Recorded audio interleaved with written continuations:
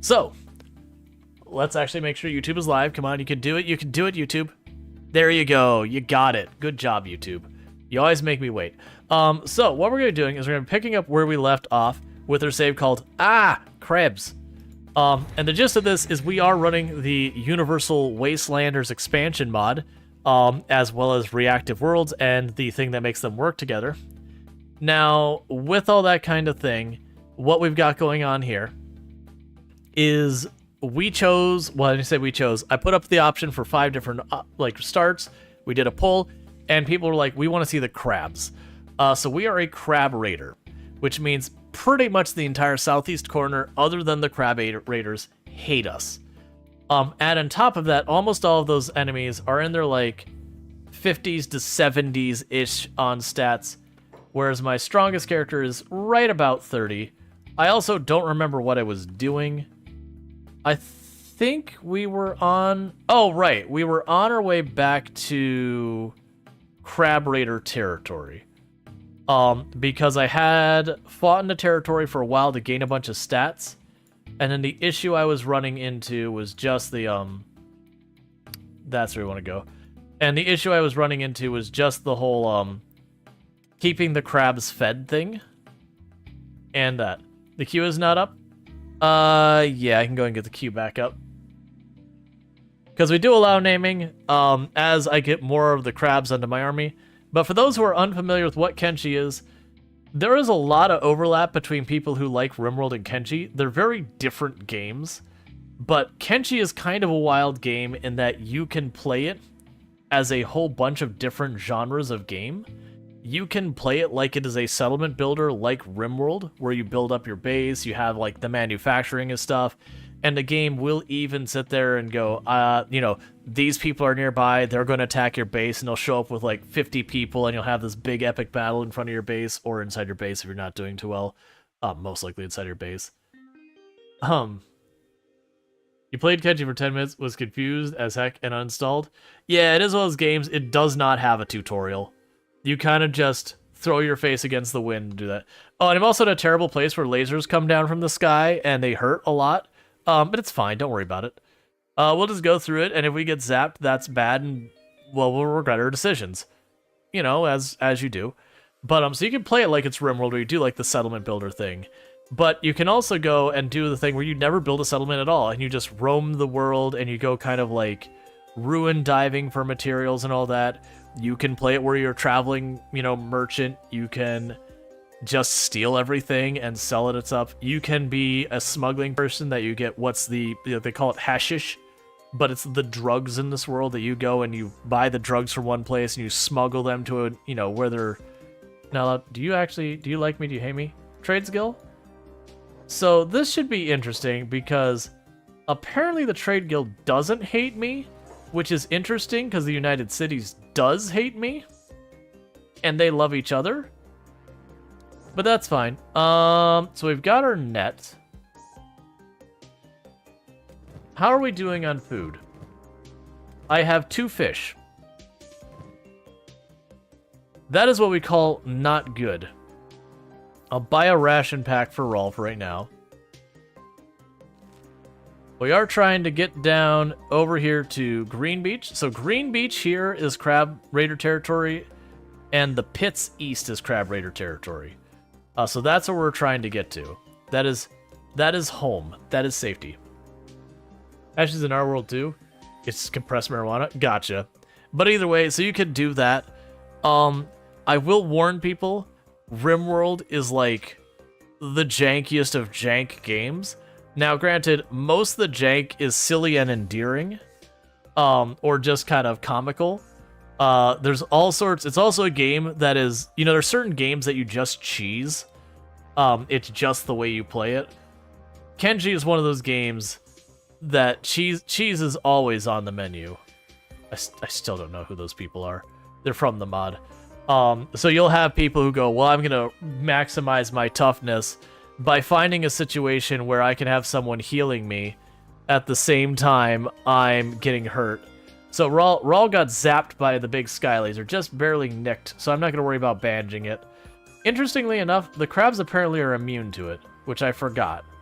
The big sky laser hurts. Oh, good. There's crab. Well, actually, you're not crab raid. Who are you? Oh, you're skeletons. I think the skeletons are cool. Oh, it's our trader. It's also a game that you can lob off limbs and give them cybernetic improvements and all that too. I wish that was cheaper. I'm trying to get a heavy bladed weapon, which basically means a falling sun. I just can't afford it. But yeah, so you can see we got like cybernetic limbs here. So just like RimWorld, you can get rid of those flabby, crappy, gross limbs. Nobody wants the flabby, gross limbs. So you can get all sorts of cybernetic things. The difference between RimWorld and Kenshi is in RimWorld, you just say, hey, do an operation, pop off their old limb, pop on their new limb. You're not allowed to do that in this game. They gotta lose a limb before you're allowed to replace it. And people come up with creative and frankly traumatic ways to accomplish that goal. Alright, we got another group up here. They don't like us. Grass Pirates. And they appear to be around a little below Rual's level, but a bit above the Crab's levels. Oh, and also, you scave scum the crap out of Kenshi. That is unfortunately basically a requirement of the game, because it is too janky to not do it. You could make it a challenge run to not save scum, but I feel like the way you do that in practice is you just play it safe everywhere you go, which would probably be fine for playing on your own for a challenge, but for content, playing a game as safe as possible at all times, usually is not the most entertaining. So every once in a while, you just want to throw yourself in impossible fights to see what happens. And I would not be fast-forwarding constantly. You know, because a beak thing would roll in and eat me. Yeah, no, they had no fish because they were robots. We're just trying to get to our territory as fast as possible. We shouldn't have to worry about starvation. I've got plenty of money, so as long as I reach one of the crab towns, I can just buy a bunch of food. We did grab a fishing net with the intent... Oh, Brink? Did we not discover Brink before? I don't know who Brink belongs to. That's fine. But yeah, so the current objectives I have in the game is first, get back to friendly territory. All these areas you see with the swords crossed here, those are going to be targets we're going to destroy. But I need to get back home to the safe territory of Crab territory. You think Brink is independent? I don't know. We'll go somewhere there someday. If they like us, we'll be cool. If they don't like us, they'll be murdered. Or I'll be murdered. Someone will be murdered. That's the end goal, is someone will not be alive at the other side of it. But what we're going to do is we're going to get back to our territory, and then there are a couple of factions that we are at war with by default. So we've actually learned a lot of factions.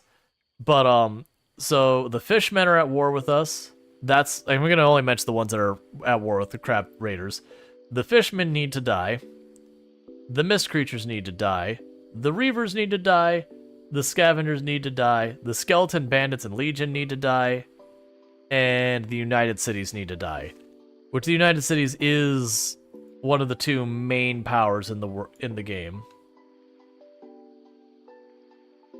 Because the two main powers, so far as like the big names, are the Holy Nation and the United Cities. You also have like the cannibals and all those, like in the Hivers and all that. But as far as like being imperialistic and all that, you have the other two where they're trying to take control of the world and yada yada yada. There's a whole lore that I don't know much about. Or enough about. Alright, so we've got Reavers. So Reavers are going to be our first target to fight. We're kind of on the fence of being able to handle just rolling up on a Reaver group. Oh, I thought that's a Reaver group I was about to run into. Oh, you've got a pretty high bounty. I'm assuming it's United Cities. Anti-slavers. Okay. Note to self for later. Highlanders are slavers, and that is one of the territories that's friendly to us. The anti-slavers live on that peak down there. So they're not too far away. So we could definitely make our way over there and do that. Yeah, so I know we're just kind of walking across the map at the moment, and that's not the... Oh, what is attacking me? Random bone dog has chosen death. Okay.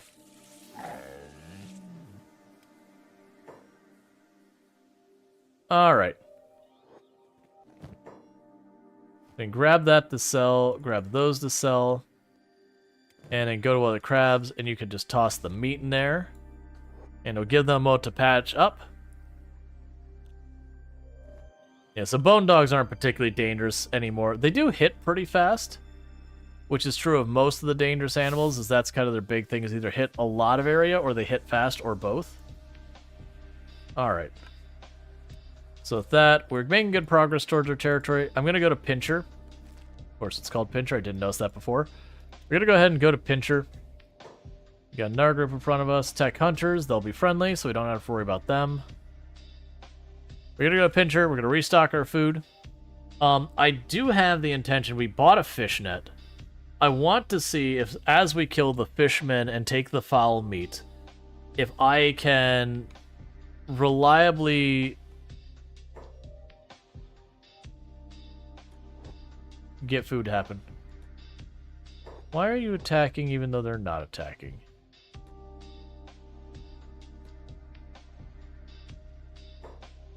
Oh, wait, we are taking damage. Who's damaging us? Ah, there's one in the rocks there.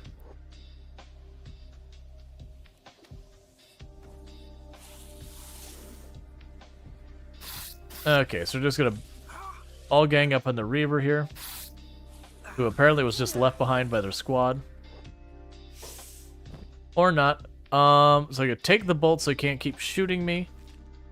Was the whole squad? No, just the one responded. And then we got another one over there. Okay, so we got two more Reavers over here. Now, the big danger I have is Rual here is the only one who can bandage, because... Oh, well, there's the whole group of Reavers. So Rual is the only one who can bandage. So I have to be careful that Rual doesn't get seriously hurt. Because the crabs, if they get knocked unconscious, as long as the Reavers don't eat them, which they'll try, we're not doing well and they not getting damaged. Alright.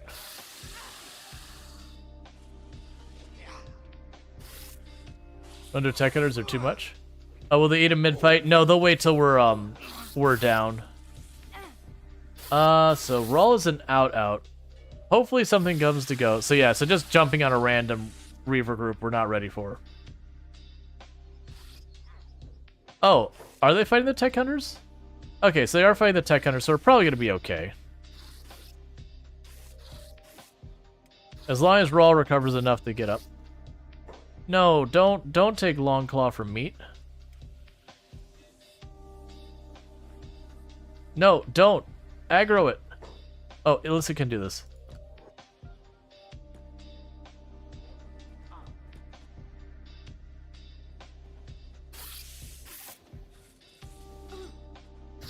Okay, none of them have died yet.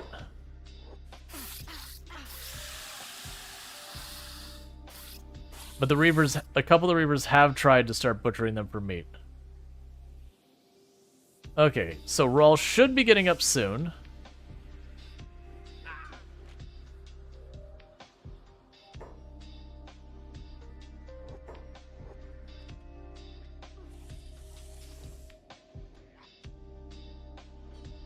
Yeah, I think it's just too many things hitting the tech hunter that doesn't see it being able to get in there.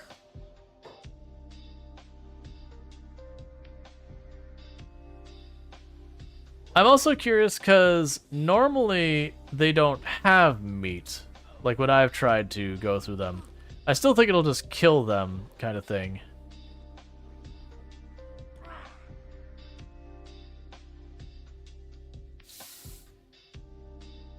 So what I'm doing right now is I'm trying to have Rual sneak around and patch stuff up. Rual needs to patch himself up first.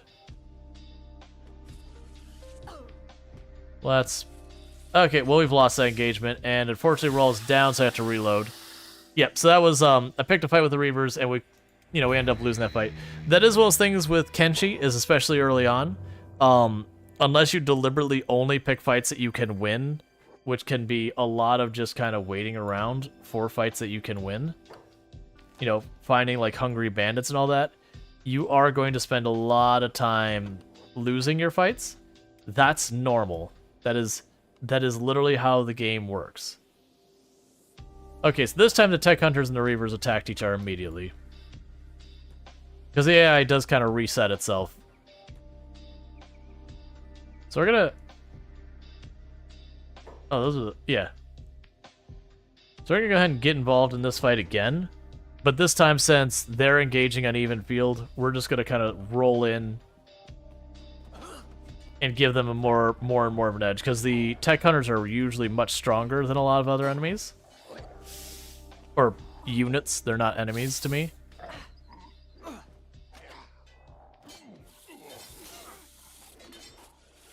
And so these are their crossbowmen, so we're just going to try and clear off the stuff of the crossbowmen so they can fight. But Kenshi, as well as games, the way you get tougher at taking, more able to take damage is by taking damage. The way you get better fighting is by fighting. And at very genuinely, the best way to train getting tough is to get knocked down and then getting up before you're healed up again. Like, it is a game that is kind of the worse you get injured and all that, the better it is for you.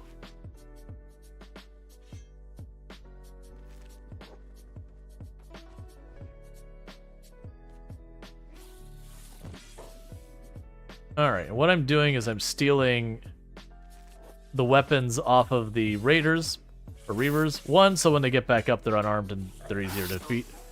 And also, I'm stealing their medicine so I can bandage, because that's a limited resource over here. As well as it's something I can sell. Alright.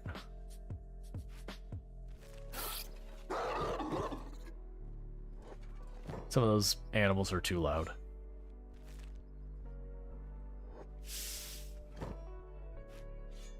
And it could take their armor too, but it's like not worth anything at all.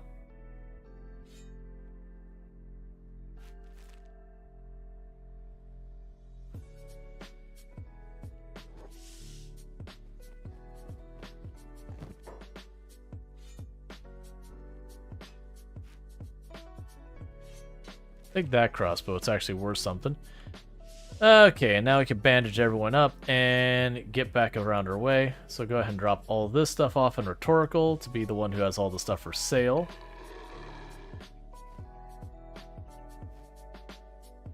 While we work on everything else.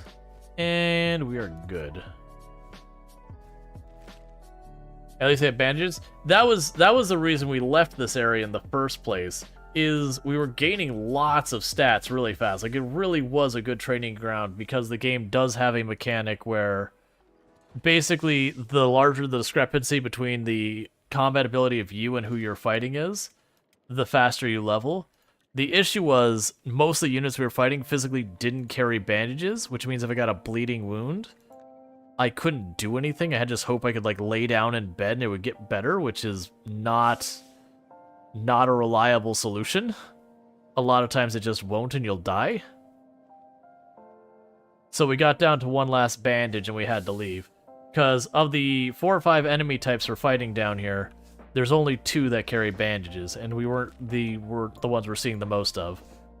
The scavengers and the reavers would carry bandages, but the ones we're seeing the most of was the Legion, which are robots, so they don't carry first aid because robots, you know. So yeah, now we're in pretty good shape. This would look like amazing shape, but we can actually go through those bandages really fast, because one of the big negatives with animals in the game as a fighting unit... Are you really gonna do this? Alright. As a fighting unit, is they have no real defense, they just kind of throw themselves at the enemy, but they hit fast and they can hit hard.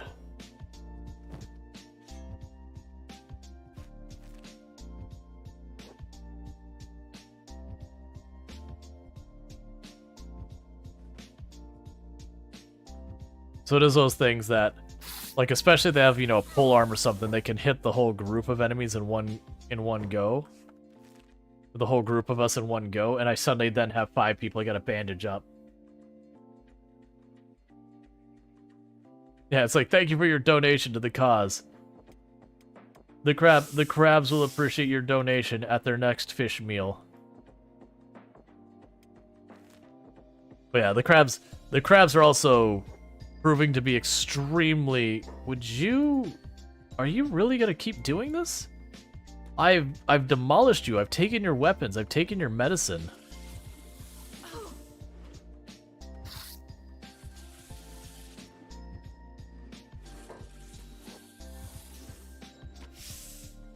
I mean, I'm down to keep wrecking you if that's what you really want.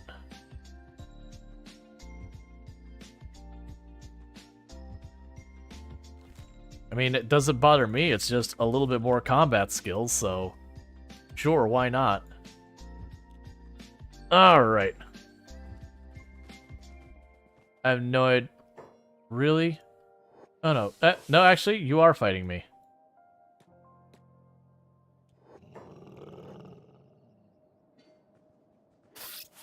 They're grinding their combat skills on you? Yeah, we gotta survive that. I mean, the good news is it let me know I missed one of their weapons.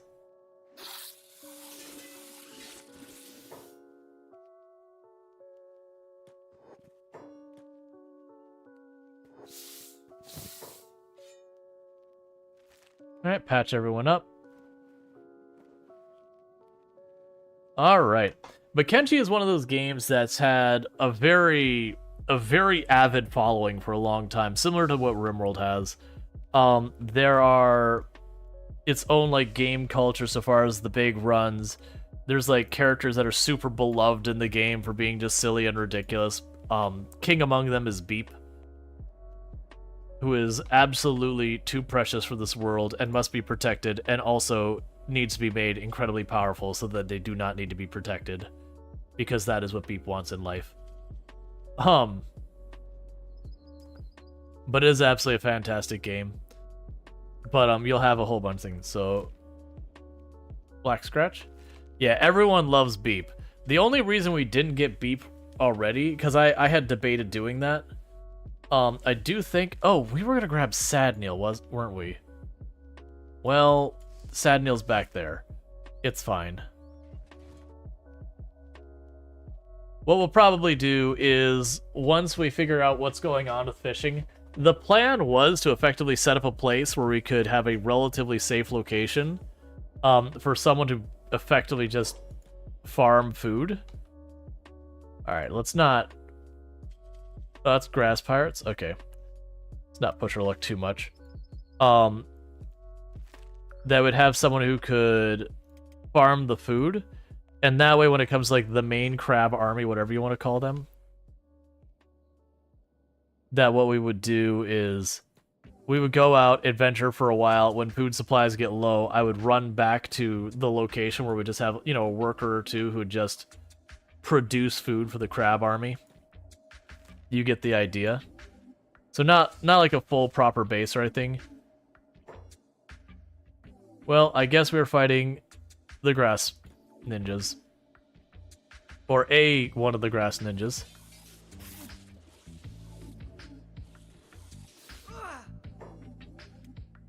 I do appreciate when they feed in one at a time. So I'm actually going to keep the katana. Oh, that's a saber class? We'll keep that one. Do I want your gear? Probably not. That's martial arts attack. Okay, actually, I take that back.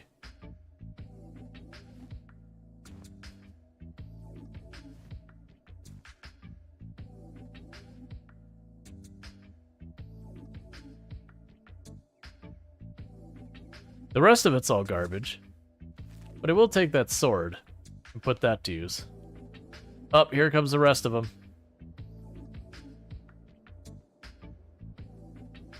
Then go ahead and get this going.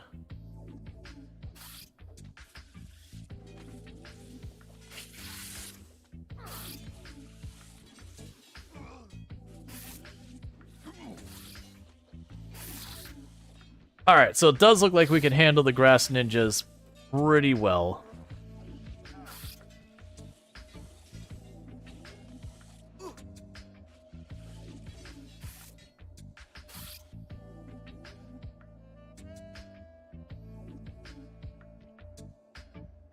Who's coming up behind us? Tech hunters. That's fine. You're gonna be late to the party, but that's fine.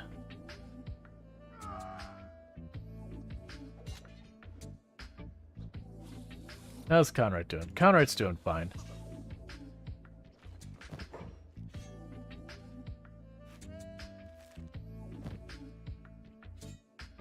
So getting a couple hundred from each of these. I was hoping those jackets would be worth something, but I guess not.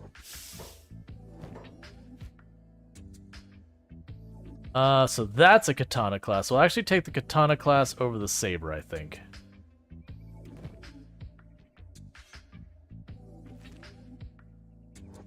Armor not worth something? Not really. It's worth 72. And it's a really big thing. So some of the swords in that are kind of a bit on the cheap side.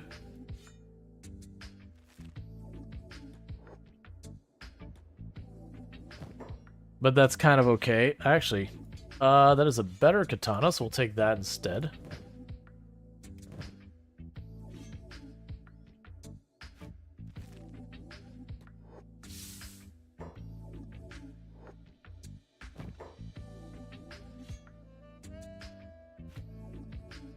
Ooh, that one's actually a good grade one. Sure, we'll trade. I'll take your standard grade for my shoddy.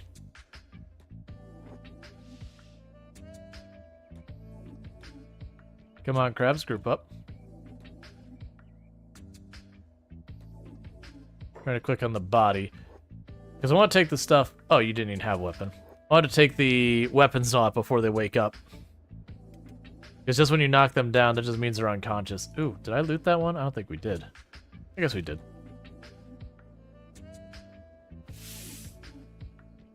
Alright, so we gotta patch up everyone. We got a bunch of people hurt here. Cool. But as we're fighting, we're getting a little bit stronger each and every time. Even as we're running around, we gain athletic skill, and if we carry enough, we gain strength skill and all that. But as well as games, you get like all your different skills that you will slowly climb as things go along. If you abuse mechanics, not so slowly climb.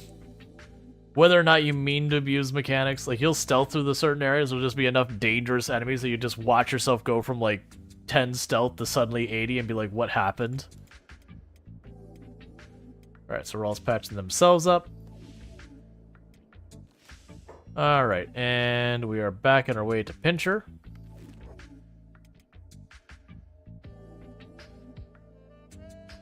Okay. And over time, we will also get faster and faster and faster as our athletic skill trains. The downside is the crabs aren't super fast. So it is just kind of one of those things.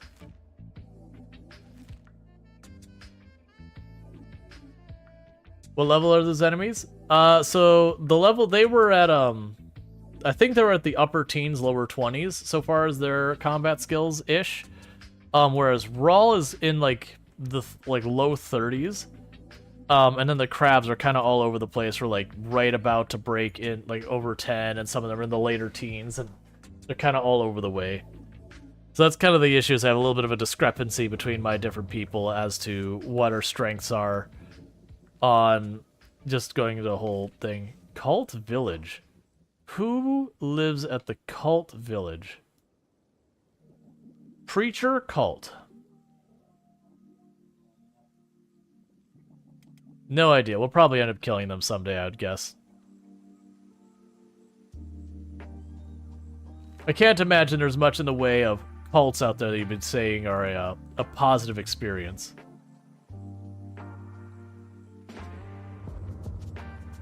Can't imagine running away with a beak thing from crabs?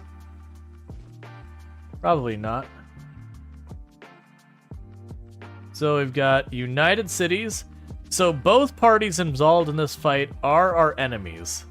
Both the United Cities and the Reavers.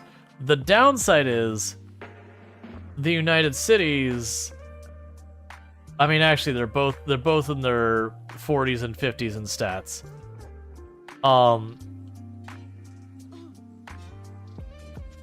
United Cities feels like they're handily winning that. So let's go ahead and sneak, because it is one of those things that They both hate us, and they both have much, much, much better combat skill than I do.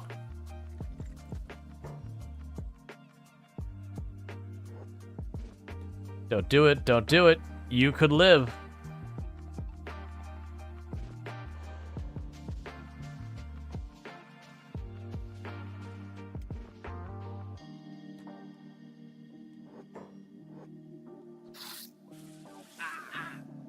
I'm hoping his buddies won't react.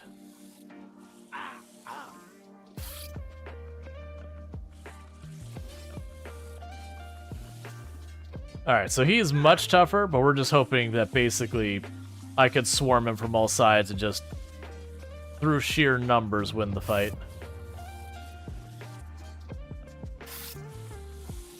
Which is looking pretty mixed bag, if I'm being honest. Alright, so we got a Reaver. I don't know who the Reaver's going after right now. I'm hoping... Oh, it looks like he might be going after the United Cities guy. But we'll also catch hits as well, because since we're all enemies. It doesn't matter. He went down like 2 hits.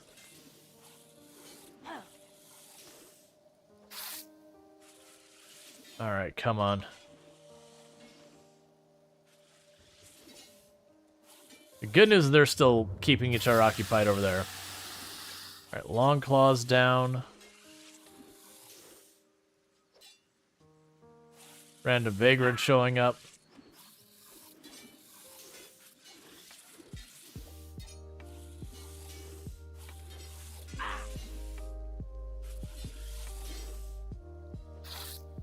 Alright, 1 or 2 decent head hits, and then this United Cities guy is down.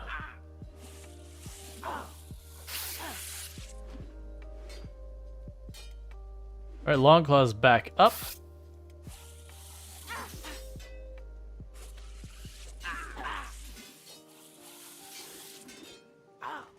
Come on. Drop him. Yeah, so you get how much of a stat discrepancy is that I've got, you know, 5 giant crabs and a character just wailing on this guy and just knocking... Okay, we did ultimately get through. Don't get involved in that fight. Hey, you. All of you, stay here. I didn't want to be involved in the fight in the first place. So with that, that is a weapon I don't ever want.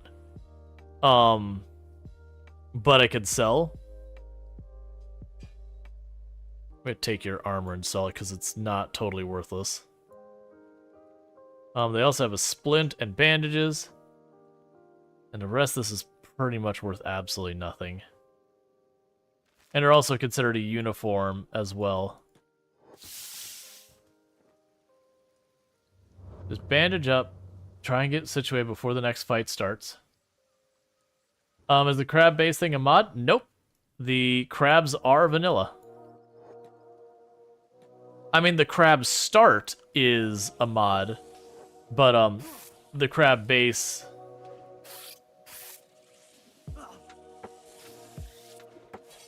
Or sorry, the crabs as a faction with the giant crabs and all that are one of the vanilla factions. Give me your crossbow, that's actually worth something.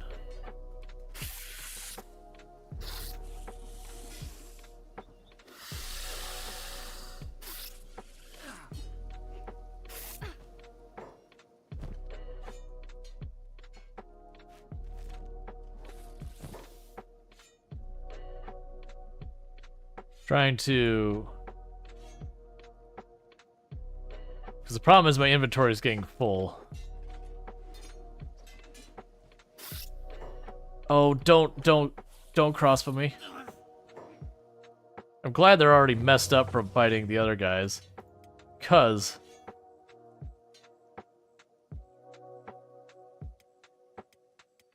Alright, well that's lovely. I need one of you to be close... Okay, good. I was gonna say, I need one of you to be close enough to drop this stuff off. My inventory is getting very full. And it's good money. That's fine.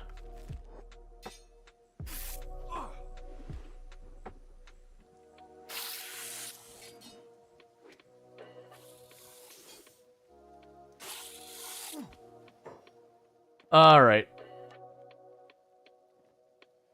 There you go.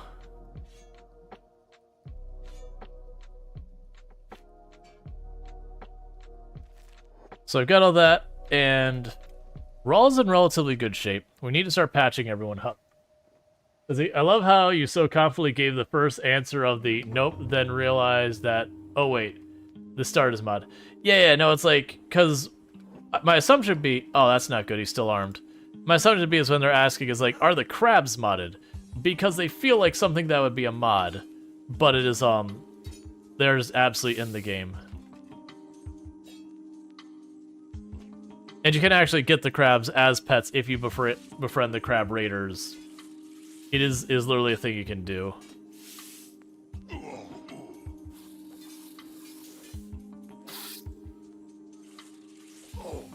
The starts aren't really mods, just config packages together. Yeah. I mean, but that's starting to go, okay, you know, it is one of those things like, is it a mod, is it not mod? It's like, well, it depends on how you define mod. Sure, it's not changing game files and how it works, but you also don't get that start out of the box without, you know, going into a bunch of configurations and changing things, which is what a lot of mods are, is just going into a bunch of configurations and changing things. Are you gonna get back up? Okay, Rual will still get back up, so we're not out of this yet.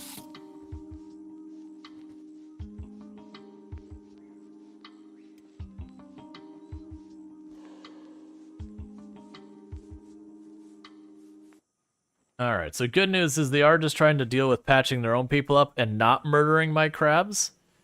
I am hoping that the fight will kick back off between them and the United Cities before they do decide my crabs are delicious. Anyone up? Anyone up? Recovery coma.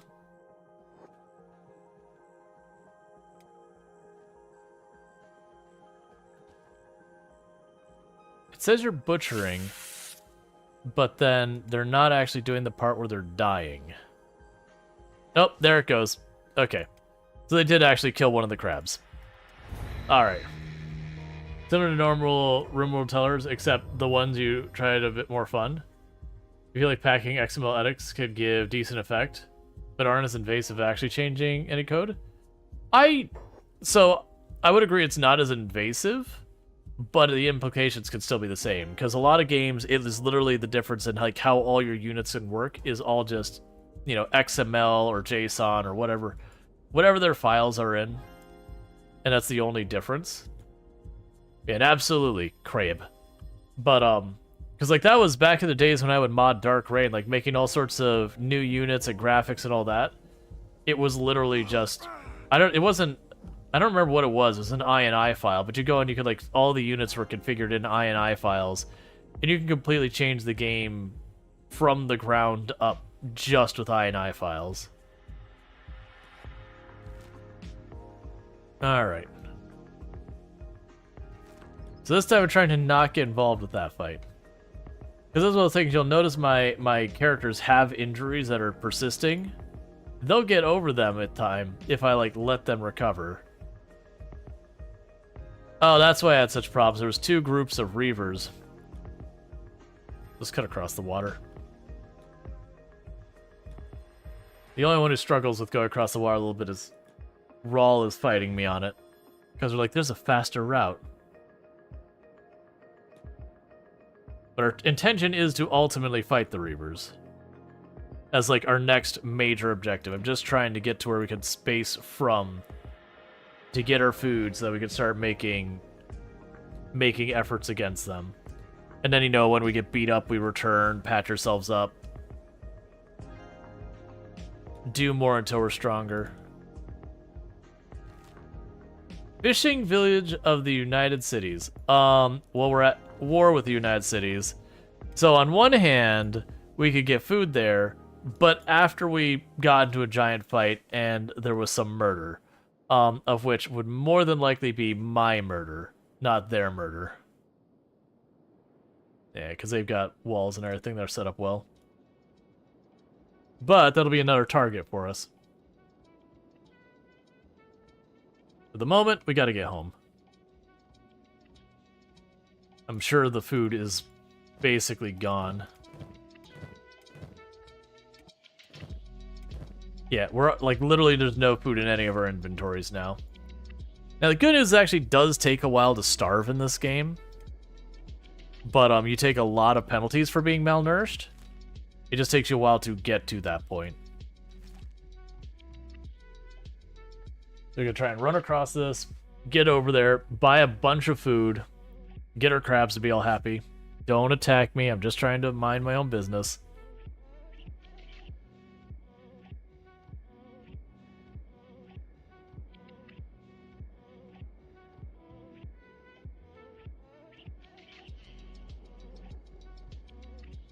But yeah, so this is actually a pretty heavily modded run in the sense we are running the Universal Wastelands mod. For those who do play Kenshi, you can play Kenshi vanilla and it's perfectly fine. The big problem with vanilla Kenshi is if you look at the map, like you can see that settlement over there. That's that. And if we just keep zooming out and zooming out and zooming out, the map is freaking huge. Like, very genuinely, the map is freaking huge. You can have entire playthroughs where you only go through like 2 or 3 regions if you want. So the map is absolutely enormous. There's like so much stuff in it. But in vanilla, when you're looking at it, you'll have entire zones that are like, what's in the zone? Nothing. It's just the zone you run across, and there's like basically nothing of interest there. So it does feel like very genuinely they had much more hopes to put a lot more content in certain areas, and it just didn't happen for various reasons. Which, no blame, it was a small team, or is a small team. They're making Kenshi 2 now. But, there's just parts of the game that feel pretty dry on the content side. So you have areas that are like really fleshed out, lots of fun stuff, and then you got other areas where you just look around and go, okay.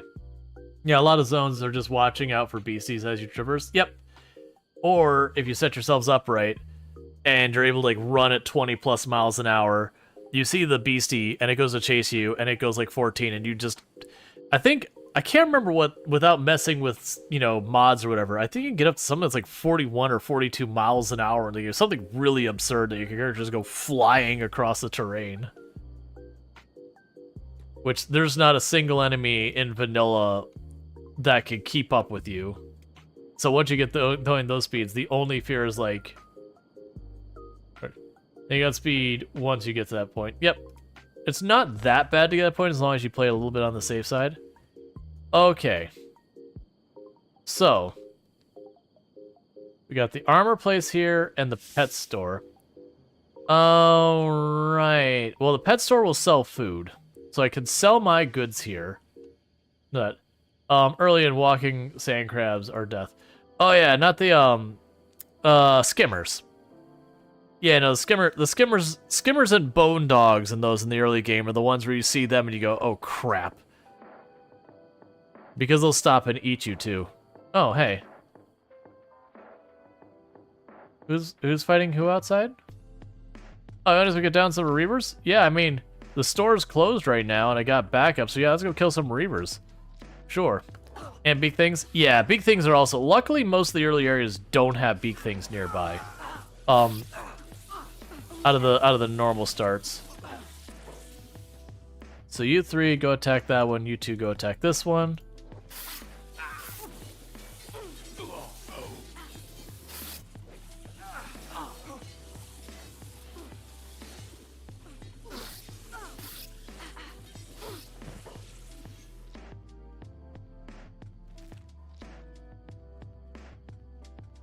And meanwhile, I'm just trying to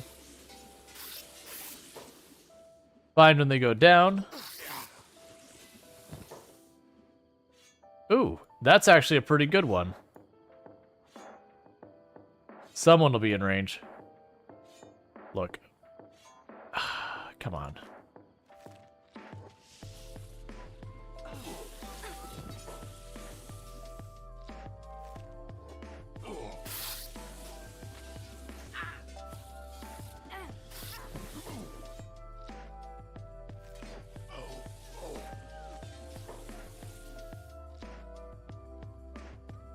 Yeah, so just trying to snag all that.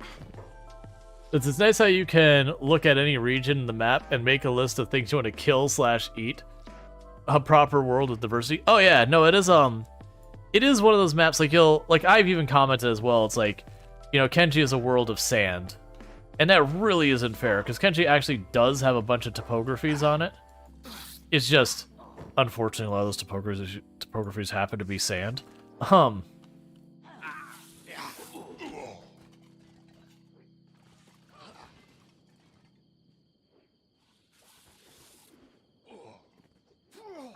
I was gonna say, I'd like to loot the bodies, please.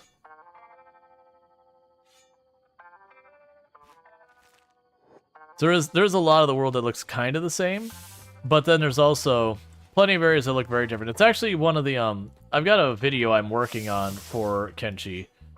That is one of the main points I make, is like a lot of how you play the game, you're trying to like beeline to get your, you know, your stats as high as fast as you possibly can. And one of the downsides of that is getting to that so on. You don't ever really have a chance to stop and see what the world looks like because you're flying across it so fast.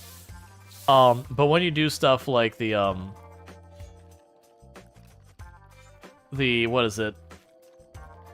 I forget the official. It's even more rock bottom, or the impossible start. That, you know, you have none of the basic things you need, and you have to like slowly climb your way across. Because the idea with those starts is you start with no arms or legs. You just have to like make it work. With those starts, it can be very genuinely, it forces you to like take all that time to cross the map. So as such, you know, you get to see things a lot better. It makes it way more interesting that you can be like, oh yeah, like this place is actually beautiful if I stop and look at it. Oh, look at that beautiful sunrise. Hey, look, night is really nice. And all that kind of stuff. Where normally you're running across the map at like 20, 30 miles an hour or whatever, and you just zip through a zone so fast you have no chance to look at it. So you'll like cross through the swamp, which is definitely not sand. It's all mud and just rain and swamp. And it's all overgrown. A lot of hive territory looks really nice, and you know, the Holy Nation, a lot of their territory is like lush and green and all that. But you fly through it so fast because almost everyone makes the Holy Nation their enemy because they're awful. And all that kind of stuff. That you fly through and you never really go, oh wait, that place is nice looking. Which means you need to... Is it just the one or is it a group of them again? Oh no, it's the same one. They just got back up. I don't need to get involved in that. We're basically just... There we go. We're just waiting for these businesses to open. So I should be able to go in here and buy food.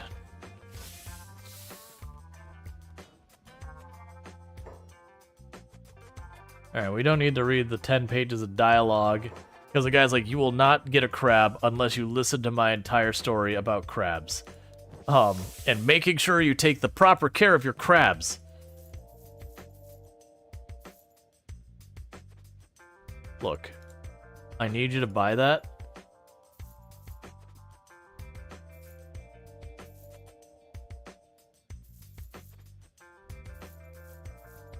Because I need to make room for fish.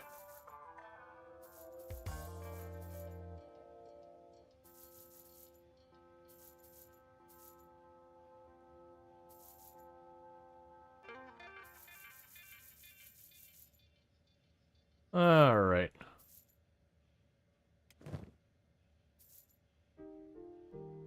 So I bought all the fish they had. They're straight up out of fish. And all of the crabs immediately ate fish. And then I took all their money. They have no more money. By took, I mean I sold stuff so they have no money left.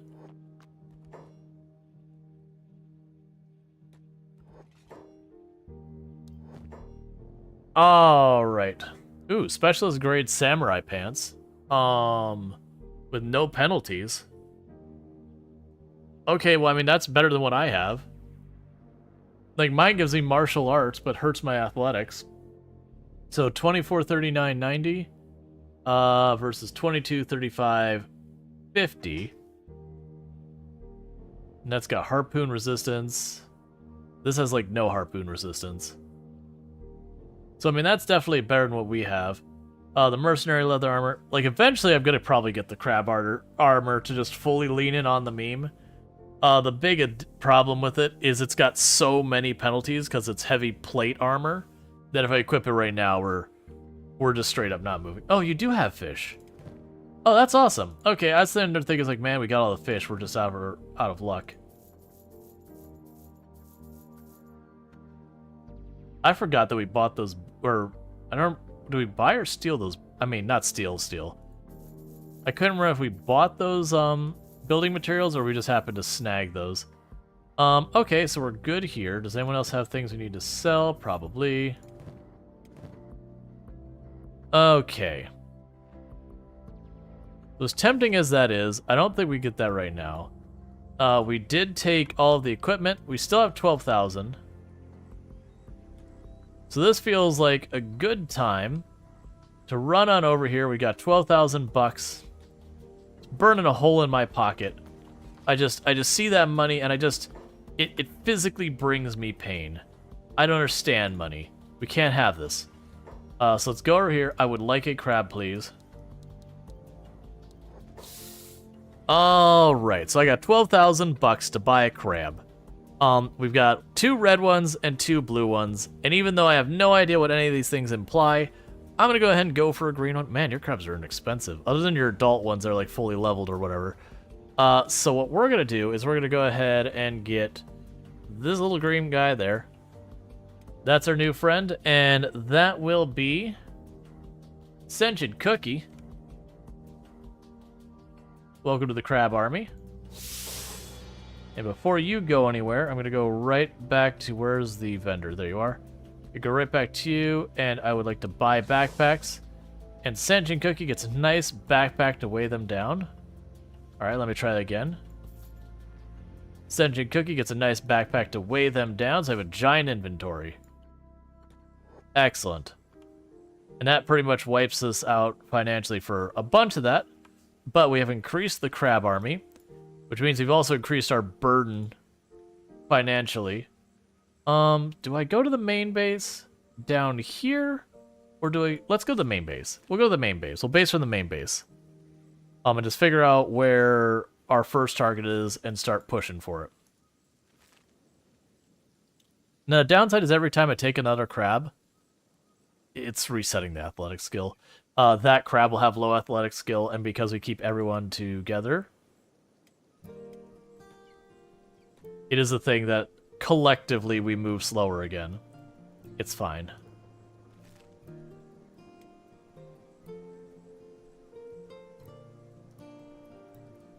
But, oh, was there an island over here we wanted to check?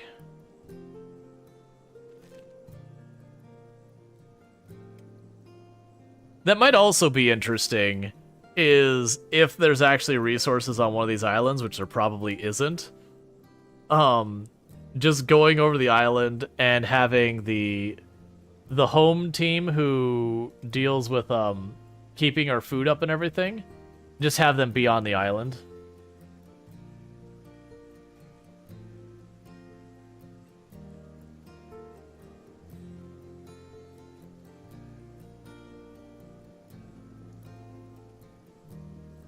Oh, and I almost forgot. While we're going over here real fast, I did forget that we've had a couple of subs and all, and I do every single time we get 100 bits of a sub, I do a Lego piece, so I owe 1, 2, 3, 4... Oh, no, I don't owe 4. Because we did the 2 at the beginning. I owe 2 Lego pieces, if I'm not wrong. So let me go ahead and get those so we're even. So let me go ahead and pause the game so I don't just die here. For those who don't know what's going on with that, every single time that I get a sub or 100 bits, I add a Lego piece to the kit. So it'll be nice and quick because I've already got these pieces staged, and I mean, we're basically at the end of this kit. So with that, we have 1 piece. Little peg thing is going right there. And then the second piece is going see, well, it's this piece here. Going there. I know I'm not quite in frame on it. I want to center it more, but I gotta reach past that. It looks like a lunar rover. It is a Mars rover. It is the Perseverance. But yeah, so it is a rover. It is a NASA rover.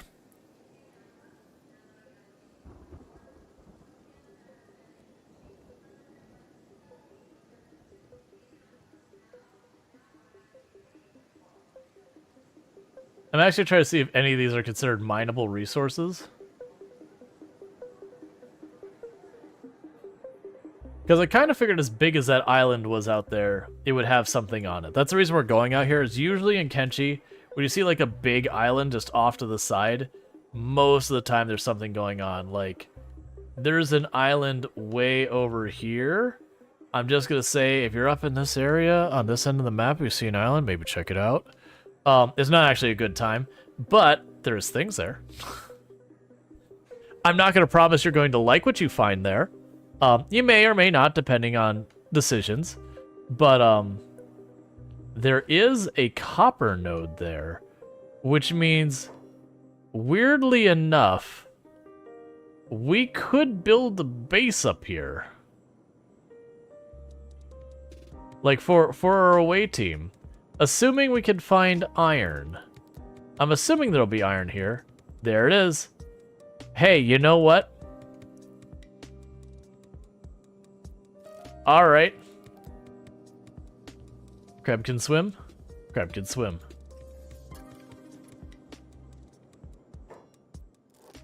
They've got, like, crab people patrols here.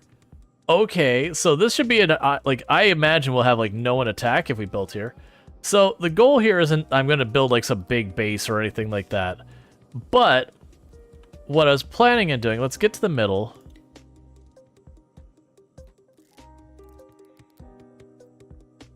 And just see what the prospecting says. So, prospecting says, no surprise, there's lots of water. There's actually fertility, stone, iron, and there is... It's not nearby, but there's a copper node over there. So technically, it has everything. Yeah, that's what I was thinking. It's like this would be where I wouldn't need much of a defense, because if I put a wall around the water, you're not able to actually attack buildings while you're in the water. You get where that's going. You just build a defensive perimeter that they have to go and deal with you in the water, and you just have no issues. Okay, so we are going to ditch some of the materials we have here. So, fishnet.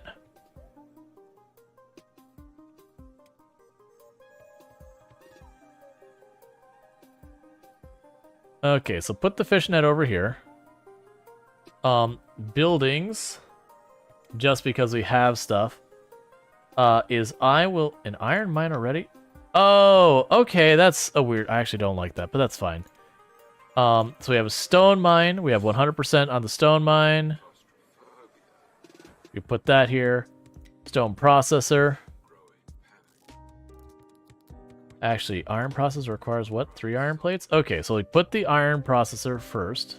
That's iron mine. Oh, right, you don't start with the iron processor. So we'll go ahead and set... I already have arrows? Okay. Whatever. Alright, so we'll start with those. Now, he's saying we don't have materials, and that's because that particular person doesn't have materials. I grabbed them. I don't remember what we were at. But we did end up having those materials. Not everything I need, but a lot of what I need.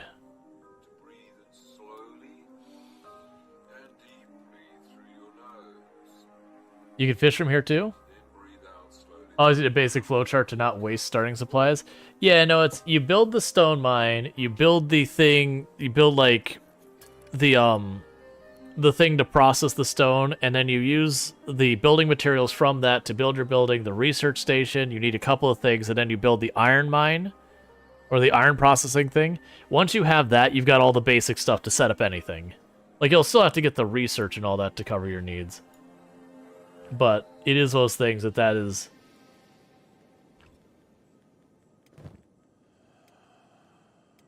That's kind of the intro. But yeah, so like I said, I don't intend on having Rual work at the base at all. We just have these materials.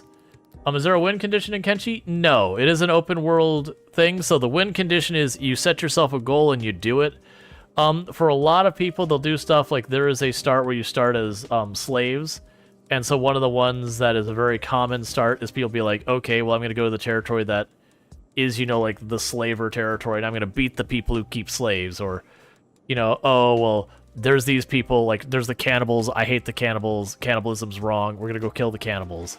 Like, it's usually stuff like that that most people kind of set them up for. Alright, so with that, we're going to go over here and go build. Buildings, small shack. And this is where I'll run out of materials and then we'll move on with our lives. I'm just trying to get these out of our inventory. Because then if I get this set up and we get someone like Sad Neil to run over here. Did I not build the fish net? There we go. We'll get Sad Neil to run over here. Then Sad Neil can be the one to handle just making food for us and they can live in here in peace forever. Alright, and so with that, we have the starting of this little location out here. But we're not going to stay here. Longclaw, there you go, buddy.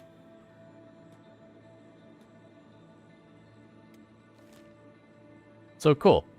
And we can go right down here to the main headquarters. But yeah, so like some of the types of runs, if you're looking for like actual runs that people do, there is a bunch of like big bounties in the game. So one of the big win conditions is to kill all the major bounties. Some of which get absolutely ridiculous. Some of them make it a goal to like take out this faction or that faction. Some they'll be like, I want to take out all the factions. So far as their like main leadership and all that. There are definitely a whole range. Some people says like, I want to build a big city and do whatever. Or some people it's like a money thing. Slave Star's your favorite? I would definitely say of the runs, the two most common runs you see in Kenshi is people starting with like where they start as a slave with the intention of overthrowing like in Kenshi there's a lot of different groups who support slavery. So you go there and you knock them out. Another one is what's referred to as the Solo run, which was made popular by Ambiguous Amphibian. I always struggle with the name, even though we do a lot of the similar, like we've done a lot of the same games. But he very famously started, it's a run, you know, where you start at even more rock bottom. It's a special start, where you start with no arms and legs, and then you build up from there. And the idea is as one person, you're supposed to like take down, you know, everything of substance.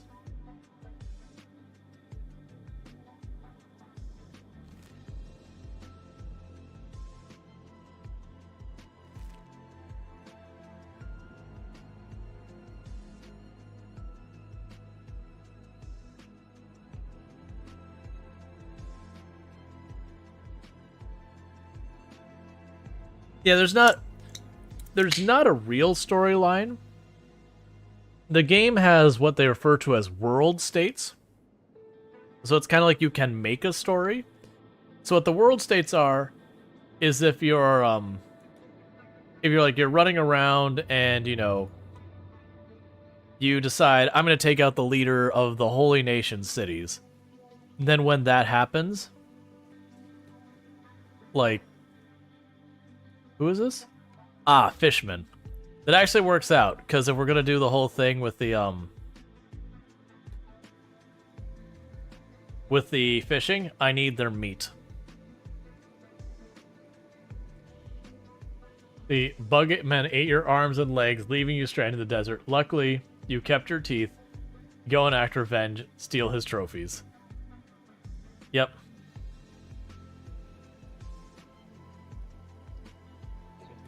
I have a feeling I'm going to be late to this party. Oh, I don't know where you are, Senshi Cookie. I just realized you're not following the rest of the group. Good job.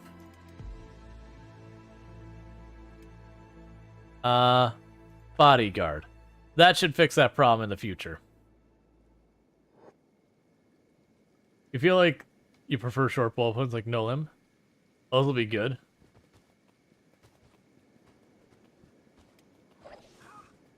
I have a feeling that my group is going to be late to this party.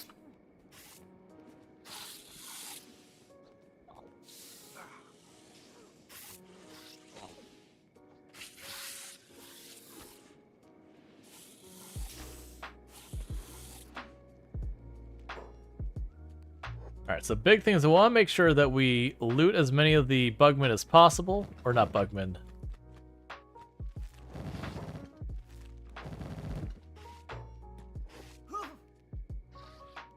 The fishermen as possible. Because we can use that for getting our fishing bait.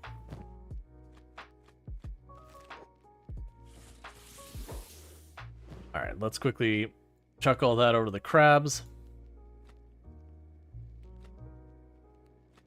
That is the one downside of the way we've been doing this, where it's just Rual here, who is the only humanoid. Is only Rual can loot, only Rual can bandage, only Rual can do a lot of things. The crabs mostly can carry stuff and murder. Technically, I believe if I go and I do that and I switch, as long as I've got them close enough, I can pass it.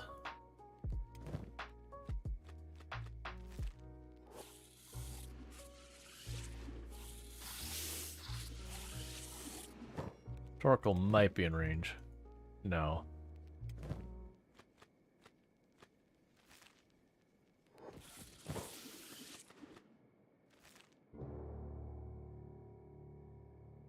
Still on only Rual phase? But yeah, we talked about going out our way to probably get like one of the skeletons, and then the specific one we had talked about is potentially Sad Neil, just because Sad Neil would be the most convenient to get.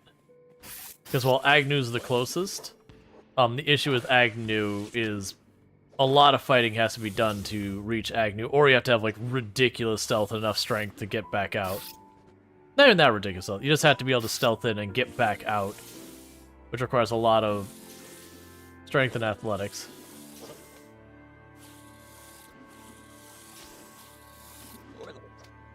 Now, you're actually kind of a tougher one. Got 40-something stats. But I also have, hear me out, a lot of people. Well, a lot of Creb. The downside is, these don't give me anything of any value. They give us the meat that we can use for a trap, but that's basically worthless.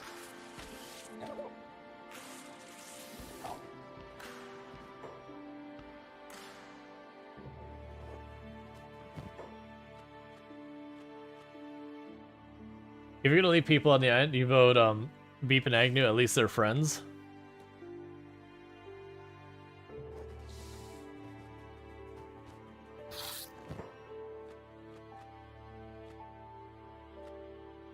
There needs to be a way to move these faster. That is that like a lot of mods will add stacking for these, which does really kind of make the inventory way more powerful. So you could argue it's a balance change. But it is one of those things.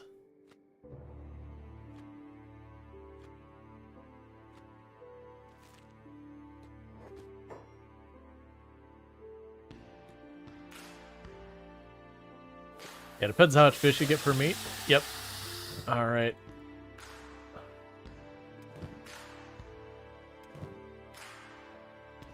One of you will be nearby. There you go.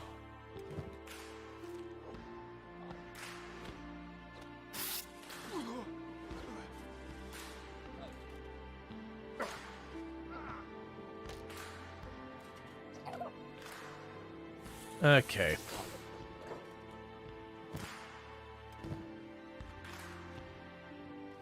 So the big thing is I need to remember to not sell all that foul meat.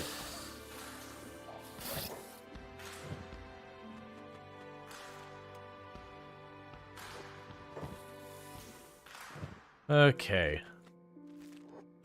And the other reason to grab all the foul meat is because then they won't get back up. Once I take the meat, they're considered butchered. And so they're just dead.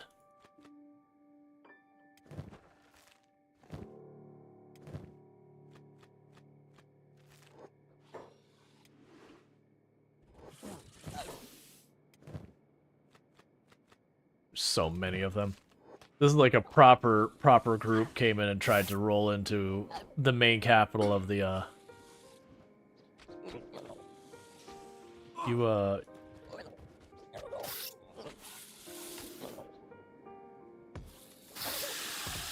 Alright, come on, quit knocking my people out.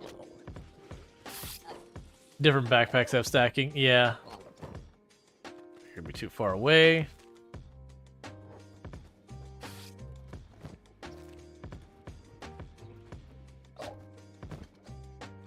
That's the reasons why I'm letting the crabs just kind of do their thing, is because they need more training than Rual does right now.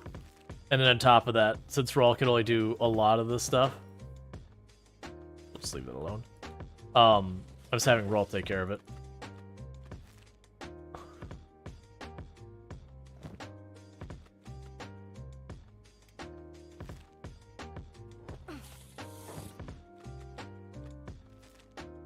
Alright, so I need to run over here. I'd like to open both inventories at the same time, but I don't think we can do that.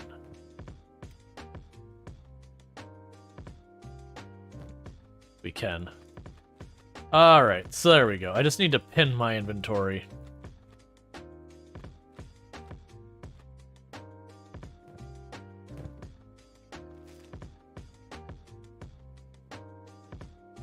Oh yeah, no, I basically did the same thing. Yeah, that would also be fair. That I could right-click the crab to do it. I just did it with pinning the inventory, which is kind of similar to the same thing. All right, they're not close enough. All right. And the good news is this is the amount of meat we're getting from one single fight like this. That's not going to be a thing I have to worry about very much.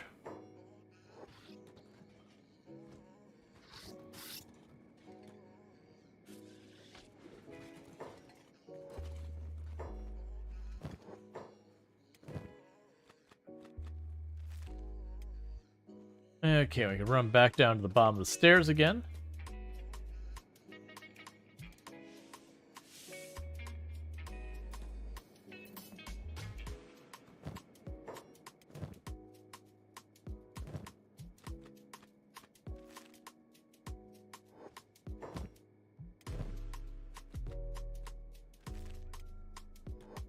Oh, and they also don't have weapons.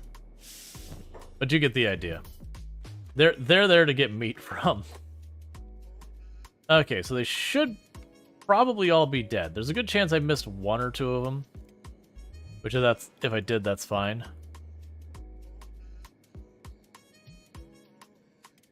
Rual's medicing everyone up. Kenshi cookies on their way. And Conrad actually got beat up enough that they're downed. Let's go pick you up so nothing tries to eat you. Was that someone I saw? One of you not actually dead? One of you is not actually dead. Now they are. Cool. Alright.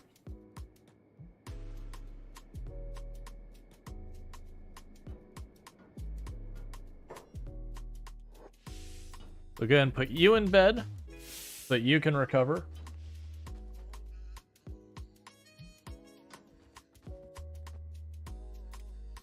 And talk to you. So downside is, well, we did that big old fight, and we got lots and lots of meat to show for it. We don't actually have any money to show for it. So I'm going to go over here and just say, give me as much as I could afford there. Give a whole bunch to Longclaw. Conrad will get a bunch of the little fish. Kenshi cookies nowhere nearby. Okay, I should be running out of money soon.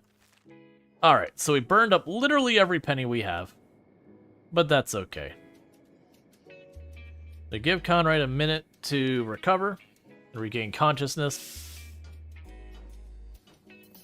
And then we're gonna go look for the next fight. Actually, how are the crabs? Oh, I guess we need to patch up more than just them. Alright, fine. So put you in a bed.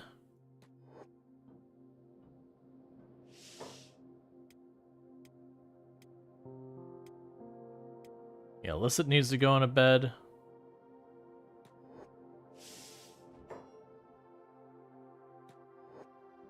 Alright, Cerise. You have a good one. For those wondering why I'm putting all the crabs in beds, I believe you heal 4 times as fast when you're sleeping. The downside is, the crabs are like toddlers, they won't go to bed on their own accord. What?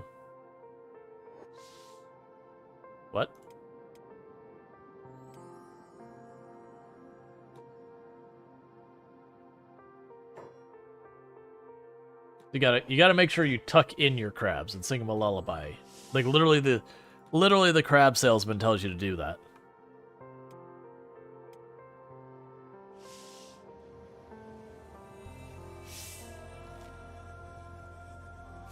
Oh, Sentient Cookie is still working their way over here. I forgot to set Sentient Cookie on patrol, so we ran off and Cookie was just like, nope, stay in here. I don't want to deal with this stuff. That seems like a terrible idea. And so everyone should be getting well fed, except for Cookie, who's not here, but they'll get that sorted when they get closer. Alright. Yeah, so as you can see, they're healing relatively fast. They just got really roughed up, so I need them to lay down for a little bit. Rual's got a lot of penalties because of their injuries. Oh, it's actually indoors is their big penalty.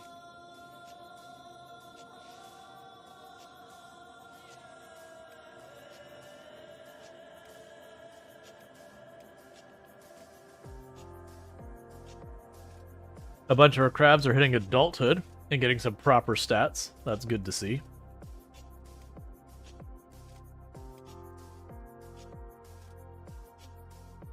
Alright.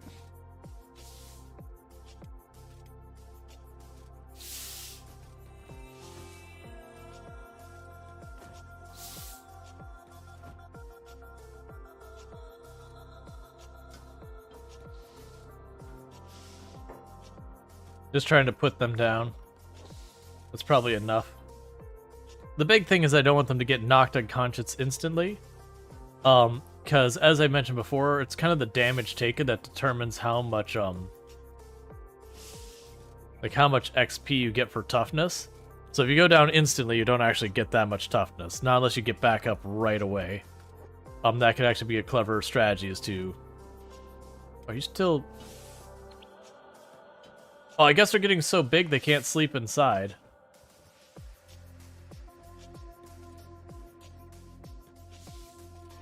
No more Krabby Tights. They gotta...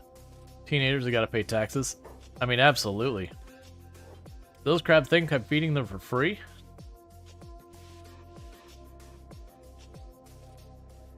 Alright.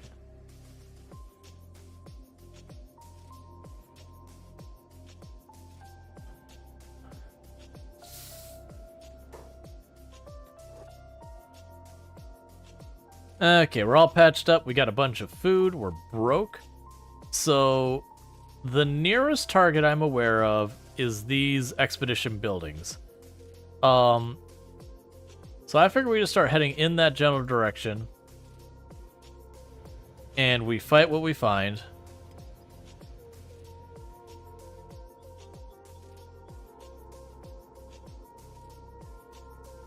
Because we would go ahead and get some stats for us. Because the alternative is I can have Rual run off on their own, grab Sadneil, and bring them back. So what do you consider your win condition? In this one, we're going to eliminate all of the... Did we buy fish? Yes, we bought lots of fish. This one, it's going to be defeating all of the enemies of the Crab Raiders. That's the big one is going to be the United Cities. Alright, so we got the Thrall Legion over here. That's actually pretty scary. Thrall Legion is actually pretty beefy. Let's get Sadneil. Alright, so all of you, stop doing your jobs. I'm gonna have to go through and cancel those, aren't I? So you chill for a second. Rual is going to run as fast as Rual's legs will take them. They're gonna go fetch a sad Neil and be back.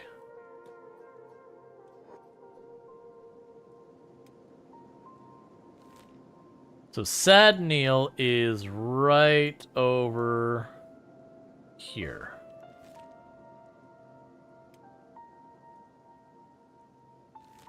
What I might even do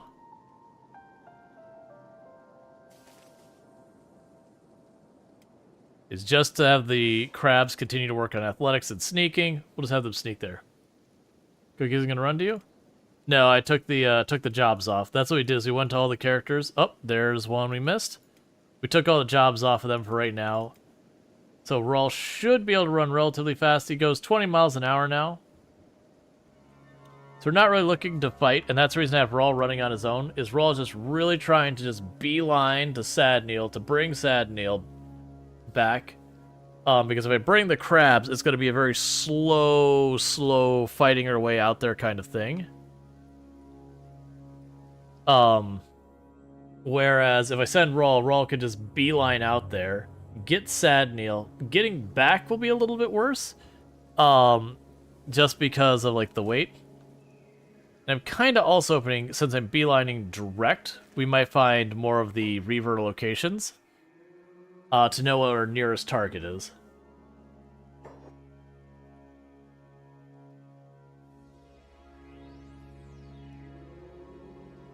And it says pause, but that's just, it's saying I'm loading. We also discovered a settlement.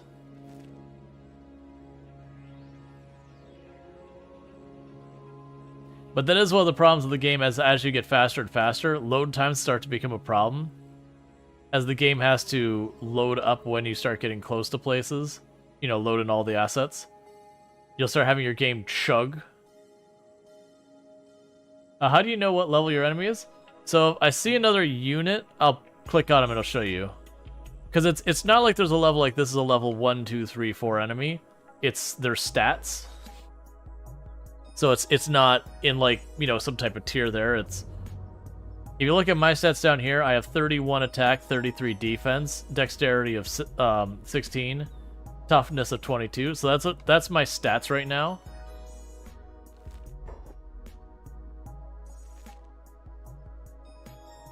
Yeah, this is the downside of traveling really fast. Once you load stuff in, it usually won't do this as much. And then there's certain parts of the map that are way worse for load times than others because there's just more stuff.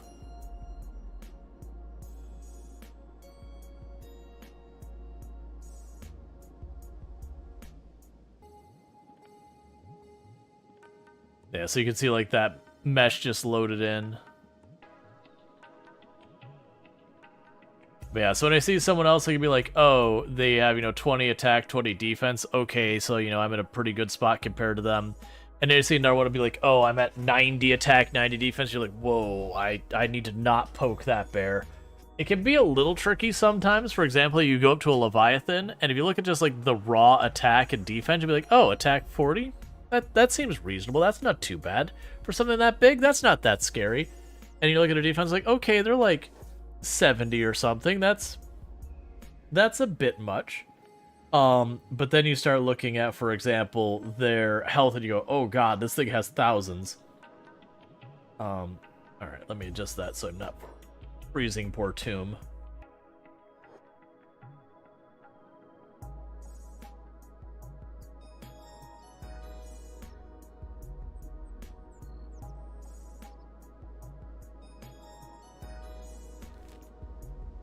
Yeah, so this is all Reaver territory. So this is our first main target, is all these camps. And it looks like that settlement, it's got the cross swords at it. So my assumption is all of this area, Stobe's Garden. I'm pretty sure everyone here is on our chopping block. This will be like one of our main first campaigns, is just clear this area.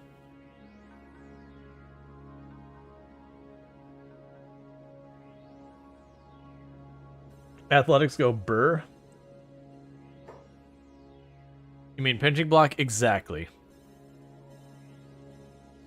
Are the crabs still on their way up there, by the way? Yep.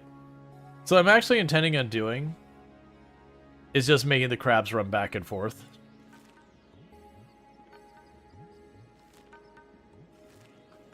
Yeah, so we're close enough that if we give it just a moment. Where are the reavers? Hello? This is supposed to be like an actually significant settlement of yours with crossbows and stuff everywhere. Where are the people? Did you just not load in?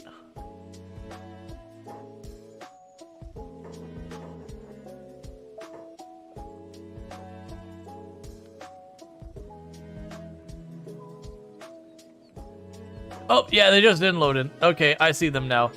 Yeah, but we can go. So you see the Reavers? So that guy's got like 3842. So if we compare Rual, he's got like a little teeny tiny edge on me. Versus what I have on him. Just as like kind of a quick glance. No, actually he has a bigger edge. Because he's actually got way more strength. I have a little bit more dodge. But yeah, he would have a big edge. Yeah, so you see now that I've gotten close enough, it's marked it as this is hostile, it's red. But I have to get close enough to it to qualify. And that's just because what we're doing is we're running... Could you imagine just like the whole thing of just you run up and just be like, anarchy! It's like, okay? Like, you could just believe in anarchy. You don't have to, like, scream anarchy and then just run after me with what's effectively a butcher's knife. Thank you for the follow. Welcome to stream. Meanwhile, those crabs are looking like they're getting mighty complacent up there. I think they should go back to town.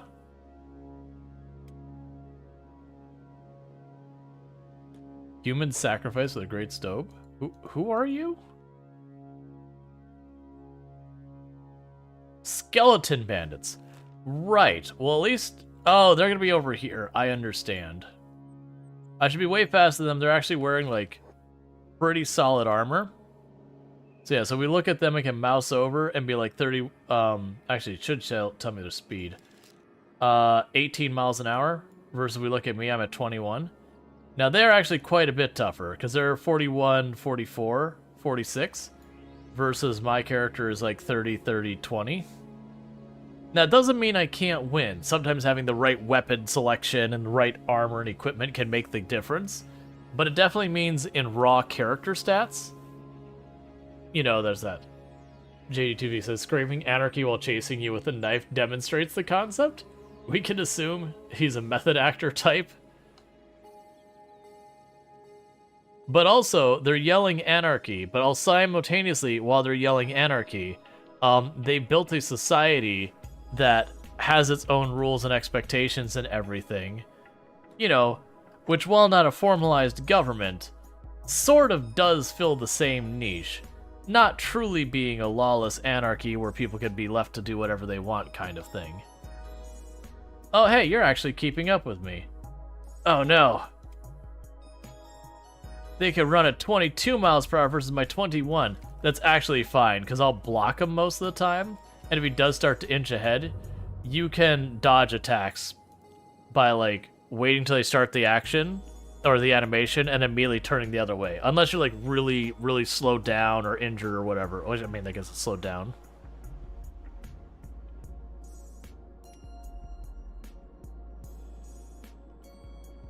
Anarchy just usually means everyone has equal vote and laws.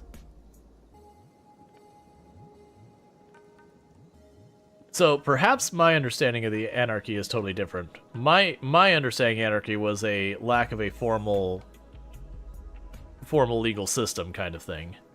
Big things were going the other way. Nope, there's more big things, don't see me. And it's probably one of those things like different interpretations of it or whatever.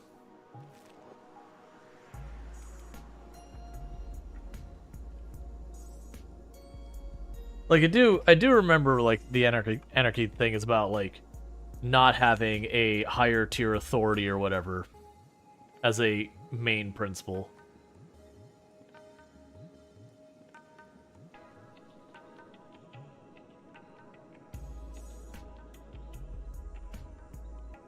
Gotcha. It's all those things that probably...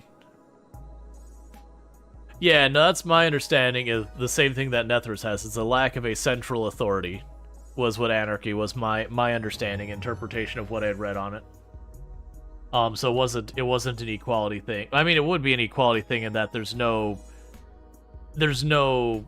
tier system to it at all because there isn't a central system at all. It's not to say that you couldn't have like peace and all that stuff, like, you know, people depict as chaos and all that. That's not necessarily true either. It'd be like if you had a bunch of farming areas and everyone just kind of minded their own business and they didn't have like some central piece.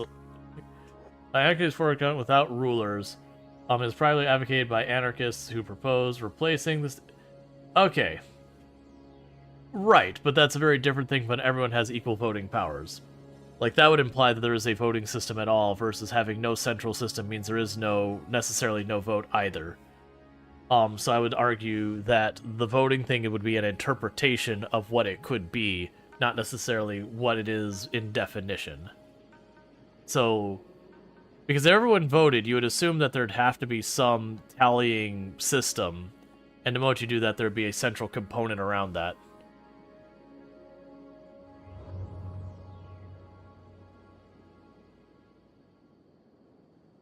Yeah, and that's Flax saying you feel like a normal use would be chaos. Yeah, that's a deliberate thing that people have said.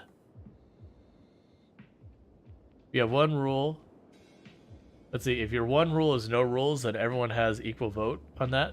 That is anarchy. Right, but when you say vote, that implies vote. Like actual vote. That's where my confusion came in.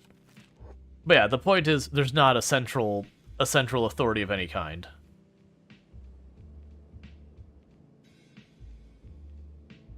It's not necessarily implied chaos or whatever.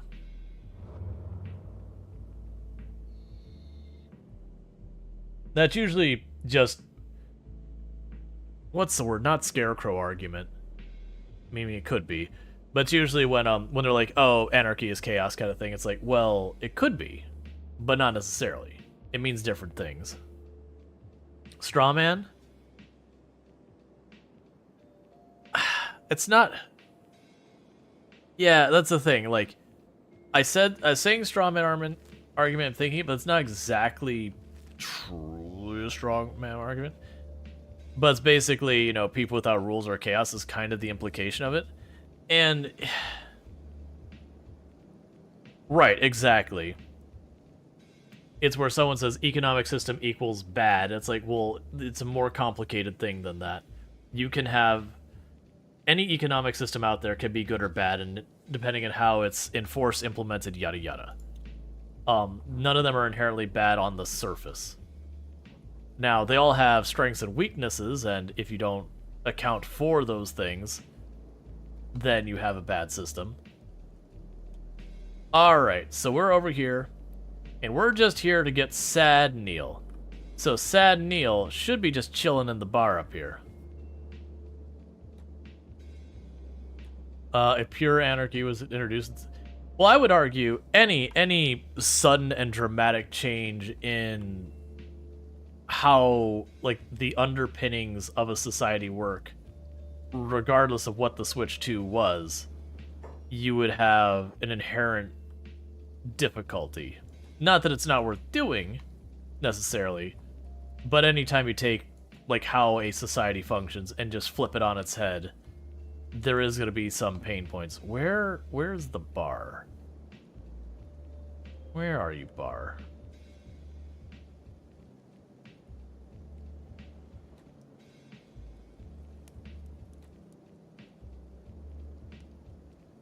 Which would bomb your heart a morning. I mean, sure. Am I?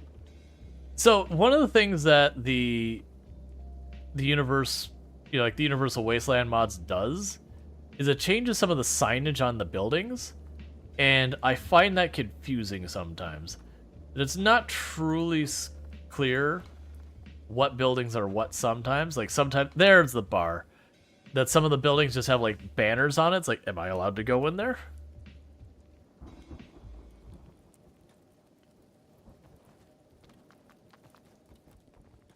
But it's just generally with anything, iterative process is where it's at. Alright. Oh, no. No. For me, with when I've heard the, like, anarchy is chaos kind of thing, like, always the thing we'll say is like, oh, well, we shouldn't have a rule about this. Well, if we don't have a rule about this, then that's anarchy, and that's chaos, and it's just like, okay, you took, like, 40 logical leaps there, buddy. That's usually when I hear it, is it'll be something stupid, like, oh, we should relax the jaywalking laws. Oh, but then we wouldn't have any rules. That'd be anarchy. Anarchy is chaos. You'd be like, all right, come on. I'm sorry. You need to calm down. There's a couple degrees in between these things, like, you know, jaywalking rules, and then the collapse of, like, the central government and everything.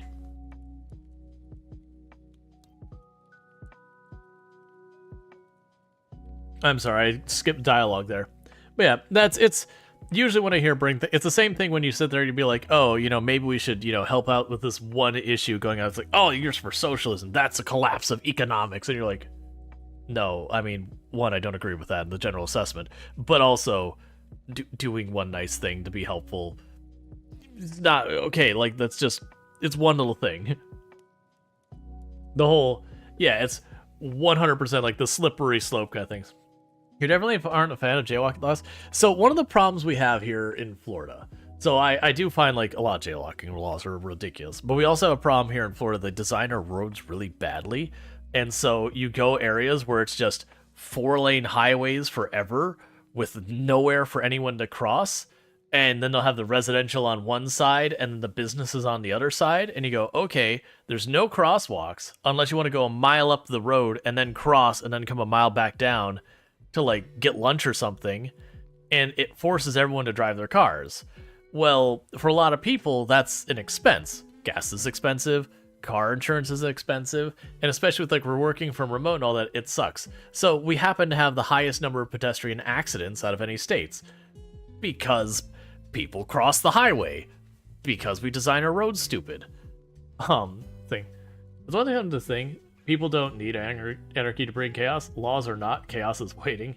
All needs to... Yeah, people are very chaotic around a lot of stuff. I do find generally that, personally, to me, people are good. Like, I generally believe, like, 99.9 something % of the population are good, well-meaning people who will do what they can to help others and yada yada yada. But people are also passionate. That's true. I think they need more pedestrian tunnels under those huge floor roads.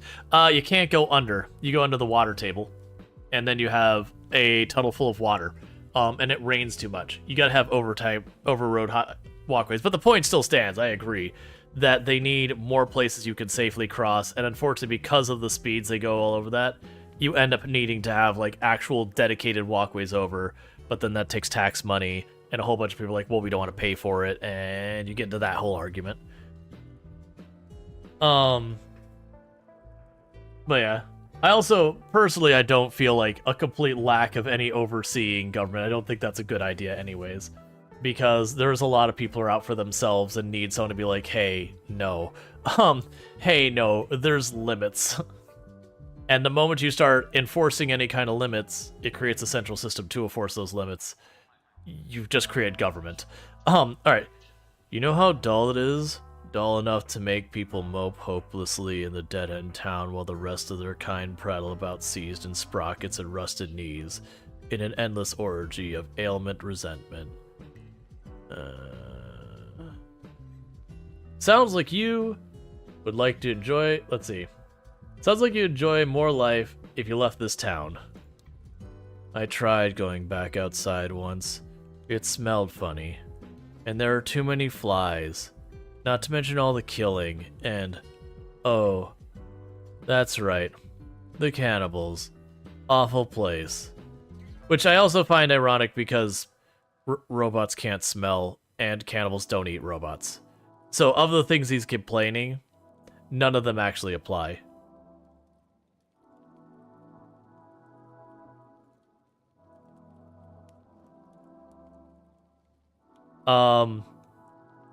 Says, maybe you just need a new dream to live for. I had dreams. None ended well. Dreams are silly things. I wouldn't recommend them. How about working for me? I could show you some excitement. I hate excitement. Go on.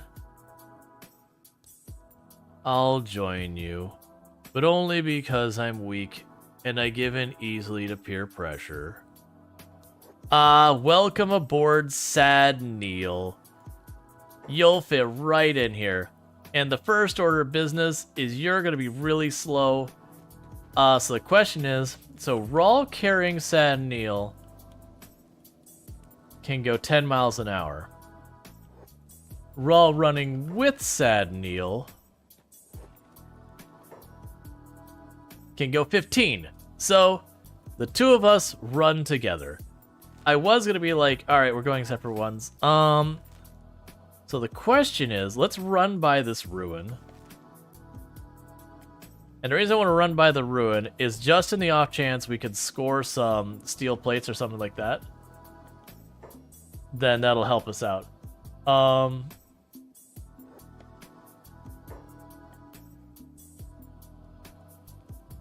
I do not disagree with you, Wastelander. We don't need to like deal and, dig into like economic policy or anything. But because I generally stay out of it. So far as uncontent, because people don't want to face that kind of stuff into there.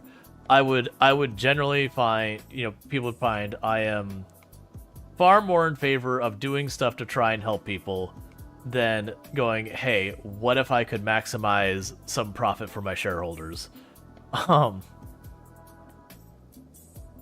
Because I'm very tired of temporarily giving incredible value to shareholders at my own personal expense.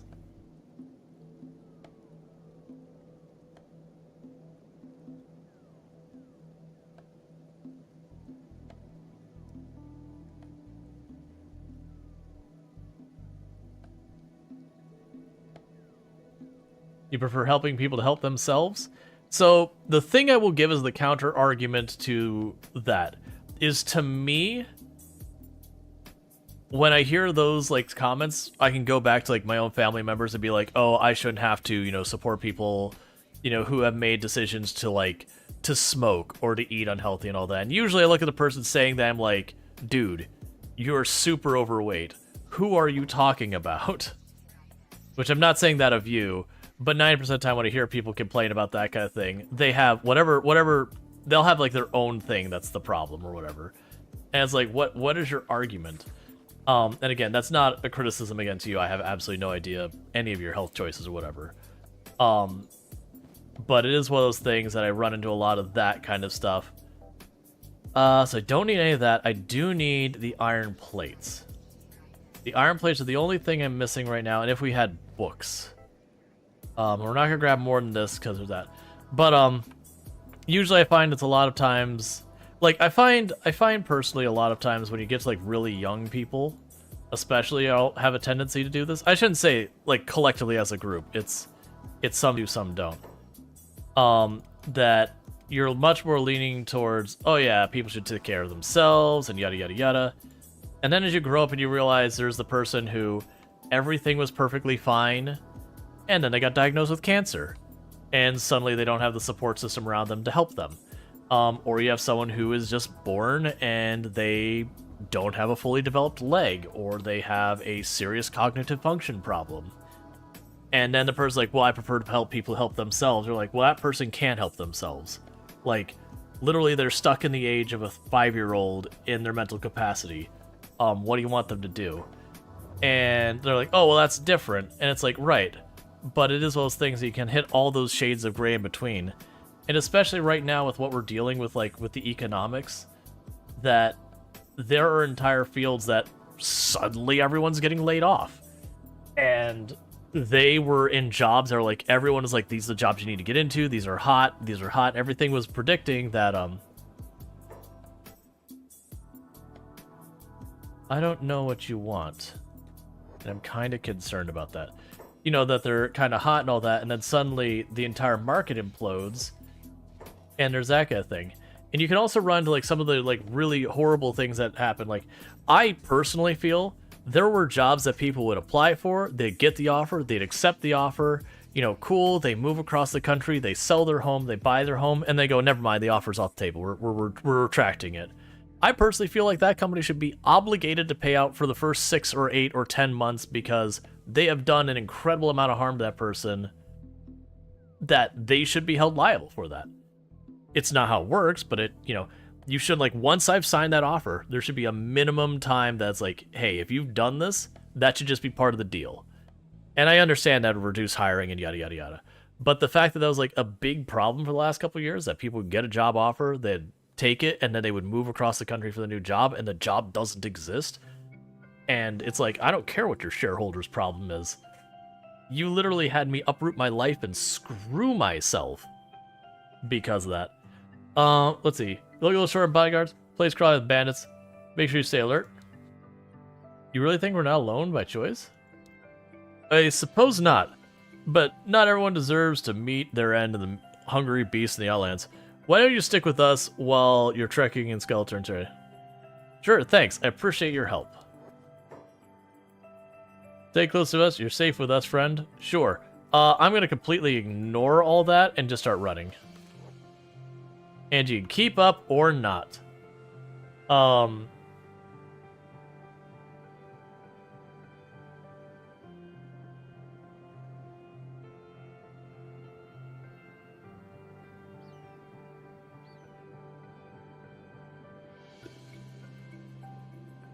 That you're gonna get. The source of help is not being contested in any sense. Yeah, no, but that's well, I think the thing that you hit is it is one of those things that there will be people who just don't want to support things like social anything, and their argument will be, I want to help people who want to help themselves. And that's the thing, is whether or not you meant to refer that, that's what that argument is used against people, which is why you're getting the reaction, whether or not that was your intent. Hey, your people you said you want to help? Go hit the skimmer. That I seem to be pretty much equal speed with. And that's just one of the things you gotta watch, is there's a lot of, like, the theory behind the statement is sound, sure, but then when you actually go into practice, it's used as a kind of a scapegoat.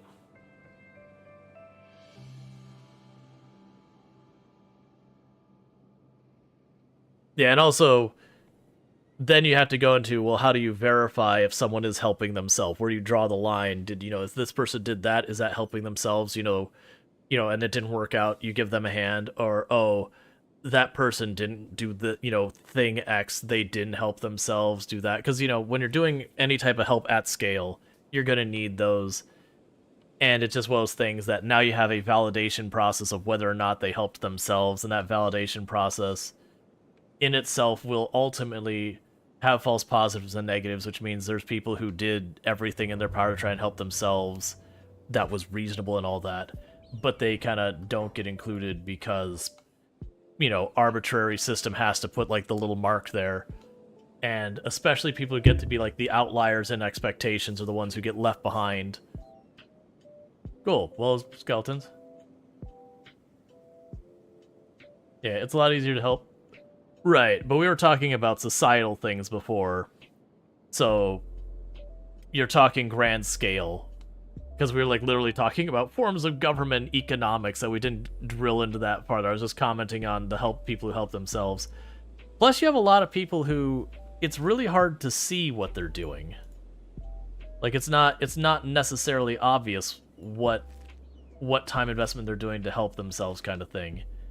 It's a classic, like, when you have the boss who doesn't see you actively coding that moment, they assume you're not working, versus the boss, you know, like, you can have the employee who, that's bad.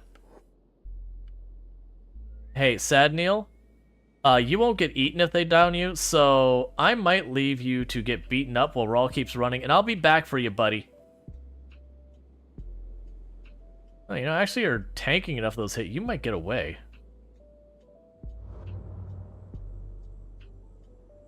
I think it's Rual's far enough away, it's like glitching out the hitting because of the fast. Oh no, there, Sad Neil just took some hits. Hey, Sadney, this is what we call trial by fire. It's actually trial by beak thing, but it's almost... Honestly, Sadneil did not do badly there. All things considered, I think it was because we were just fast-forwarding at max speed. And as far enough away, it's like... Even with a very generous society healthcare system in place, Germany, for example, wants people with disabilities to be self-sufficient. Well, that's one of the things that's kind of a crap thing that we deal with, is, like, you'll have people with disabilities here that they're kind of in the situation that finding jobs is very difficult, but not impossible. So they do end up being dependent on, you know, various resources. But they have one of the stipulations is if they get work, they lose that resource because then suddenly they're not considered too limited, too disabled to give that resource. So it kind of puts them in this weird thing is they can take not quite enough money to live off of, but if they do help themselves, then that money gets taken away, which puts them in a worse position than beforehand, and it can be like really, really tough. And it's just kind of one of those things. Like, not like on the disability side of thing, when I was going to college, so we're talking like at my associate's degree level, that I started with what was referred to as Pell Grant, which is a federal funding thing to help people. Whoa! Whoa! There's reavers on my island? Well, this is a problem. Because the problem is they started butchering. Who was being butchered? Who was the one they're going after?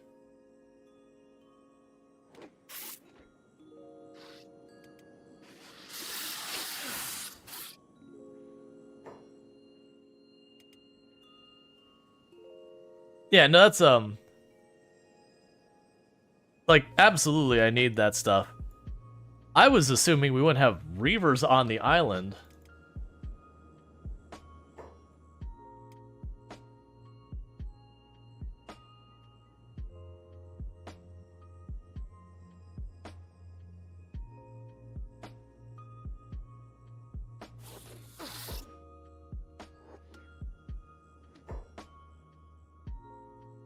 The thing that sucks is all the others are still actively fighting.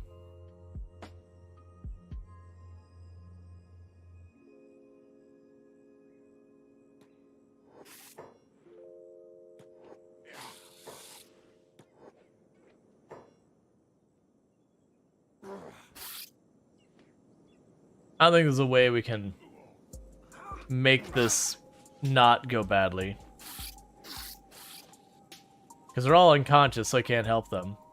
I was surprised when you looked at here earlier, there's all these other groups going through. Like, Rual and Sadnil are on their way, but they're forever away from here.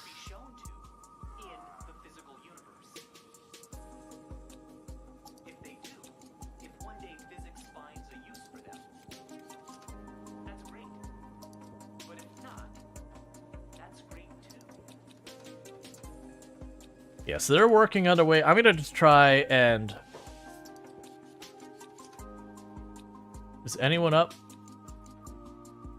So you go after that one to trigger them to stop butchering. We're just gonna try and drag this out for as long as we can.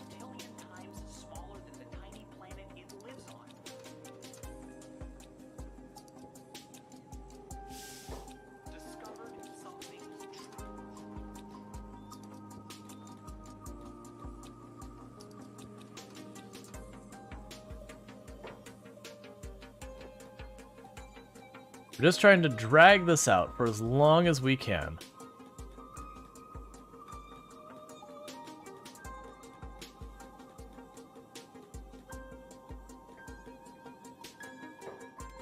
What are you being chased by? Alright. Okay. I mean, you just make the time you can. You know what? Hey, Sadnil. I'm gonna leave you to try and just manage. Oh, we're not even remotely close. I don't see this being able to be a recoverable thing, because the problem is all the crabs are gonna be injured.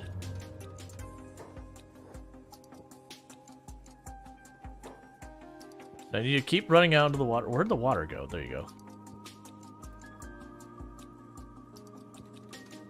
So if they have wounds that are getting worse, I'm not going to be able to do anything about them. Okay, so as long as we keep doing that... If they do, if one day physics finds a use for them, that's great. But if not, that's great too. So rhetorical's one.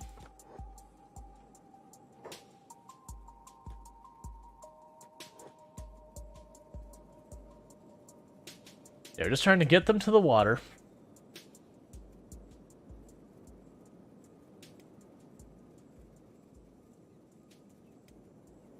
Just get here.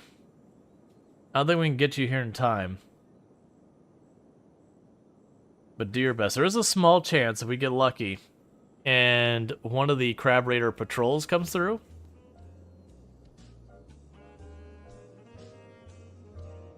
That will be... Oh, we have Crab Raiders. This might work out for us because the Crab Raiders do patch up crabs on their own.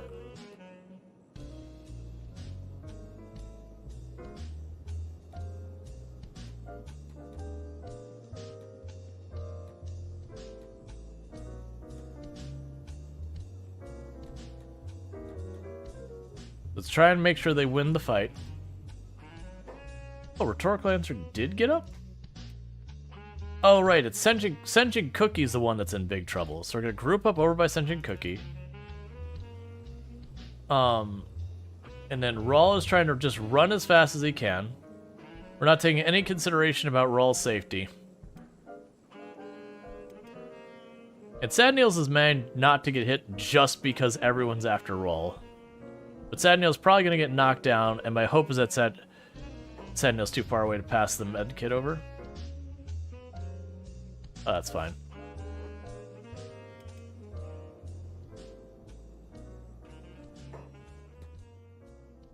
Let's pile in to try and help the Crab Raiders win the fight.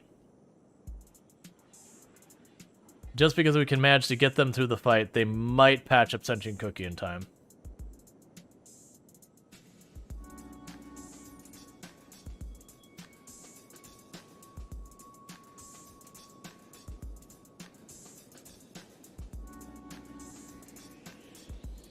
Oh yeah, no, it's there's a lot of times when it comes to claiming disability, it ends up being a whole thing. I'm not sure if we're still on that topic, but there's a whole process that's like, you know, you'll have someone who's like, oh, they have no arms and legs, like they physically can't function, and they're still expected to go in every, I think it's like 6 months or something like that, and prove that they're still not capable of working, kind of thing. It's like, yeah, nope, arms and legs didn't just suddenly sprout out of my body. But they have to kind of go through it, and it's such like a complete emotional, like, damaging thing to like keep having to go through the process. But it's because people are worried that people will game the system and yada yada yada. And it's like, man, you gotta consider the harm that does too.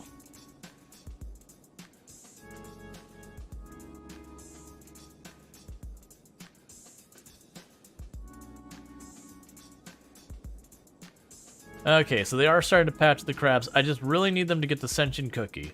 All the other crabs can manage. I need them to go to Sentient Cookie. Sentient Cookie's... Ah, there we go. It's gonna be okay.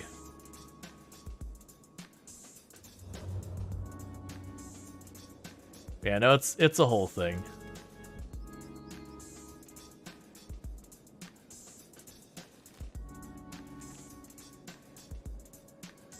Right, so regroup them. They didn't get that far apart.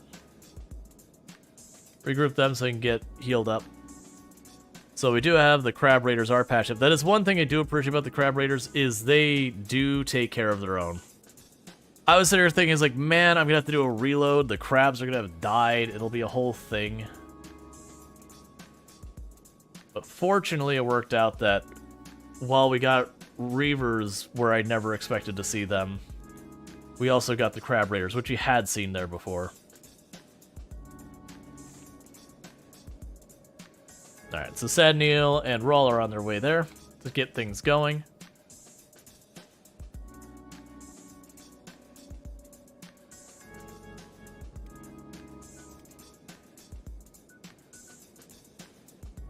Everywhere we turn around, just getting attacked. Ooh, actually, you're keeping up with Rual properly. I don't like that at all.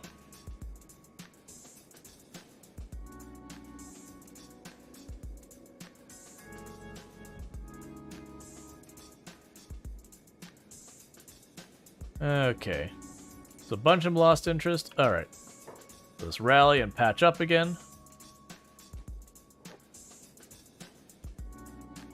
Yeah, too, Germany loves their bureaucracy, but then again, government officials also don't want to work pointlessly. You don't mind? Yeah, and that was the thing, is I thought it was going to be a wipe, that they were literally going to knock down all of the crabs, and then just butcher them all one by one, and I would just have to sit there and watch because there was no one else to take care of them.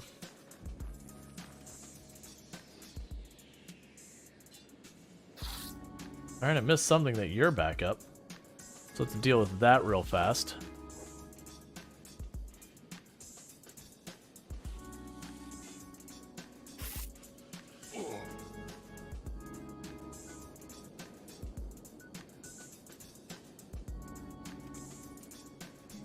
Yeah, so that does mean it's not going to be... You know, it's not going to be a thing.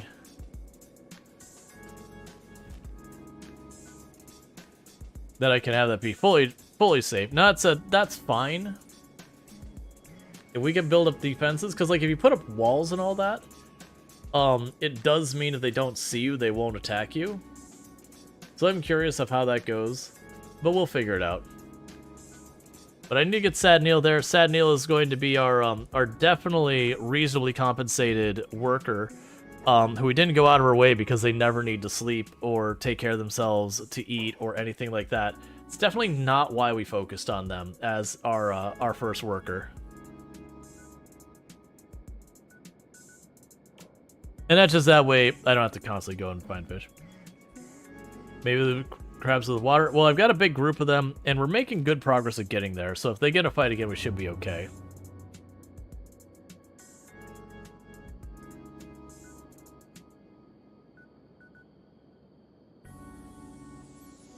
Man, it's a tough thing.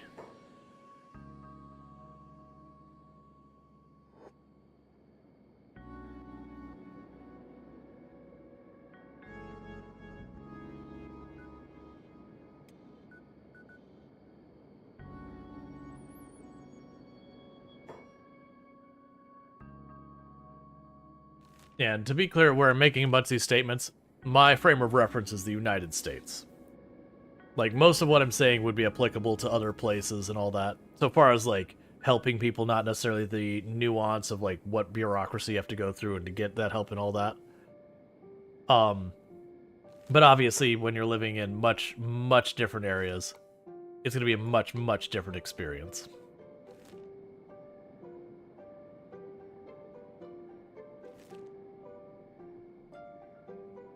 Alright.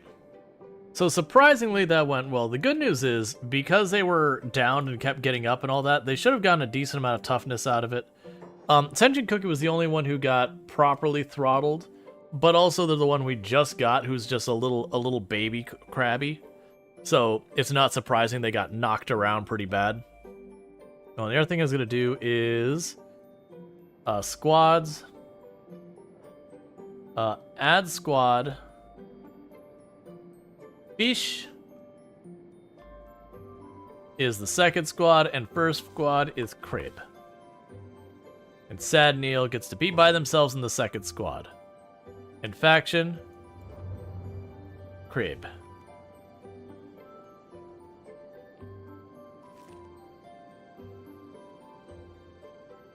They're being chased by Reavers again. Well, Reaver singular again. We're not going to worry about it. Right now, I'm just trying to get everyone grouped back up, and we can worry about that, because I'm not actually worried about Sad Neil being particularly effective in combat. Did they butcher any part of the crab, they die instantly? Or do they add part back to certain if you don't kill them? Basically what happens is when they choose to butcher them, it has like kind of a load time or whatever, a timer that goes across.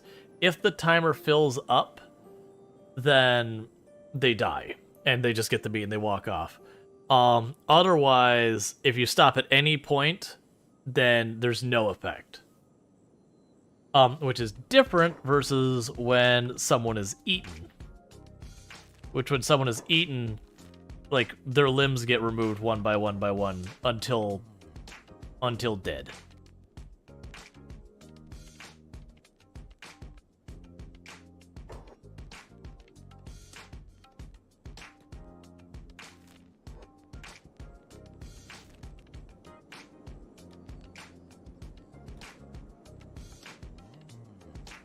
Where it gave me difficulty going to that area.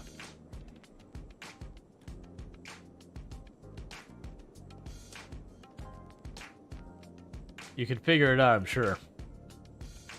Are you beak thing?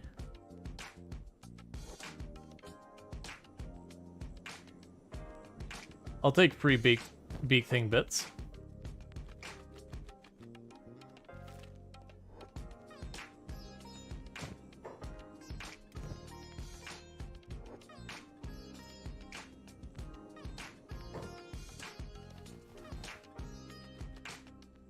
Alright. That's about as good as I'm gonna get. Now you have to ask, is there a way, mods included, to put cybernetic limbs on a crab asking for a friend? I would be surprised if there are not.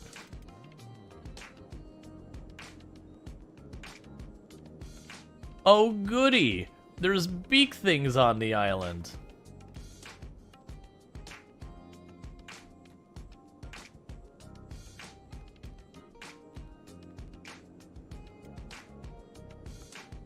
Alright.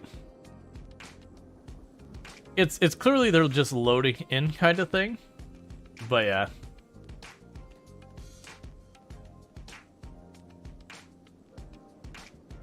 Like I said, once we put a wall up around it, it won't be that big of an issue.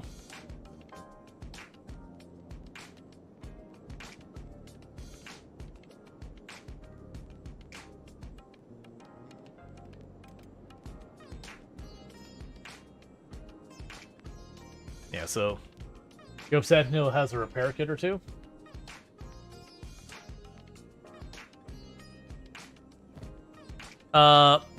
Rual has one he's gonna pass over. But we'll see how it goes. This might end up being a big problem. But I think we'll just make it a priority that when Sad Neil doesn't have meat to turn into fish, and then like to prepare fish, that kind of thing, that Sad Neil will just spend his time building walls and all that, like making a base by themselves.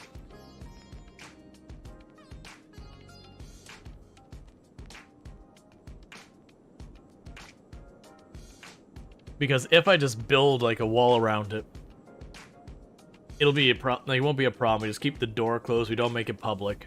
It'll be fine.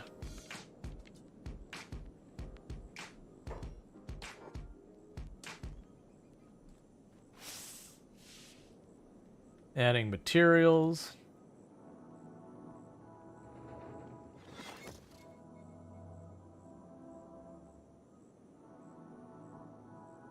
Patching everyone up. Cool, so you're smart enough to do all that. What other stuff do I have in my inventory? So I've got all that. And Sad Neil's still playing catch up. That's gonna be Sad Neil work.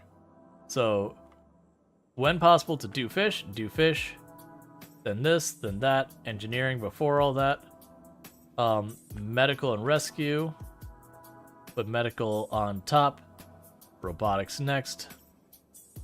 Rescue here. Put in bed there.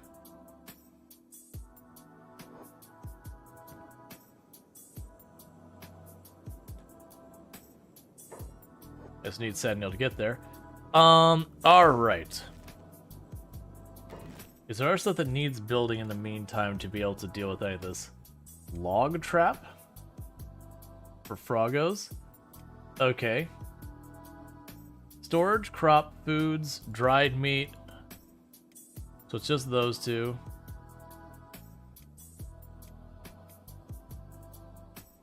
Death items, foul raw meat. So that'll be a priority.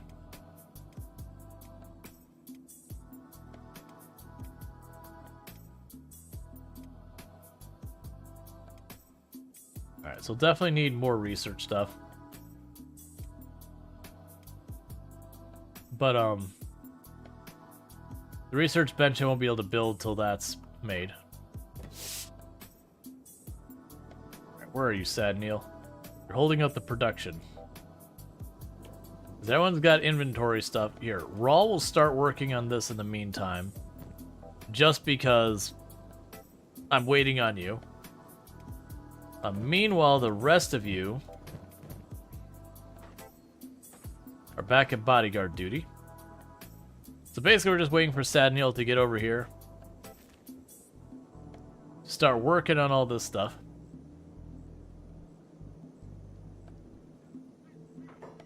Oh, here's what we could do. So we will pin our inventory. Grab your inventory. Chuck that all over there.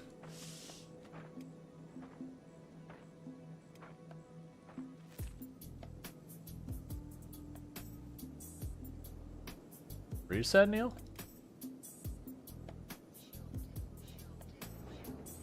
Okay, your inventory is full. We can do the same thing. So, in your inventory, grab rhetoricals. Chuck all that over real fast. Alright, so we're just trying to get the research bench up, because once I get the research bench up, I can, just pass things over. Meanwhile...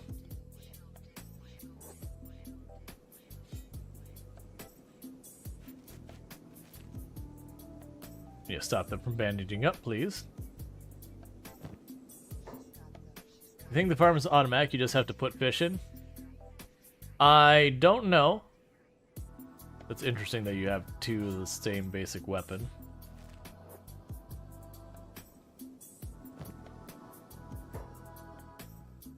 Okay. Good enough. Alright.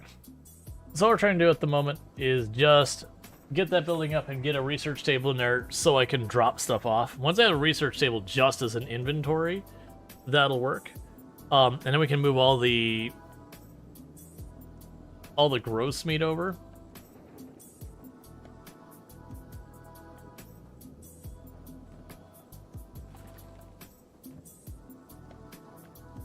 Probably actually add that up here as well, so they both try and just knock this out as fast as they can. Do you want to do this? You probably don't want to do that. Your choice. Yeah, I think it would make sense for it to be automatic. I could see it going either way.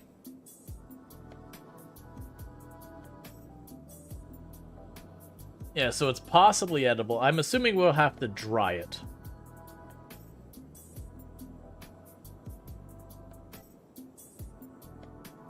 I do like that in Kenshi universe there's only two types of fish. There's the thin fish and the big fish. And all of their descriptions is like, it's bigger, you know, it's bigger than the thin fish, or it's thinner than the big fish, is like what their descriptions are.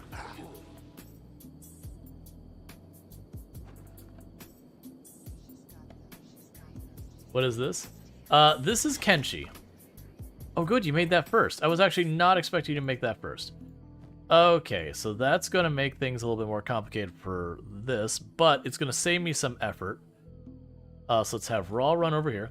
So this is Kenshi. Kenshi is a open world game that is... The whole world is awful and terrible, and everything is sadness and misery and yada yada yada.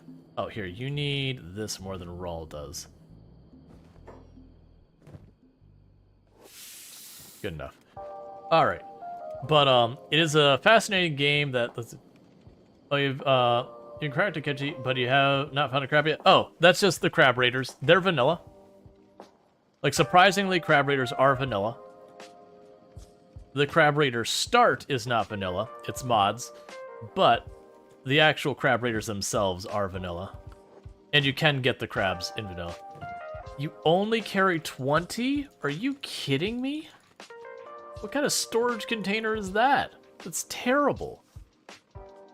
Okay, I guess I'm gonna need a whole lot of those. Sure. Let's just get ahead of that.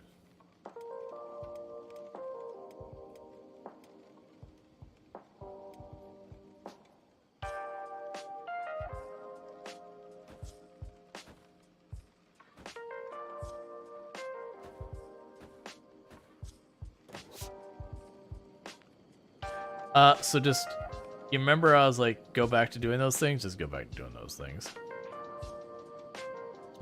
Okay, so that's gonna take a minute, because I was just like, let me go ahead and clear out my inventory real fast so we can go back to doing stuff. I wasn't expecting to drop, like, a penance of, like, this the tiniest little bit of meat, because I think I have, like, a bunch spread between our characters.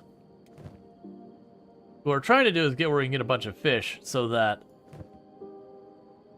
my away team can go and fight a whole bunch, and then we just run back and restock again. You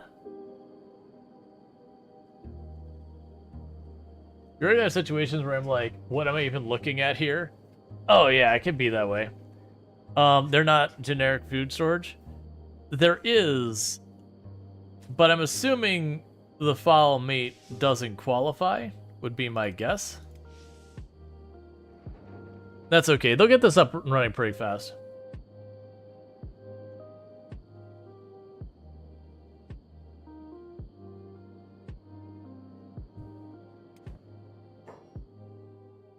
I'm honestly not... I'm surprised you're not dead.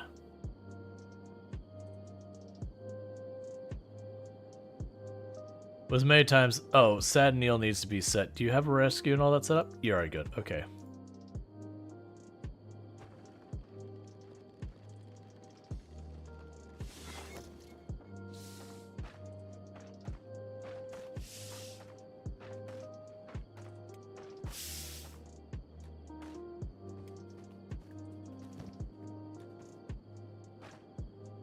Alright, get all the others over here again.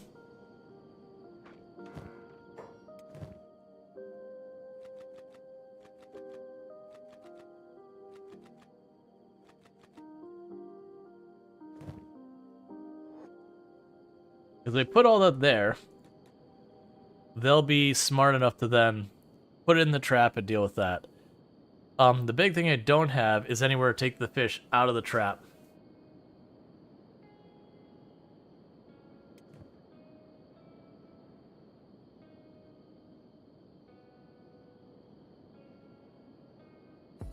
Yeah, it's already set to the highest after engineering.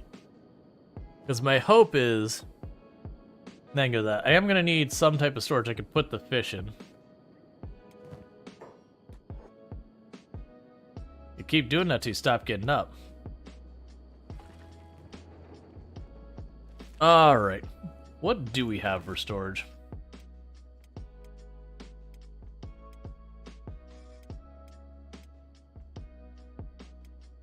So the food storage is dried meat or dried gristle flaps, and that's it. We've got a general storage where we can store anything in, which I will actually build one. Because then I can put the research stuff in there, so Sad Neil can just deal with this. There should be a fish dried rack. Yeah, I don't see it. It's probably just something we haven't unlocked.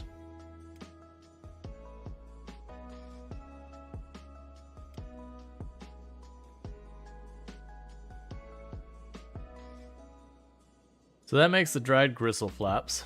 That makes dried meat.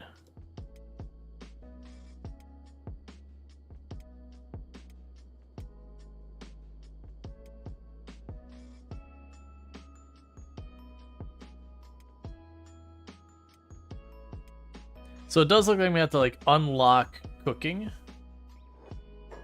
which is fine. Rual's gonna be out there doing stuff in the world. He's gonna find books or just trade for them or whatever. That'll be fine. But in the short term, I could just take the gristled meat and make the gristle flaps. I think, oh yeah, the crabs do eat that. So I think that'll actually work in the interim. I do want to make it fish as the main thing just because thematically. But in the meantime, what we could do is say camping, campfire pit.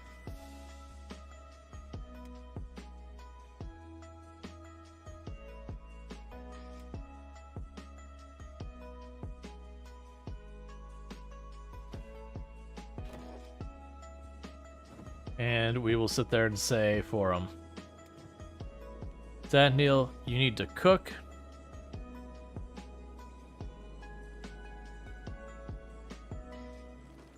Okay, so we got an actual storage happening. So I just need to get these storage things to clear out my inventory.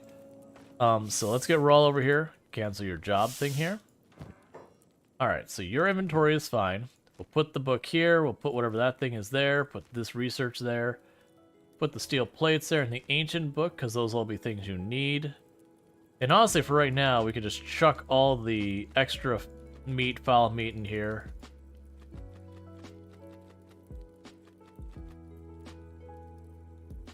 Yeah, no, I think I've seen the same video. Wasteland saying, you know, you saw a video that a person prepared the meals from Kenshi. Yeah, I didn't watch it, but I saw a click. You're not a fan of the building in this game? That's fine. It's a totally optional feature. It's actually one of those things that can kind of get you in trouble is you start the base building, and it really makes you do a lot less exploring. Oh, where's Sad Neil? Oh, there's Sad Neil. There you go. Hey, Sad Neil, I dropped a thing.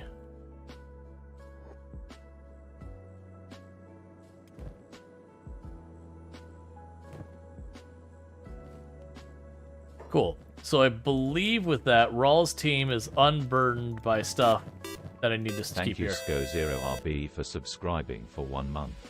Thank you, Scorbs, for the Prime Gaming sub.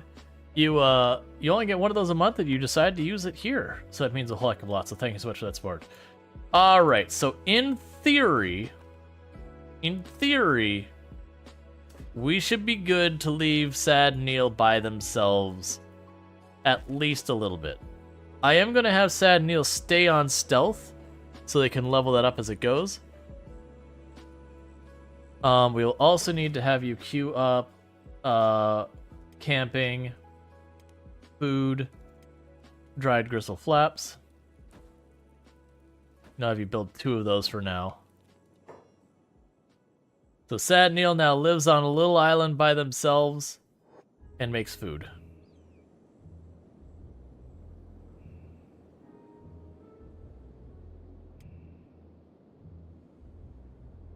And that is Sad Neil's existence. That we have freed them from the boredom of sitting in a run-down little town, so they instead could live on a little island and labor all day. Been watching you for a while now. Thought you've used your Prime before, but I guess not. Feel bad for not having used it sooner. Oh, no, it's okay. That is a reminder for all those who do have Amazon Prime that you get Twitch Prime for free with that, and it doesn't auto-renew, so you do have to remember every month to hit the button to resub to your channel. So you're missing out on ad-free viewing as well as emotes if you don't use it. And it's real easy to forget. I do that all the time.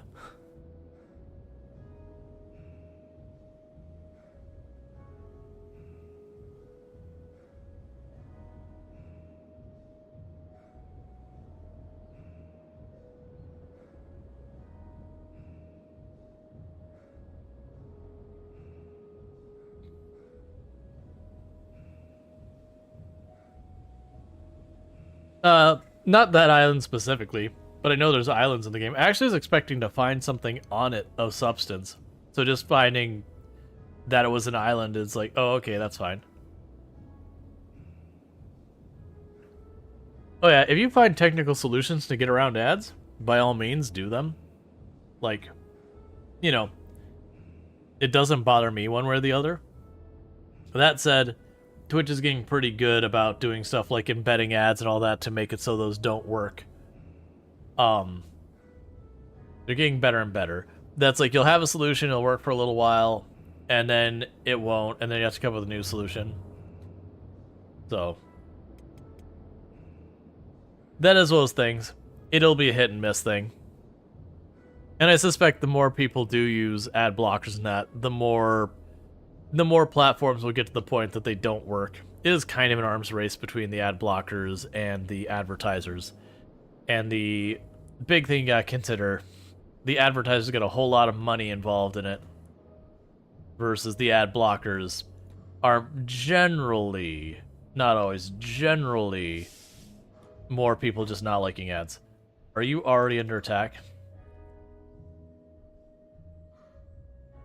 Oh.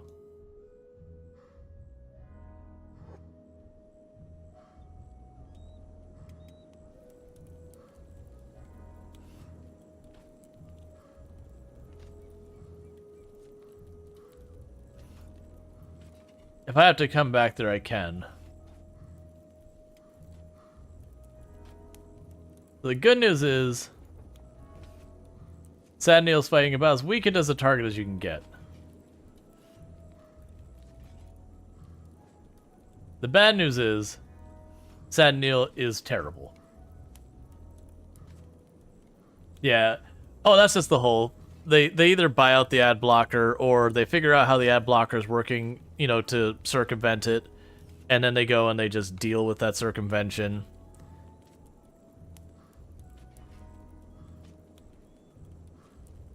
Don't make Rual come back here.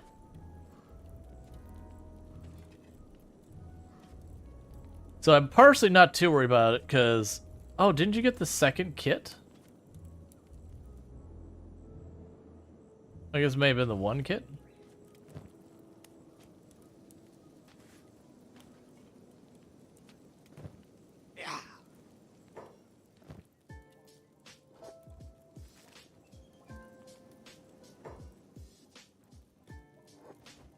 So I'm going to pick him up so he can never do that again and we can strength train.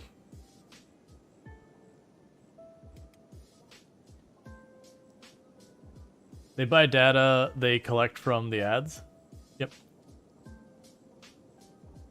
Oh yeah, that's always been a thing. It's just like software piracies and arms race between those who want to pirate and those who don't, like have a financial reason to try and not allow piracy. That you always have this like back and forth between the two kind of thing.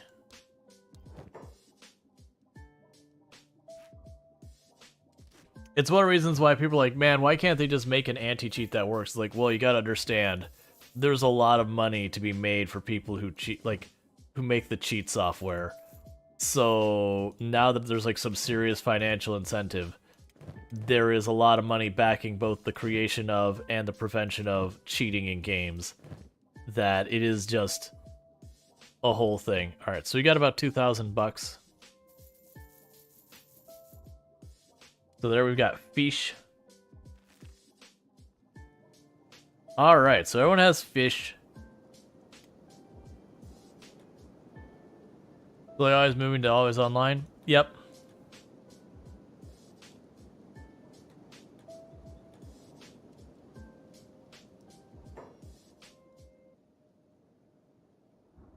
A bloodied raid is moving towards your... There's nothing here.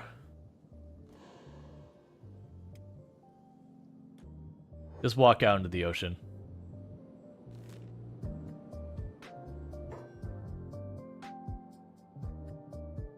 Excuse me? My own allies are attacking my outpost?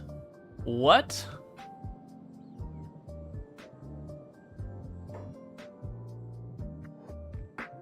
That's not part of the plan.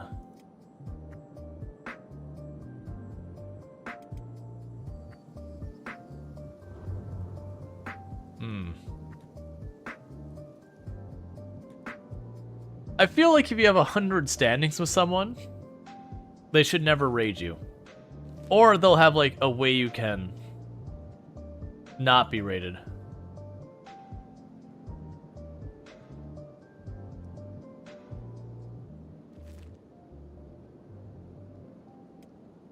To be fair, we are allies with raiders. I'm kind of wondering, like I wanna be close enough with Sad Neil that when the raid arrives, it'll trigger and we'll see it, but far enough away that Sad... Well, actually, Sad Neil can just stay in the water and that'll be fine. As long as Sad Neil doesn't leave the water. You didn't think there'd be anything out of those? Oh, generally? So, like, this island didn't have anything on it, but always check the islands. I mean, it is just a thing in games forever. Islands on the outer edge of the maps do have a tendency to have stuff on them.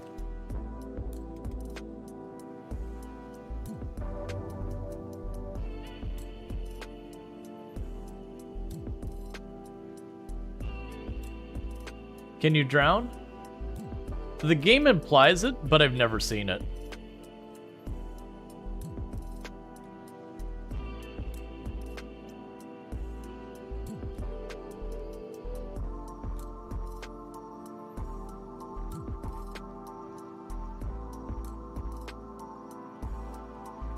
Maybe unconscious water?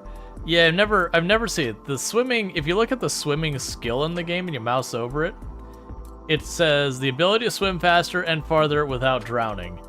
But I have done stuff in runs where I've like swam all the way from like here down like across like ridiculous lengths of water and not drowned. So I don't know if it was one of those things that they were planning on adding drowning as a mechanic and just it didn't make the cut. But I've never actually seen drowning thing. So I want to check this outpost. I'll put you at sneak to keep training that skill.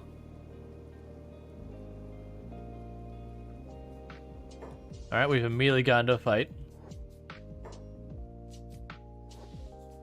I saw someone take damage, I wasn't sure from where.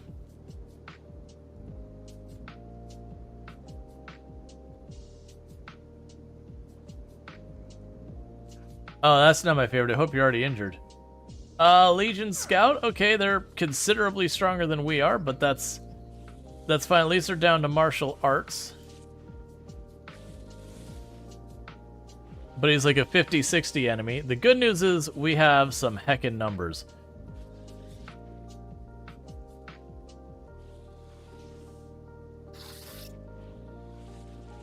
I was playing the Genesis mod. We did start over that run. The reason we started that over one is the Genesis mod made some pretty extreme decisions. Such as, for example, they increased the damage on Leviathans by 100 times, among many other things. Because just the stance of the developers, you should not be able to stand and take a hit from a whole bunch of enemies ever, no matter how much you train. And it's like, that's just not what Kenshi is as a game. So even if it would have cut the damage down to the minimum you can through settings, we would still be potentially being one-shot in the best armor with maximum stats. Like, the one-shot would be a guarantee with almost every hit, it's that high. On certain enemies. And so we did ultimately just cancel out the run. Did I mention I don't like modding my games much? Because I end up having to deal with crap like that. Because that's why I usually don't like modding my games much. Is you'll get in the mod, you'll be like, everything's great. I'm having a good time with this mod. And then that happens.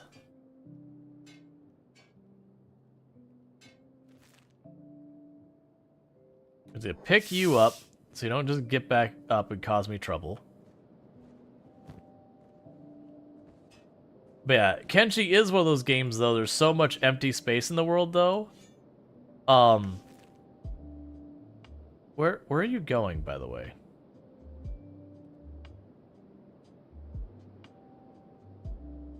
Where are you? Like, you're saying medic, but who are you medicing?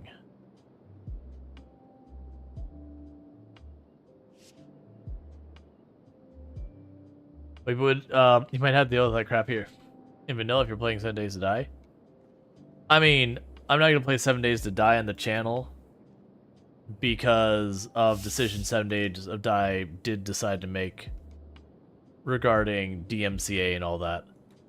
For those who don't know, 7 Days to Die, there was a, well, I mean, there still is a mod for Twitch integration, but it does use some sound effects from 7 Days to Die in the mod, and then 7 Days to Die added their own Twitch integration. And so what they all... Okay, so it's actually the Reavers showed up. Okay, so it's not that. But, so, you know, they were using the sound. So what 7 Days to Die did is they created a Twitch integration. And whether or not it's related, I don't know. But at that point, what they did is rather than go to the mod and be like, hey, you need to take down this mod, DMCA, yada yada. Like, that may have happened on the side. But for creators who were using the mod, which at the time was the only way to get Twitch integration, up until that point, is they DMCA struck those Twitch channels.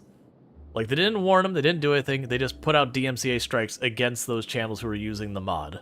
And there was like 2 of them. and I will never play 7 Days to Die on stream again because of that. Because what are you gonna do? Is they just randomly DMCA strike me for stuff? It's like, that's not an okay way of operating. That's not acceptable. And that's a very recent thing that's happened, like in the past year.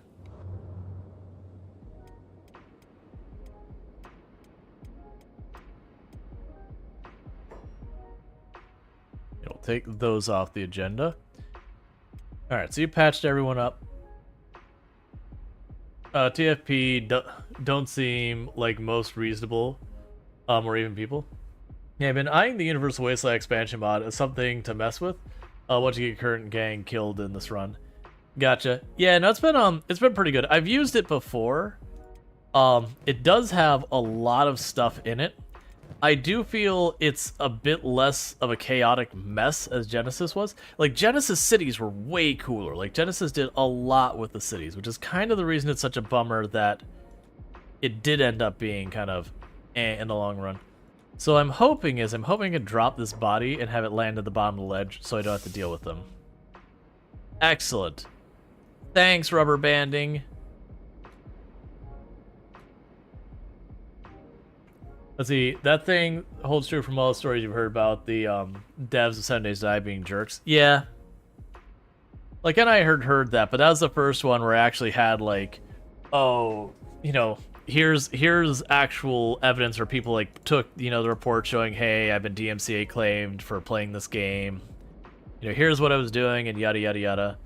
And, like, it'd be again, one thing if the devs are like, hey, you know, content creator, just so you know, this has DMCA stuff, please don't use it, which I still think would be BS for them to do, because they're playing your game with your sound effects. Why are you upset that they're using your sound effects while playing your game? Today is the day you join the revolution. Today is the day you become a Reaver.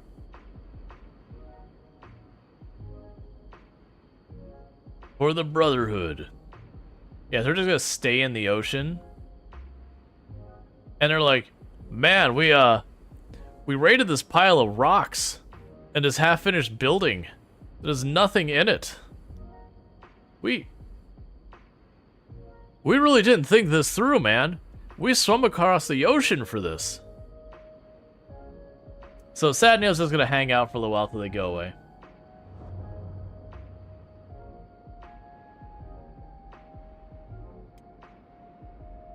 All right.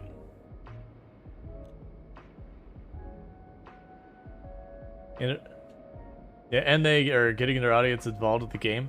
Oh yeah, like the rumor mill, which has no, like, who even knows, but the thing that people get caught up with, and who are you? What do you want?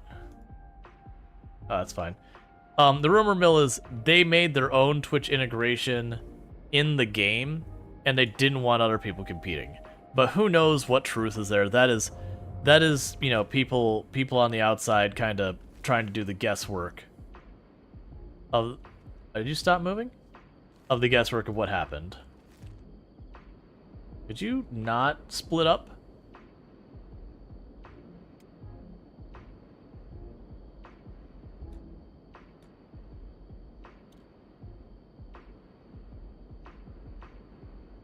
Which I should get a prompt at the bottom to be like, the Reaver raid as, you know, concluded or ended or whatever. And then we just send Sad Neil to go back to work. There's the outpost. So basically I'm checking to see if this is hostile territory. And if so, we're going to start harassing it. If not, if it's got goodies, we'll take them. If it doesn't have goodies, we move on. If it's friendly, we just don't even worry about it. We're trying to explore the area around us. And they introduced the Creators Club nonsense, which is basically just screwed over a million content creators on YouTube. Already screwed over?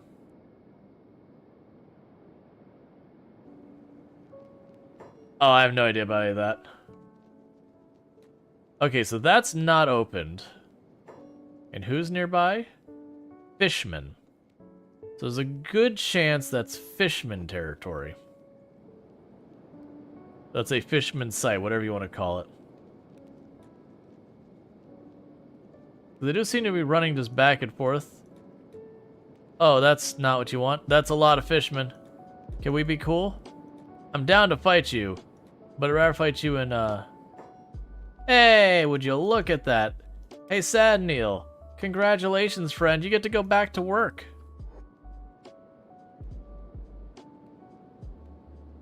Maybe take a minute doing that. They're taking a little bit of time to get out of here.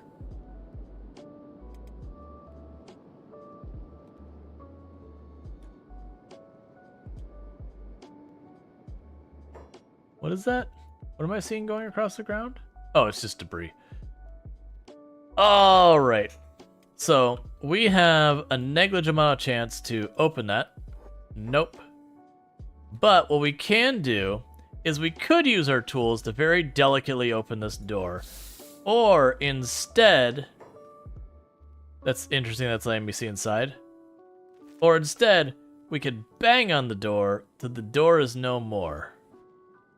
And apparently the crabs aren't good at that and are just shoving Rual around. So let's have all of you back up just a little bit. Or you could just be stuck, that's cool. You should be good to get back to work now.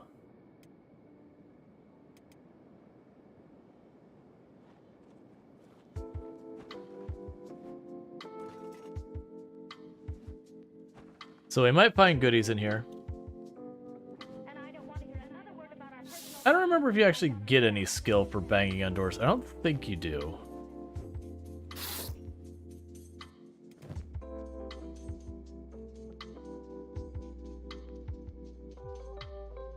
Oh, a mist ghoul? Not a fan of that. Alright, so they're stuck. So this is one thing I'm noticing. The crabs are big enough. Where are you going? Oh, it's a whole group of those. That is a problem because the mist ghouls are actually pretty strong. So if you click on one of those, 75. Oh, that's right. They have like wicked high attack and then like terrible defense. Way higher than my crabs have. So it does mean they're gonna absolutely wreck the crabs and all that. We're just gonna do our best.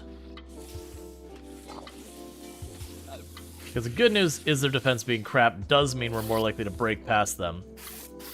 And we did find sometimes it's actually bad to take the weapons from them because they'll end up having really high martial arts. I ran into that before.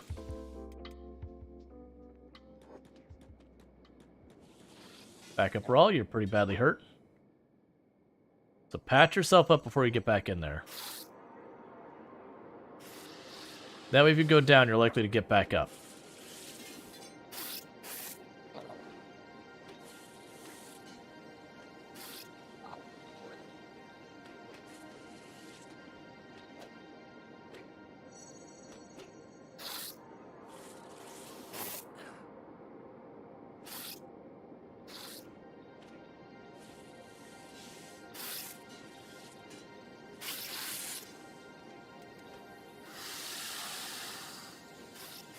Okay. Let them keep their cudgel. Because their wrestling moves are way worse. Gotcha. Basically. You go, here's a crappy stick. Hit me with the stick, please, because, you know, you are One Punch Man, and I do not want to be punched. Is anyone in immediate danger? So, Sentient Cookie's pretty badly hurt. Long Claw's pretty badly hurt. And those are the only two that are actually hurt. Oh yeah, no, Sentient Cookie's gonna get beaten up a lot. That's actually kind of okay.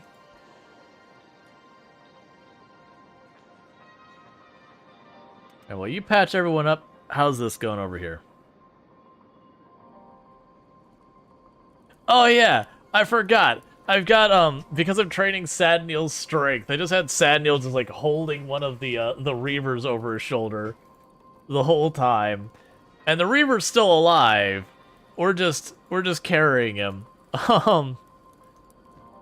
That's the reason I picked him up in the first place. Like, oh, this Reaver's gonna actually beat the crap out of Sad Neil again and again. Hey, he can't do that if I'm carrying him. And that means also if someone shows up who is not a Reaver and beats us up, then we're good. Because, you know, they knock us down, the Reaver goes down and immediately starts fighting them, and I could maybe run away. I'm gonna patch everyone up real fast. I'm gonna go back to banging on the door.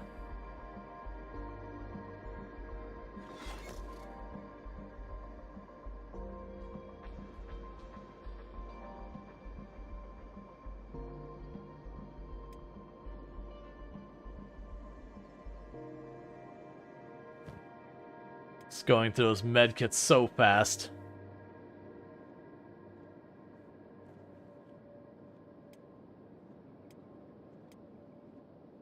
Just so many of them get hurt so much. I do imagine eventually I'll probably have to have a person dedicated to just making bandages. Like, we'll make the really good bandages in the long term, I think, but just making bandages out there too.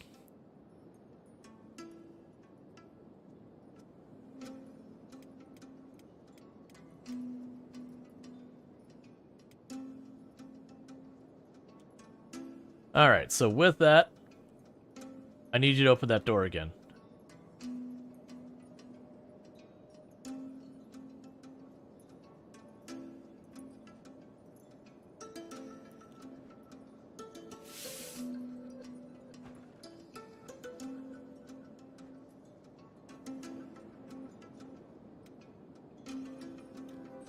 Let me in!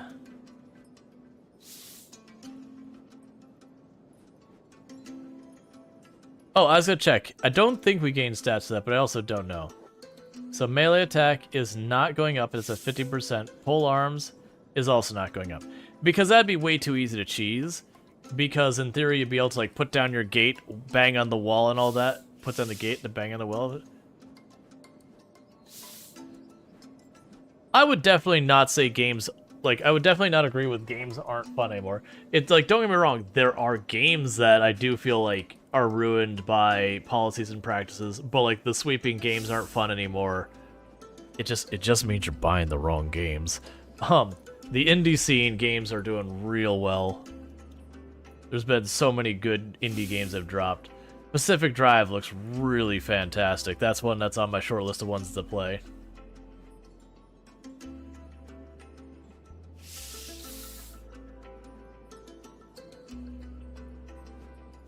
That should pop open any second. So have I made a horrific mistake? No, looks like we might be okay.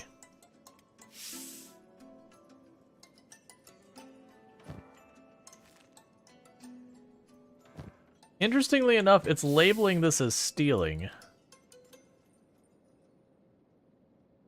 We got two mechanical spiders upstairs that are both at like 50 something. There's a skeletal repair bed. The problem is it's gonna have no power, so I can't use it if I wanted to. And one issue I am discovering is the crabs are really bad about going inside.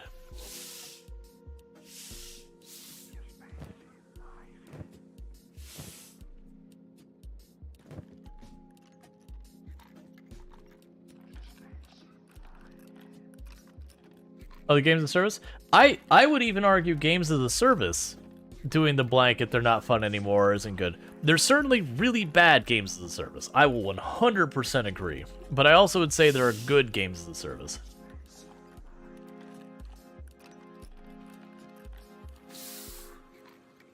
Like, look at No Man's Sky. No Man's Sky is games as a service as a mild mod in a lot of way. Path of Exile, which, you know, they do have that. That's another really, really good one.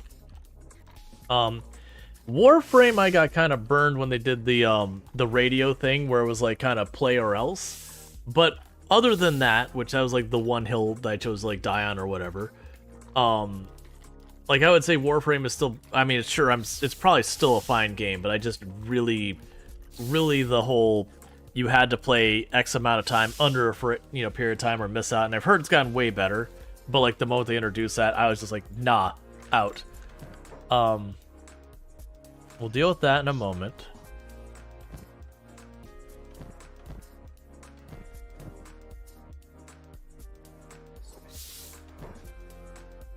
I mean, definitely taking free food.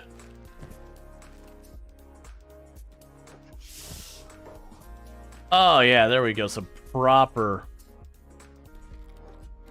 bandages.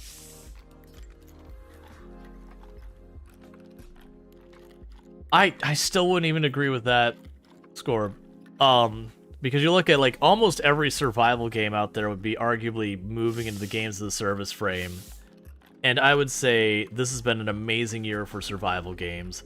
Like, I get it. I do get, like, the bad games of service can be a bad time, but I'd say, like, Sea of Thieves has been good. I mean, I honestly could probably come up with more games as a service that are decent, like, decent than bad. The bad ones do... Basically, it's, like, obvious, like, I understand you're having a thing with games as a service that you don't like it, but we keep moving the goalposts of, like, oh, but this certain certain games are actually good. No, but certain genres are good. No. It is those things that I'm like saying there are really bad ones. I want to be clear about that. And there are ones that are microtransaction city. There are ones that like the loot box nonsense is way over the top. But any game you usually hear about for a length of time ends up being one that's decent. Like, because if it wasn't, you wouldn't hear about it very long. It'd disappear. Because games of the service that don't do well, they just go away. They just die and they're gone in, like, 0 time at all. And it's fine if it's not your thing. Like, by all means. I certainly have my fair share. Oh, this place is wonderful. We're going to need the crabs to come in here to collect the thing. Or getting killed, or they get killed by pirates. Well, that's usually what happens with a lot of them, is if they aren't profitable enough, they just don't survive. That's actually one of the things that's impressed me with some games lately, is like, for like example, Fallout 76. Fallout 76, when that thing came out, it was reviled. Like, whether or not it deserves is a separate argument. Like, the reviews were scathing, the player reviews were scathing, a lot of the content creators' reviews were scathing, and a lot of it was deserved, some of it was over the top. Like, I personally feel it's over the top, but it was really badly received. I figure, to me, it was an okay game. I had fun. Was it a good game? But it was an okay game. I definitely would say, of the Fallout series, it was the weakest offering, in my opinion. And usually with that, the moment you get, like, that stink on you, they'll shut the whole thing down. And it's kind of one of those things that they're like, you know what? And they just kept updating it. And you may not like the updates and all that, but they did. They didn't just abandon it, which is what so many companies do. Like, that's actually one of the things that annoys me with so many companies, like, not even in just gaming. Like, Google does it, Microsoft does it, so many will do it where they're like, did I make immediate profit? No? Kill it. It's dead. Get rid of it. It's gone forever. But how many redemption stories are we running into where, like, No Man's Sky being the extreme one, where it was really bad reviewed when it came out. It kind of turned around. Fallout 76 has been, like, I've only played a little bit in, like, the last couple years, but it has hands down changed that game to be so much more than it ever was. There's been a whole bunch of games like the Slice of Life that they, you know, they came out and they're kind of that they've, you know, turned into something good. Thank you for the follow. Welcome to the stream. And don't get me wrong, there's just as many examples you could take out there where a game came out, it did just okay, and the people killed it. But live service especially falls into that umbrella where you're depending on people being into that game to justify its continued existence. That it depends on having, you know, continuous growth. And how many of those games didn't immediately hit off success and just died? Like, we've had ones that the game came out and were killed within 6 months. And it's like, my god. Like, you invested all that time to develop this game and just immediately killed it. Just not even waited, just straight dead. Oh, I was just thinking in my head, I was like, oh, it's really impressive that I'm doing these with all my cybernetic limbs. I don't have those. I'm thinking of my other run where I have all my limbs are cybernetic, which penalizes your lockpicking unless you have one specifically for it. Cough, cough, Anthem. There's a bunch of them. Like, you can come up with a dime a dozen. You'll find generally I will almost always push back when, like, you know, anything about, like, gaming is worse nowadays. Usually my response to that is like, you don't remember gaming back in the day. I'm not saying gaming is better nowadays. I'm saying they have their own challenges that are different. We've had the discussion about, I remember going to the store and plunking down a whole bunch of money on a game that may or may not work and having no refund whatsoever as an option. And that was just the way it was. And it was just always a gamble when you bought a game. Would this be one that would work, or did I just waste... You know, at the time it was like 40 bucks or whatever, 30, 40 bucks. But that was 30, 40 bucks. That in today's money was 60-something dollars. You know, 65, 70 bucks today's money. You toss it over there so Rual's not our burn. We'll keep 2 kits on you. We'll also grab some of these med kits to be here. Actually, we'll keep these med kits in the bag. That way we use up our little tiny ones first. So what I meant by most games aren't fun anymore is you feel that they are made to find wheels to create competitive community fueled by fear of missing out. But you're right with your examples. But the majority of the time, it's just cash grab. Well, let me let you in on a little secret. You have to make money to keep making games. Now, don't get me wrong. There are definitely games that are incredibly lucrative and just go well beyond what is reasonable. So the downside is, I think Rual has to bait these things out, you know, bait the spiders out of the building, because it seems like the crabs don't fit in the door.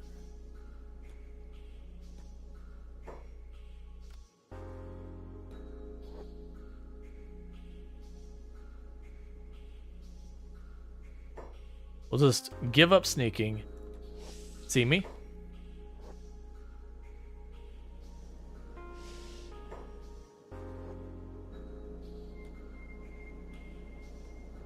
Get him, Crabbies. Oh, Crabbies. I am so sorry. I have greatly overestimated your capabilities. No, Rual, stay out of this. We'll just run over here. So how did you do? You're pretty badly beaten. Are you knocked out? Okay. So you're rebooting. So let's run and try juke around that. Nope, juke around. Ooh, he's good. Juke around him. And hit that super fast. It's considered dead. I don't... Look. Am I still weightless? I don't take my chances. Cool. So one of them is actually dead. Let's run over here. Get away from it. It should de-aggro. When it de-aggros, we'll go patch up all of our crabs.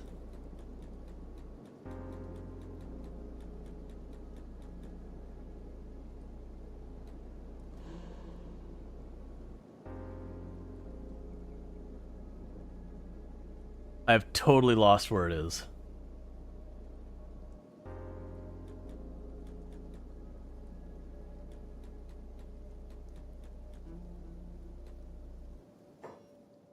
I don't really know what you're doing.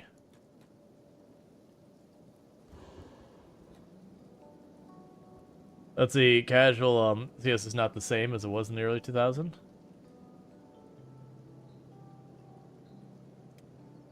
Well, that's I've found totally separate from like all the money making companies and all that kind of stuff. Is anyone in serious danger?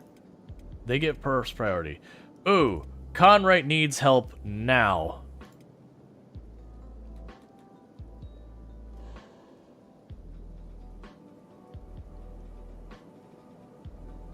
Okay, so apparently it does unleash back.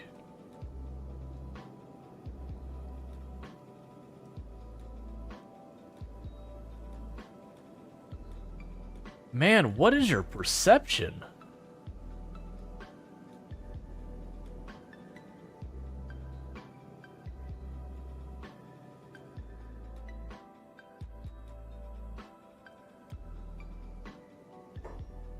You need it first.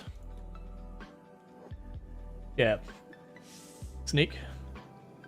So I was sneaking, but it got canceled because the crab thing saw me.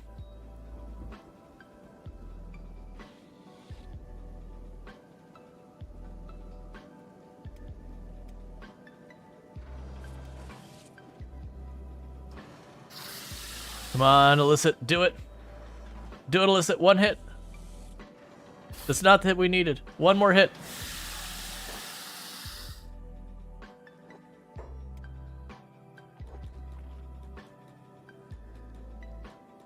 Normally these things don't leash. These things aren't nearly that good at following. Alright, so how's people doing? Cookie needs to be patched up right away. And Rhetorical needs to be patched up right away. Let's get Rhetorical going first. They're in a little bit worse shape than Cookie. See, you say you can't see me, and then you follow me anyway. Stop lying to me, game.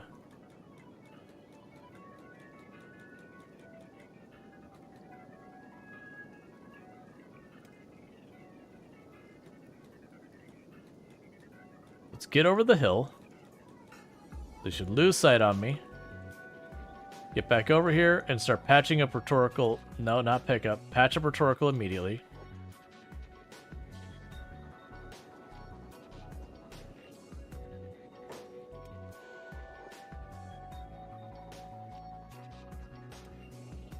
Come on, be fast about it.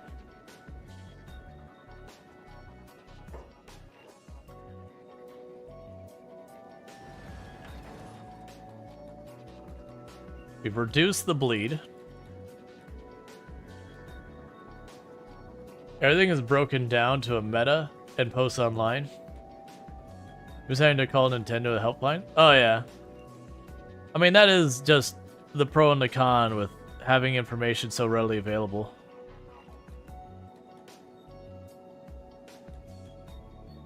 Yeah, so it does seem like this enemy just does not want to disengage. Because even where I sneak and it loses sight of me, and then I get around the corner from where it would be able to see me, it's still just like, yep, I know where you are.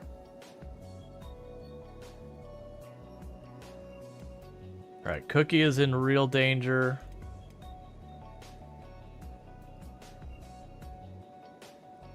Can't Rual kill it? It's a dangerous one. No, probably not, because its legs are what's injured. If it was the torso or the head, then we could just go and get like one hit to do it. My weapon's actually not good against them. My weapon's good for killing animals. I'm just surprised it's continuing to stay on us. Alright, so Bubs will probably buy me some time.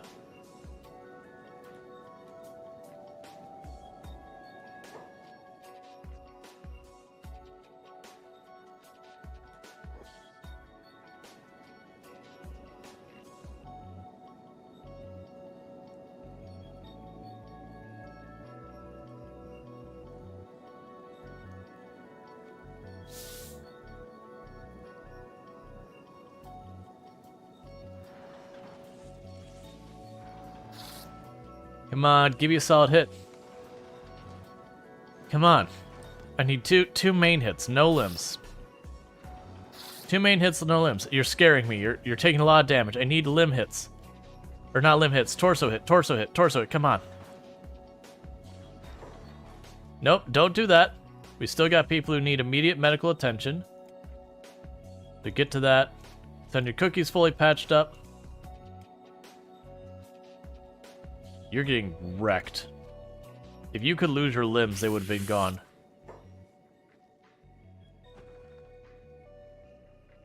I want to see what your health is at.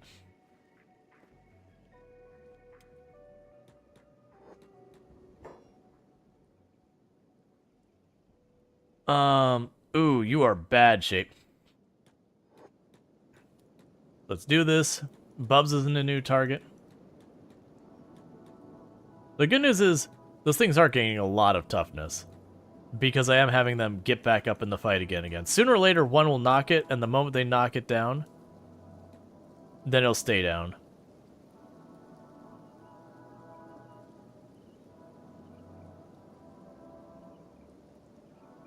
So the big problem with Bubs is he's got a lot of injuries before the stomach to have to get patched up. So I've got to get to that point.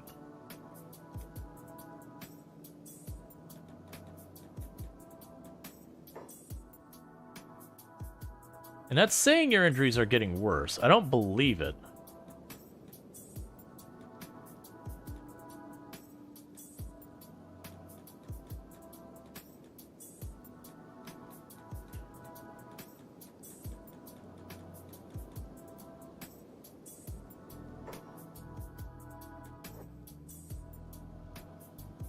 Yeah, so it seems like it's purely a distance thing, that this thing just seems to know where I am.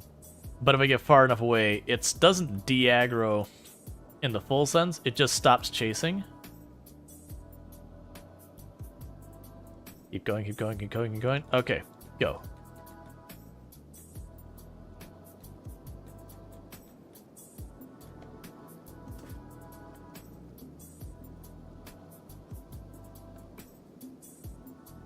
I was like, where did I lose it? I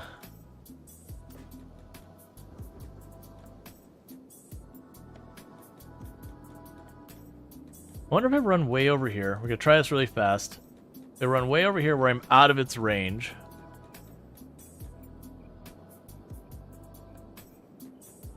And I go way down here, because I gotta be quick about this. Bubs is actually in serious trouble, because it's not that the immediate wound is that bad.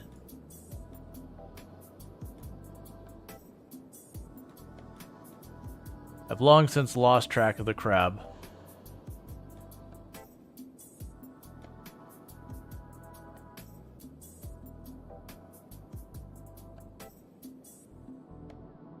I have no idea where it is. Like, I saw it around here.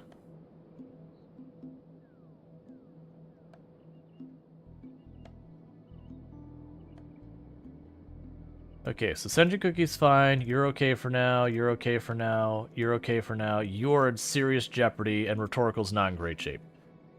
Alright. There's also, on the topic of mods, Rimworld's Work Tab mod is great and stays within the scope of the features. But every time you expand it, my computer's fans max out. So you're telling me it's horribly optimized. Which is a thing that happens. That's actually a thing that's a very common problem with mods. Is just, most mods have to live on top of the game, so you have the game's base code plus code. So it's very rare you have a mod that has a performance improvement other than ones that like replace the texture with like lower, you know, smaller compressed textures, those kind of things. Those do help. But you don't see my... Where is this crab? Because I noticed I had to go around this way. So I assumed it'd be over here. There you are. Alright, so I did manage to pull it far enough to the side that it de-aggroed, and it just doesn't know what to do. It works well for the actual coding priorities, but the UI is fire on the computer. Yep. Sure, you love speedruns, but you have elements of RNG, and speedruns are very definition of meta. Oh yeah.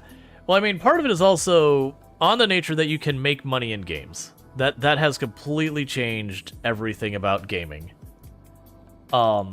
And what I mean by that is not that people selling games, but like as consumers, you can make money in games, whether it's, you know, you can get items to sell on the stores or whatever. You can get microtransactions that you can, you know, open a bunch of boxes, find the really good thing, and then, you know, hop over to RMT and sell it. Which for those who don't know, RMT is real money transaction. So the entire idea is like, you know, a person goes and then they, you know, go on eBay or they sell an item. That's what you did back then. They have no idea where you actually do it nowadays. You have competitions where you have lots of money to be made and all that. That has driven a very heavy competitive side of things. And it's just kind of one of those things that... Oh, Illicit getting back up startled the crap out of me. I just heard the hiss right there. I was just like, oh god, please. Not like this. I've worked so hard to patch people up. So, those little med kits we got, we're gonna be burning through those real fast. But, it is just one of those things, which I do think we can run up there with the full force of the crabs and, take that out and deal with it. Unfortunately, the target goal was so small.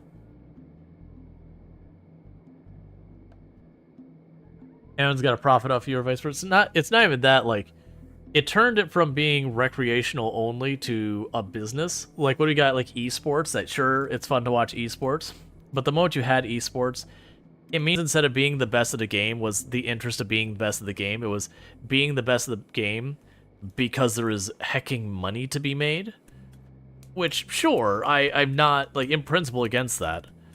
But it does ultimately mean the algebra has changed, that people are motivated to try and, you know, be the best and compete and do teams and figure out what the meta is at any and all costs, and that everyone leans in on the meta at any and all costs because that's what you have to do to make the living, or to live in the content creator space as, like, the person who's the best at a game kind of thing.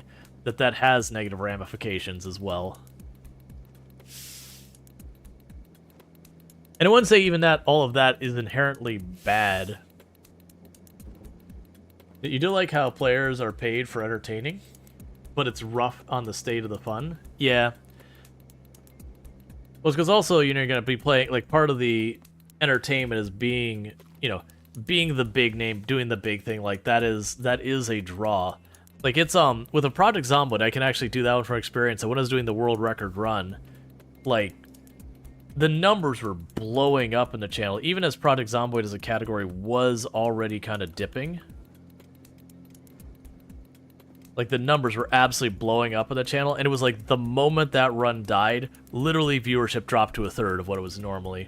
Like, that was a real rough year, was when that run ended. It was, like, really, really tough. And then it's the same thing I've noticed from other people who've done, like, the big marathon runs and all that.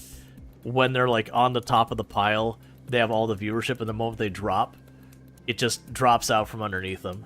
It's so... It's like, if you're not the best, you're not worth watching if you're going to be in the competitive space. And it's not me being, like, personally believing that. It's just that's how the numbers reflect. So the hope is you bring people in and get them to stay. Also, you're streaming the wrong game? Yeah. Oh, yeah, and that's the one I feel for people. There's another content creator, I'm not going to say the name, who is a friend of the channel, that they burned down Project Zomboid and they left it, but they had built their audience on nothing but Project Zomboid for a very long time. And they had more than twice the audience I did for a long time. This isn't, I will say it is not Lamprey, for those who are thinking that's what I'm talking about. But it doesn't matter who it is. But, it is kind of one of those things.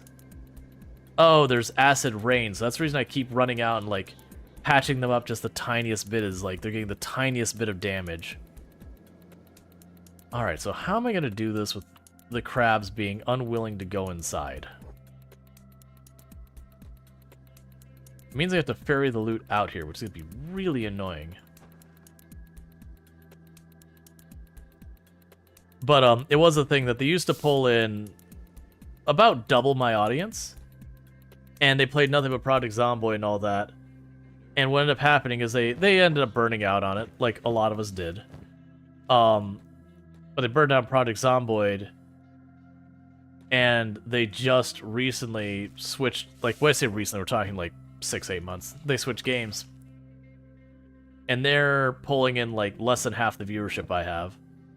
And that's a bummer for them, because they built an audience around a game. And now that they're kind of done with that game, it's just everything. Oh, that's... Okay. Yeah, let's go ahead and take that upgrade to Masterwork. Yeah, I'll do that. Uh-huh. I don't know why your texture just appeared, but I can live with that too, I guess.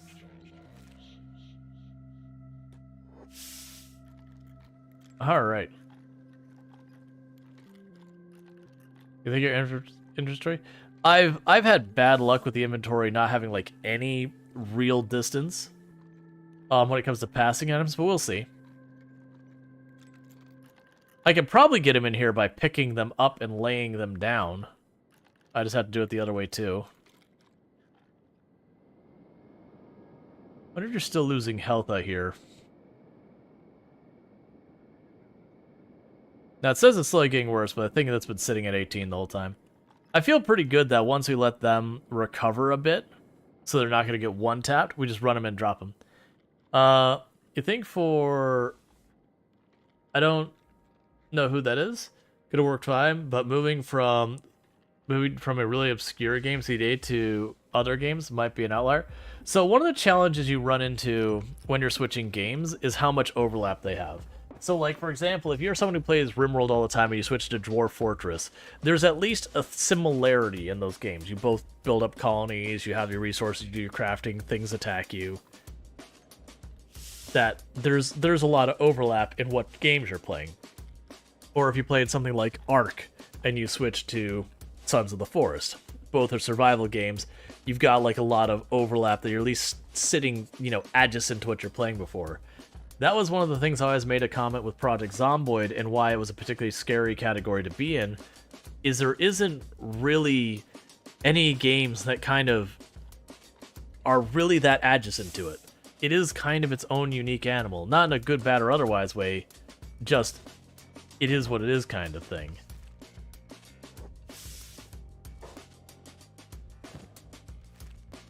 Oh, it can be terrible how bad your audience drops when you switch. Like it could be absolutely shocking how hard a game switch can hit your audience. Even when it's something that's like logical, like that's like, oh, okay, this is like really very similar to the other game I play. I'll just play this for a while, and it'll just absolutely kill you. But Zomboid is even more obscure. Oh yeah, you're not wrong. I would actually argue that Zomboid and CDDA are, you know, adjacent. I wouldn't actually agree with that. From what I've seen of, like, thematically they're similar, but you're talking a very, very jarring switch so far as presentation and all that kind of stuff.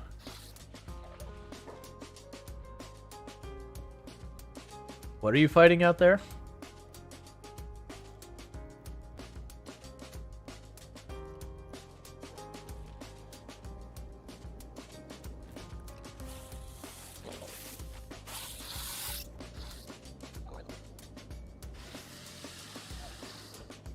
I'm hoping they won't eat my crabs.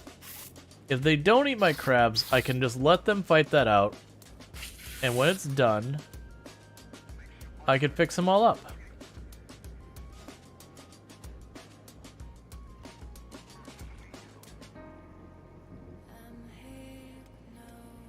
I mean, most of them are pretty bandaged up already. Alright. You look at your channel like at the Matrix? Yeah, and similar could be a bunch of things. It could be genre, it could be presentation, it could be a lot of things. But for me, like, I understand that Zomboid did get some what's the word? Inspiration from CDDA, but I would argue it's a very hard deviation.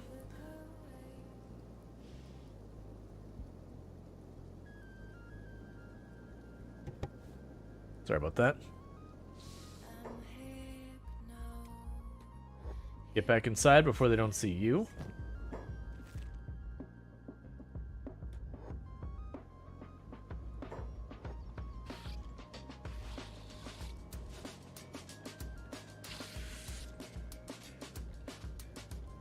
All right.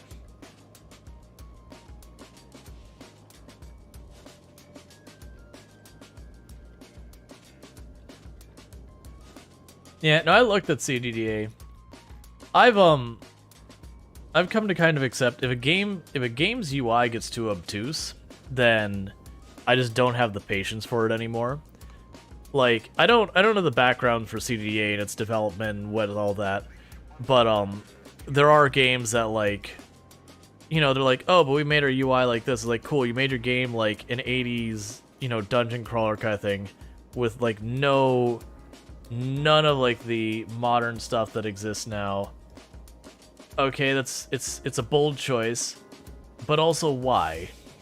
Like, you can make it so it thematically looks like that, and that absolutely get behind, but then it's like even the most basic UI stuff, like, oh yeah, we're not going to give you that quality of life. Right click to move stuff? No, friend. No, friend, that is not a thing that's gonna happen. You're like, but why? Like, make it look classic. Do the pixel art. That I'm on board with. Nostalgia hit me. But then also, you know, maybe let me right click. Don't make me go like space arrow arrow arrow arrow space arrow arrow arrow arrow space arrow arrow arrow arrow space arrow arrow arrow arrow space as I'm trying to move items from like a chest or whatever. Or like whatever. It's like that's not the nostalgia I miss. Going, I'm gonna loot this box. It's gonna be a 15-minute ordeal of me moving them item by item using like the arrow keys and then like hitting space or whatever. I'm okay if it has the option to do that. That I'm fine with it, but like let me right click.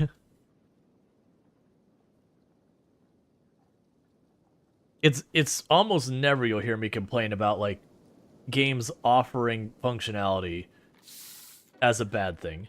It's the same thing, like games want to do like the extremely stylized pixel art, like letters. I'm okay with that, but also let me have the option to have just like a normal readable font. Because those stylized letters, you can stare at them and be like, man, I don't know what letter that is. Are they don't go back to into... Okay, well that was a bunch of out party up there.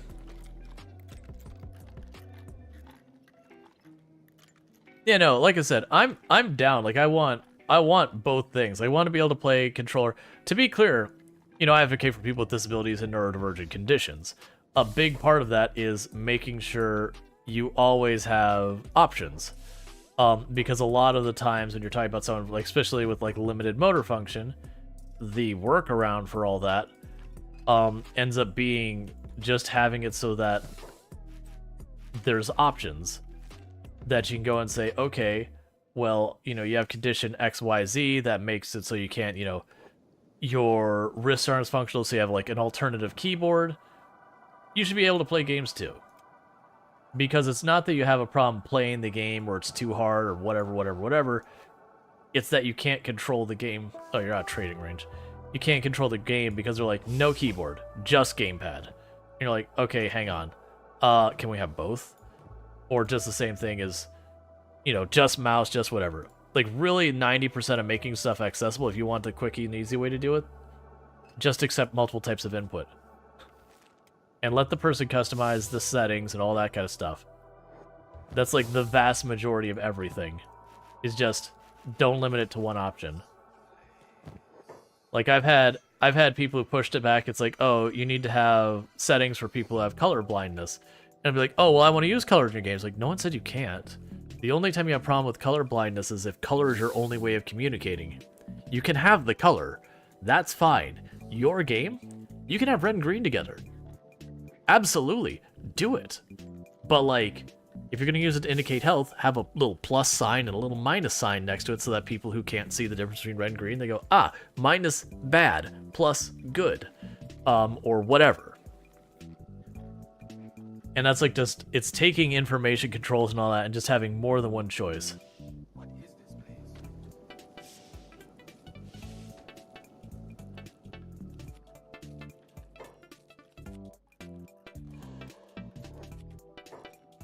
Would you, like, get in there, maybe?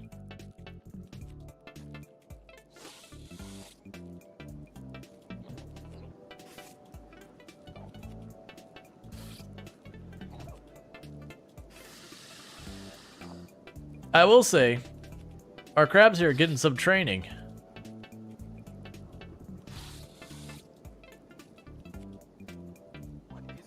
Yeah, our toughness on these crabs is getting like 20 and 30. Other than Senji Cookie, who spent half the time unconscious. You know, that's just how these things go.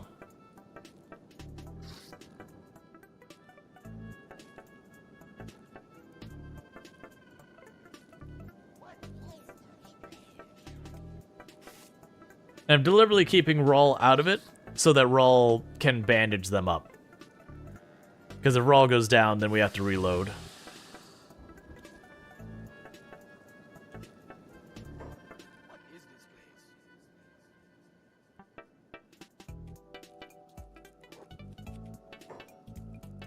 place? So once they get out of here, patch them up. Put this on their Steam page. Yep. That is always worth doing, is when you see something that's very clearly a bug. Taking the time to report it. Okay, patch everyone else up.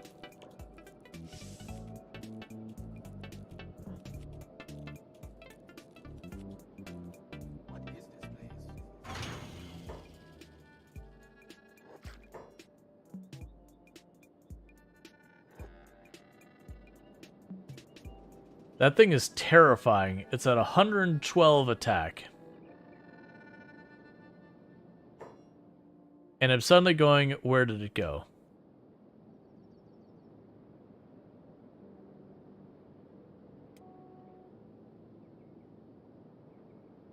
I'm getting real nervous that it's going to see me here in a moment. Yes, you just go back to unlocking that box there, Rual. Don't worry about it. It's fine. 112 attack. Yeesh. No defense. But real thick offense.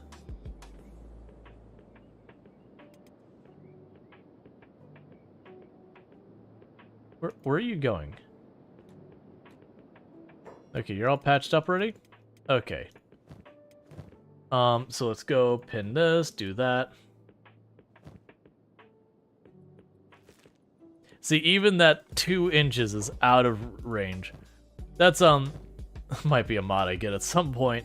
I'm sure there's a mod that's like, yo, your range for passing items is absurd. And I get it that they don't want you, like, passing items through walls of shops and yada yada yada to cheese. But also, hear me out, Kenshi. People just cheese this game.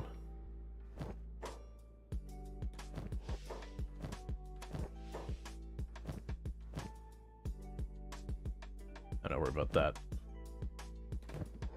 Alright. Yeah, this is a big bummer. The fact that the crabs can't go inside a lot of buildings. And it makes sense. They're getting too big. They can't fit through the door. But it's also kind of like, man, you let me do all sorts of jank stuff. Just let the crab in the building.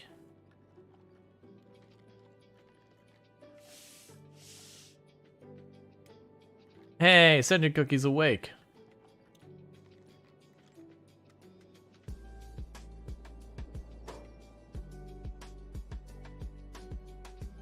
Yeah, and that spider's on its last limb. We'll be able to roll over there and finish it.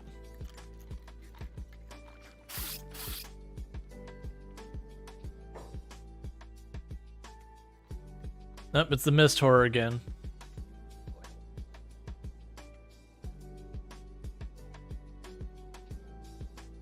I wonder how much toughness you're gaining per hit. About 5-6% of a level per hit.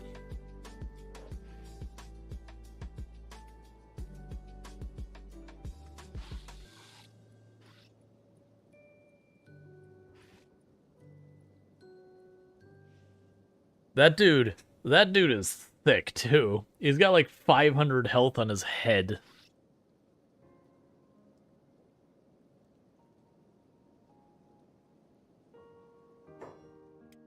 Oh, stop sneaking, start attacking.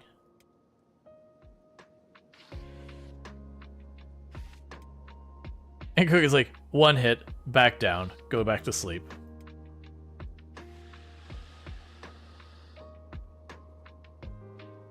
Alright, Scorb, you have a good one. Thank you for tuning in, thank you for checking it out on YouTube. I do appreciate that.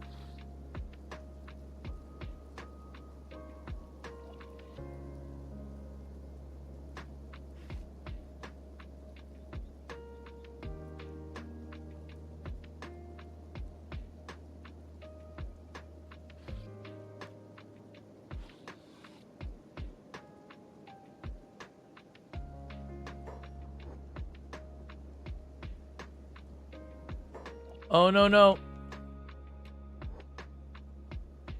Don't see Rual.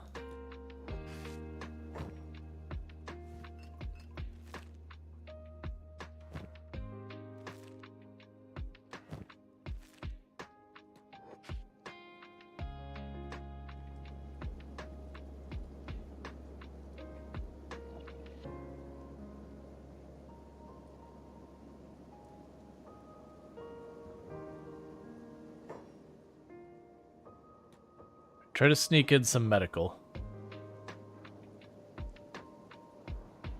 The worst thing is that little crab is actually doing a number on this guy. It's also surprising that this thing isn't like wanted or whatever for how ridiculously tough it is. Oh, come on. Let me go.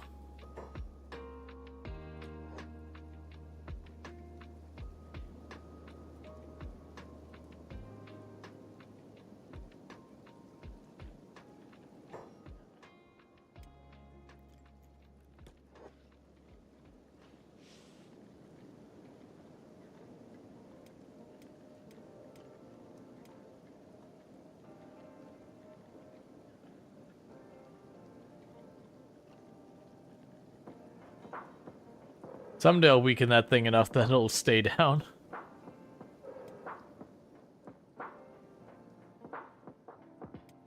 I know any real danger.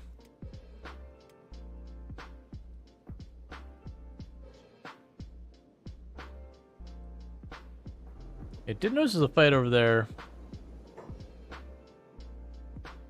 There's got like one giant elder crab up there. And a bunch of fishermen.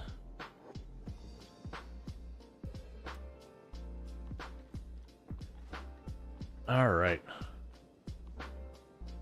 Think we're clear. Go patch everyone up. Like with a normal group, you just run in the building. You can potentially close the door. Actually, maybe destroy the door. So you just run everyone in the building and hide. But with the crabs just being stuck in there, it's like, alright, well, I guess we're grinding toughness.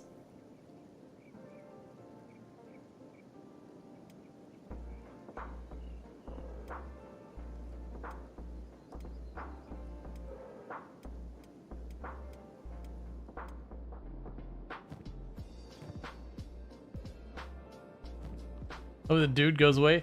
I mean, I'm not actually upset about it just because, like, you know, I am getting a lot of toughness out of this. And you are getting some combat skills in the crabs, and they are lagging behind. So, all things considered, it's not really that bad.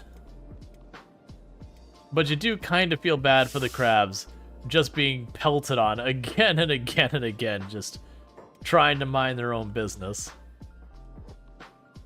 Well, Rual's in here trying to, like, pick every lock by themselves.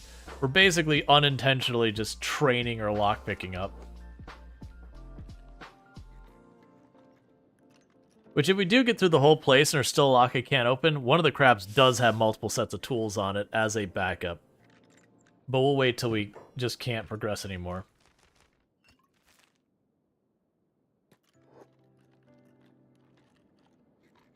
But you have so many bandages. Well, that's the thing. This place is paid out in a huge way. I haven't checked on Sad Neil in forever. You seem fine.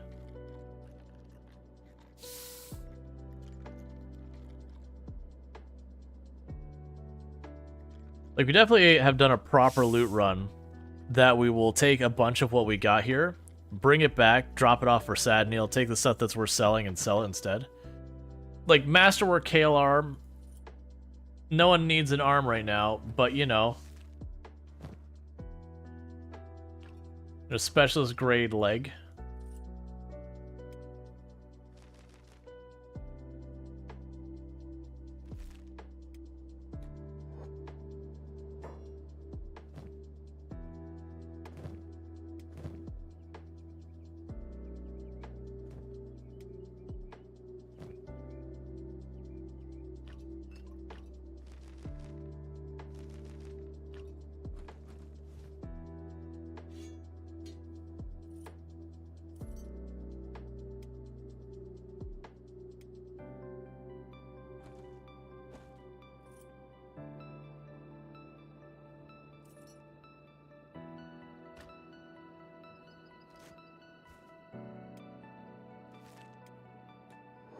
Alright.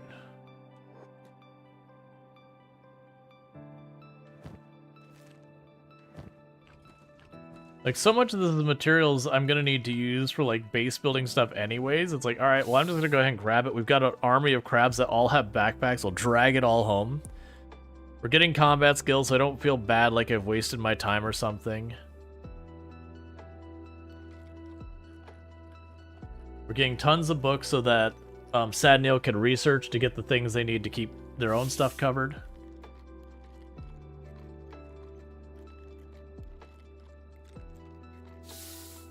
Now, the real rough thing is we fought just 2 of those Iron Spires, and they gave us a proper fight. Which, again, we're still pretty early game. And the other one we opened, we walked in, and there was like 6 of them right at the door. I was like, oh, this is not our stop. Wait, did I open the other one?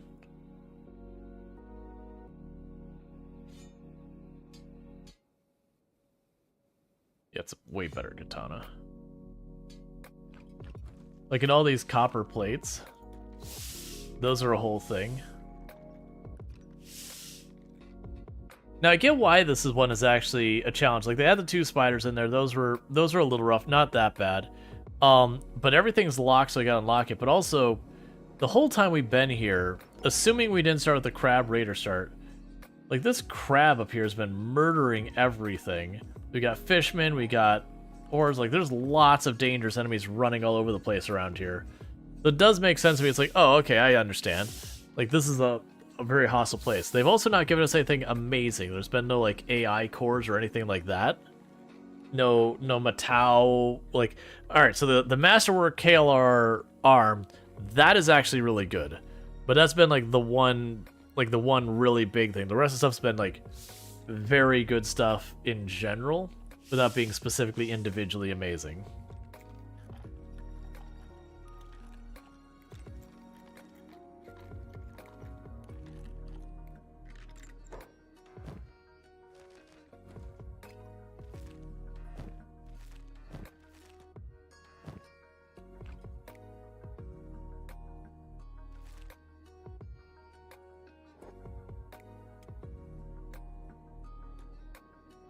If you're lucky, you loot those from Fogman.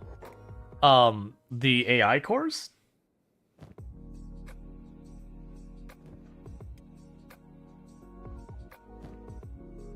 I haven't ever found those from, like, Fogman or anything.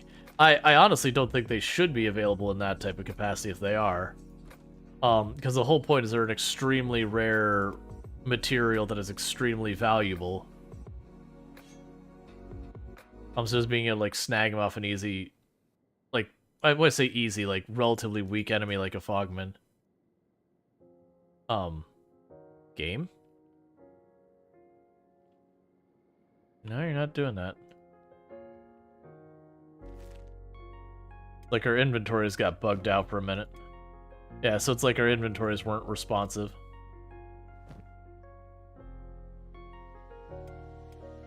Yeah, so you're just full.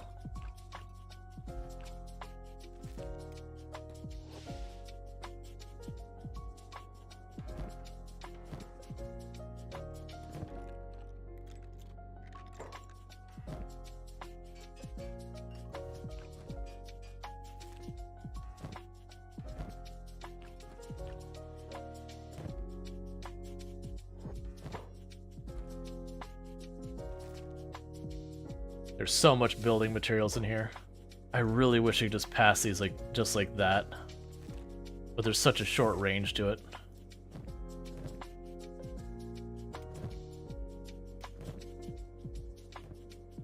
We're dealing with loot for days.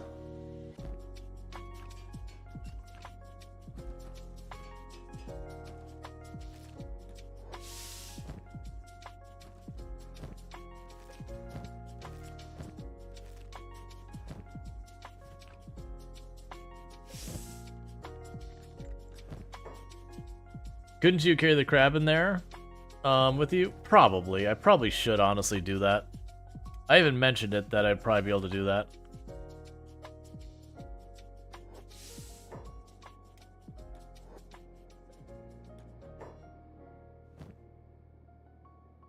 It wouldn't be so bad if there was just like...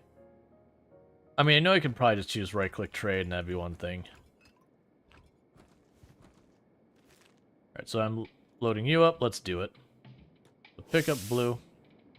Or Bubs. Totally different name.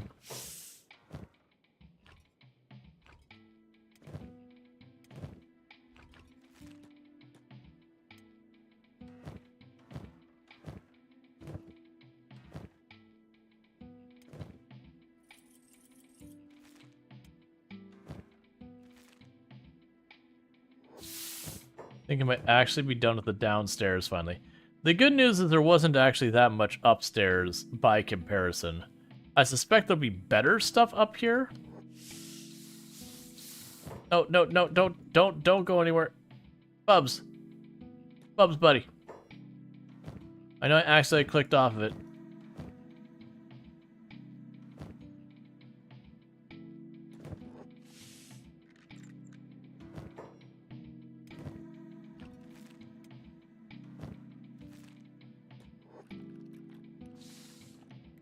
All right.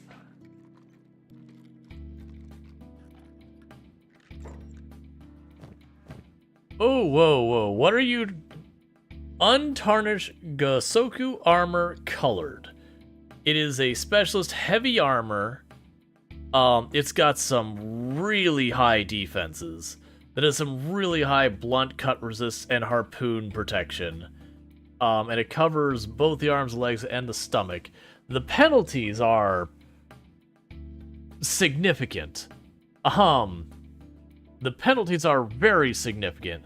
I definitely feel like we're using that eventually. We're saving that one. That one does not get sold. But the downside is, if I put that on Rual right now, Rual is just a hair above stationary.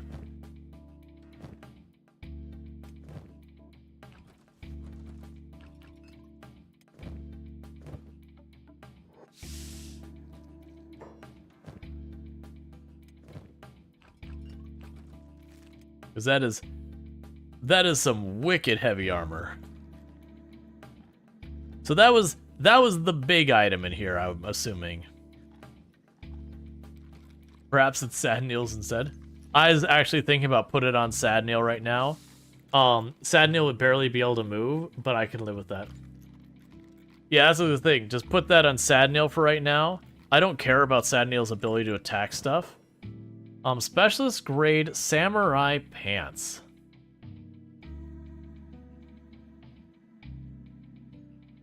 I think that's slightly better than what I got right now. Do you take this? Specialist grade samurai pants, no penalties on it, versus this has a penalty, so take that off. We're wearing the specialist grade samurai pants now. We also have a small heap of repair kits.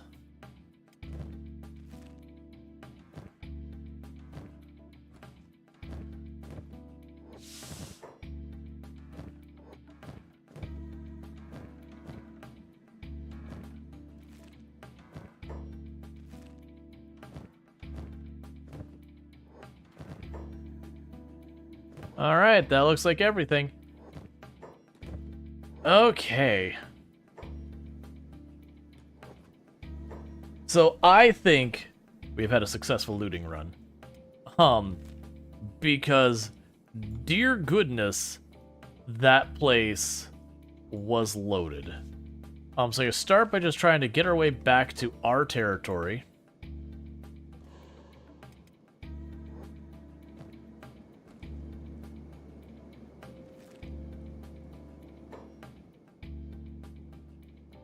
Hey, can we be cool, Fogman?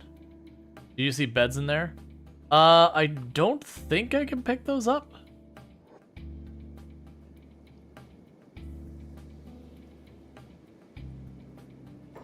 Ah, fine. I was trying to not get into a fight with the crabs, but it's... Or not with the crabs, with the fishermen.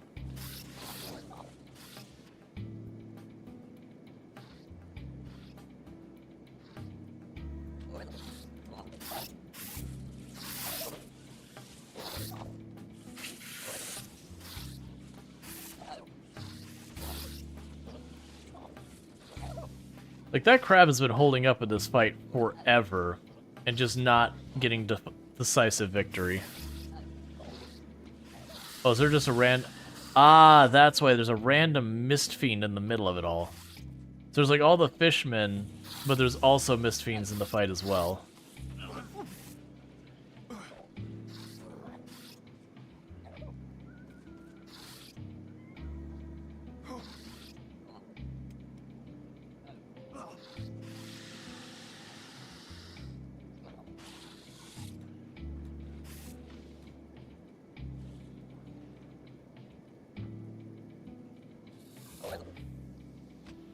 It's like good news they're still caught up in the fight.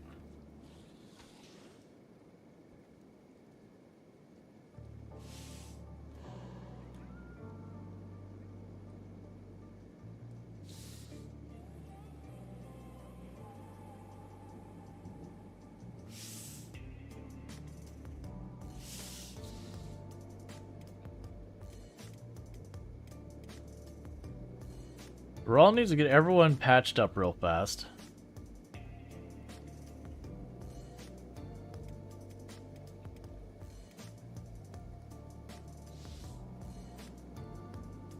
Where are you going?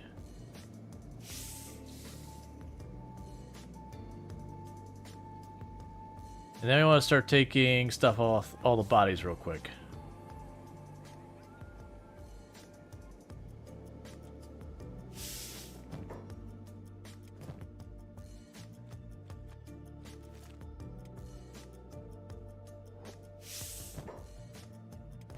All right.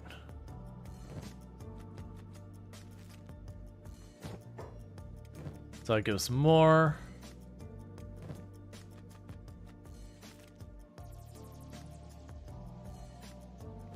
I'm not looking for perfect. I'm just looking for I won't start stepping away and then have like the whole group get up and come after us in just a couple seconds.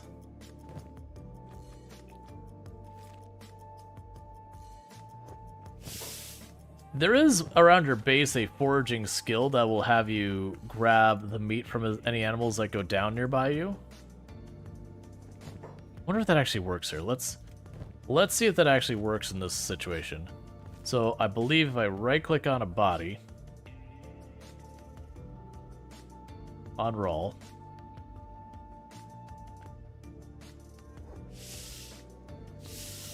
will you do it? You will not. Good to know. All right.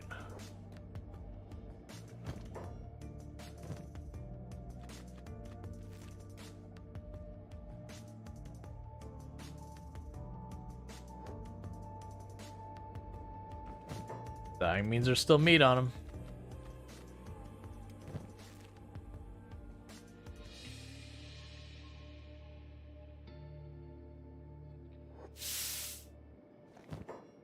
Okay. We're grabbing all this to feed ourselves and our crab friends.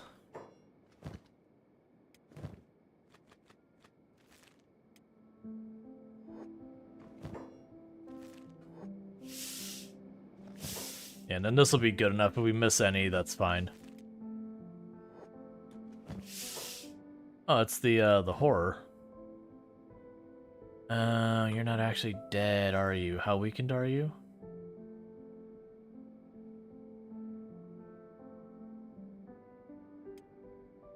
I'm gonna pick you up so you go back unconscious, and I'm gonna put you back down. And then I'm gonna steal your stuff.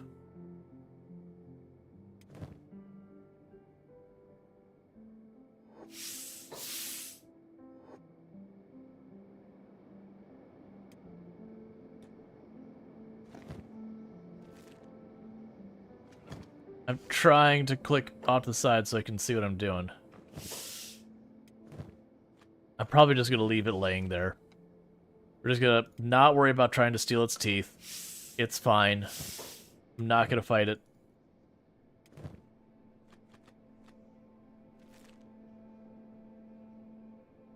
And there's one last one over here.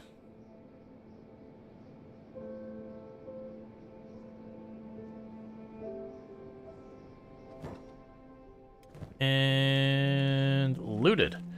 Alright, so that was way longer than I expected one stop to take us.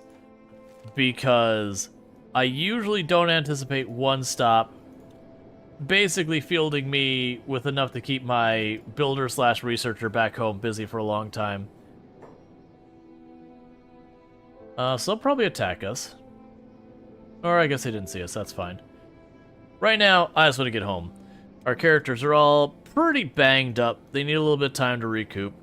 Other than Senshi and Cookie, they're all doing really well. They're all up in their 20s, so we basically doubled their combat skills in that whole situation. Rual only gained a little bit of defense, not a whole lot. Oh. What's attacking me? One scavenger. But as you can see with like Conrite, they're also weakened. A single hit will drop them right now. Give me your first aid.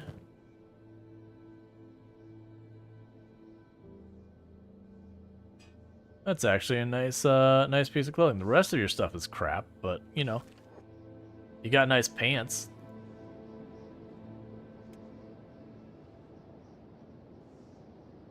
Alright, so as soon as Conrad gets back up, which will be in just a second.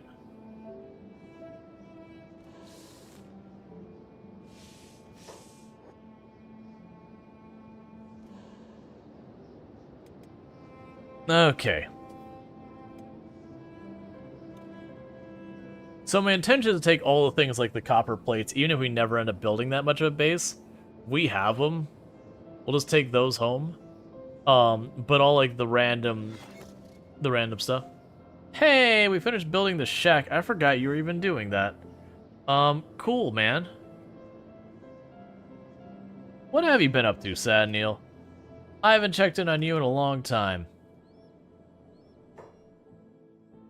So, you got a whole bunch of food in there. You've got that all going. You basically took all that stuff out from where you're at. What's your inventory look like? Your inventory's fine. But we're going to go ahead here and go tech. Because of that build, you can build your small research base. Your small research table. Is there anything else you need to have you build while you're here? Nope. So you can do that with your newfound materials. Because that will be the next thing they build. They get the research bench. And then I can have them start making stuff to expand the options we've got over there. Because if I make storage for everything, I can have it so our characters will drop stuff when they get there.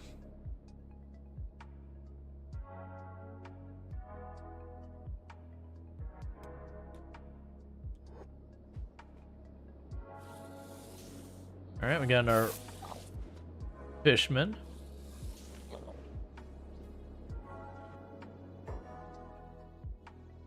Why are you not getting involved, Creb? That is a lot of fishmen. I'm not feeling great about this.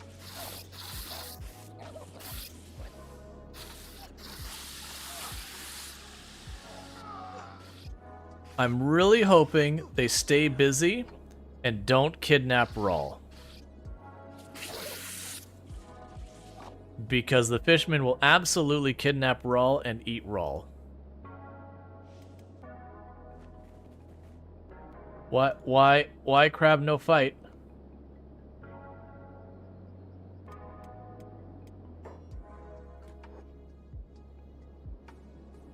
Okay, that actually worked out.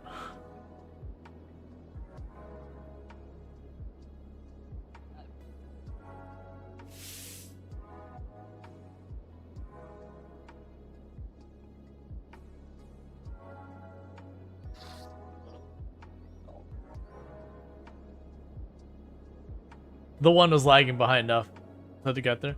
Is there your favorite game? Your favorite games are Caves of Quad and Kenshi, but yeah, pretty high hope for the future of Dwarf Fortress Adventure Mode Steam, but maybe I missed some of our hidden gems. So I mean, I prefer like over Dwarf Fortress. I'm more into the RimWorld end of things. Dwarf Fortress is fine as far as like I love the idea of Dwarf Fortress. And I think I like watching Dwarf Fortress. Unfortunately for me, I find the obtuse UI very off-putting. Like I gave it a shot, and it's just like I really wasn't having a good time, so I kind of moved on from it. But and I've never tried Caves of Quad. I've seen it. There's another member of the Halcyon Frequency team, my stream team, Blind IRL, who does play both those games and definitely has a good time, and I've enjoyed what I've watched. But I've gotten to the point that when it comes to UIs being particularly obtuse, oh please, not Skeleton Legion, no. Can you go the other way? Can I just go down this ridge and we can pretend everything's cool? I'd like to pretend everything's cool.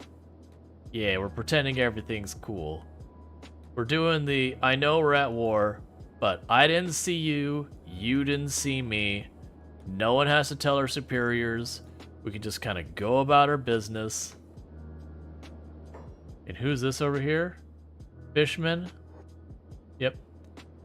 Have you heard of Unreal World? It's the oldest survival game that still gets updates. You're a Norseman trying to live in the wild. Okay. It's not ringing any bells.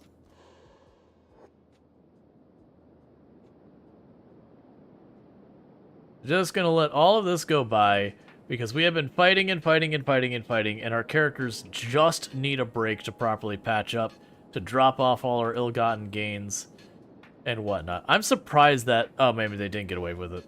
I was gonna say, it's like surprised the Legion got away with that. It's made a friendly UI experience, which is rare for roguelike. And the ambient and the deepness of possible tactical, everyone can play at this game. Oh, that's good. I never really properly gave it a look. Like I said, for me, I ended up messing with Dwarf Fortress because I play a ton of RimWorld on the channel. And generally speaking, a lot of people enjoy that content, and there's a lot of overlap between the Dwarf Fortress and RimWorld communities. But for me with Dwarf Fortress, its UI was just, in a lot of ways, it was like just obscure for the sake of being obscure. Like you could kind of look at and go, if they just did this one change, this part of the UI would be that much better. You know, stuff like being able to like right-click on events to hop over to certain things and it just didn't work, or it'd be like, you needed this, I'm like, cool, where is that? And you'd spend 20 minutes trying to figure out where that was. That just kind of really was just off-putting to me. And admittedly, cause aesthetically, if I'm remembering correctly with Quad, they kind of made me think of each other. I was just like, yeah, as much as I just was really disappointed with Dwarf Fortress. Or I should say off-put, not disappointed, that's not fair. I kind of just didn't give it a chance. It kind of just made me think too much of the other one, which is unfair. I shouldn't do that. It just can be hard not to sometimes.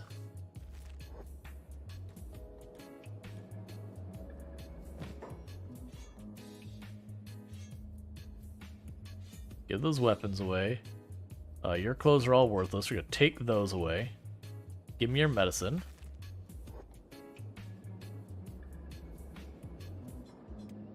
Amazing, pretty complex game. UI is understandable, everything? Well, because any mistake is deadly. Should give it a try. Like Aurora 4 times. The famous Excel simulator. Yeah. I'll have to look at it. I'll give it a more proper look.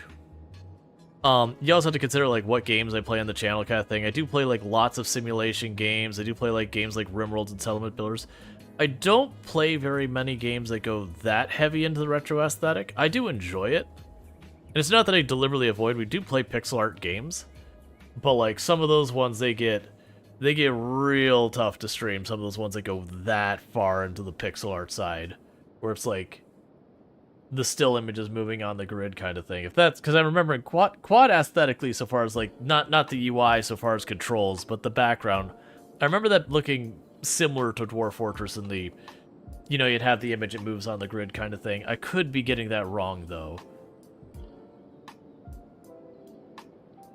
The future adventure mode of Dwarf Fortress is playing as an ARPG, typical roguelike. You play as one character, adventure mode. Not anymore Castle Gaston game. You can love it even if you don't much. Yeah, very admittedly, I'm probably not going to revisit Dwarf Fortress unless they do a major UI overhaul. Like even if they have different modes. Because I had bought it, and honestly, if I had played the free version, be like, yeah, that's what I expect for a free version, I'd probably been a lot more okay with it. But it was what, like 40-50 bucks when it came out. And then you're like, I'm sorry, 40-50 bucks, I expect more out of a UI than this.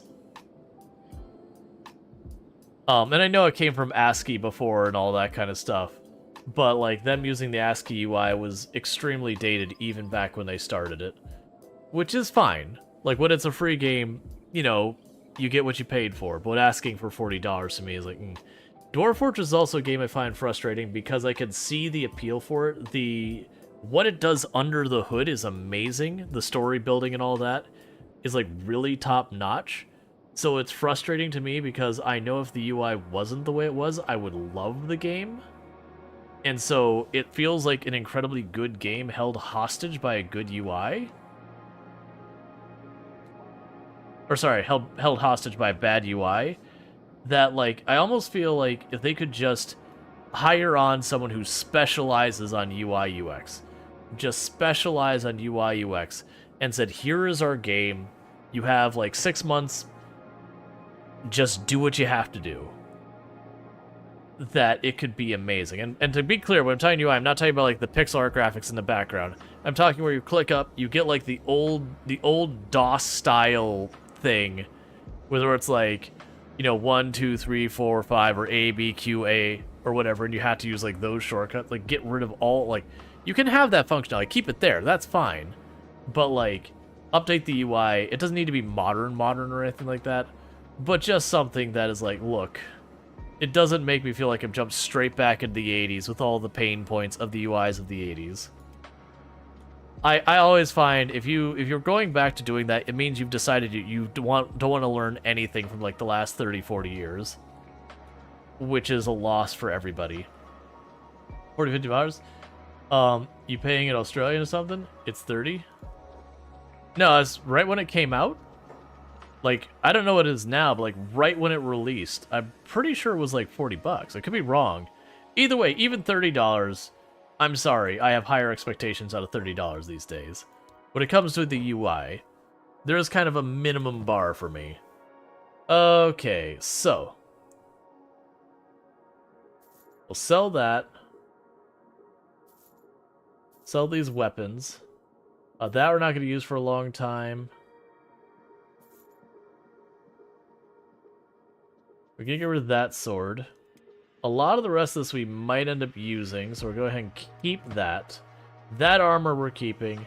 I'm going to keep those pants and that sword for Sadneil. I shouldn't need the fuel at all. That can get out of here. So I'm keeping a bunch of stuff since we are doing a base thing over there. Gotta see how it goes. I already have a standard quality. Where are you? Get over here.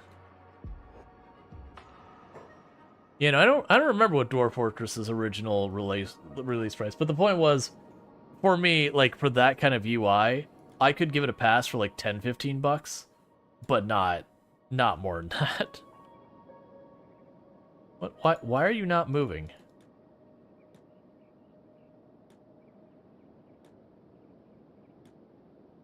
Alright. If we want to do it this way, that's fine. I'll come get you.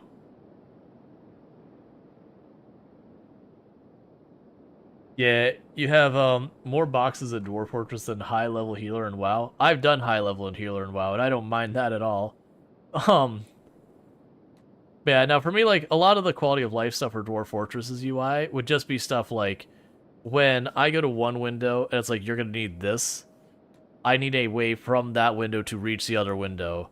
And then when it comes to, hey, you need a person who does this, I need an organic way to figure out where the expletive that thing is in your UI. Because it felt like every time it asked me something, it was like, alright, let me just start from left to right and start working my way through. And I did that on stream for a while, and then I refunded the game. I was like, look, I'm sorry. I got a pretty high tolerance for jank. I'm actively playing Kenshi right now. If anyone questions that, I got a pretty high tolerance for jank. I got a pretty high tolerance for a lot of things. I do not have a high tolerance for convoluted UIs. Because to me, that's a decision. That's not something else. You opt to not go in and clean that stuff up.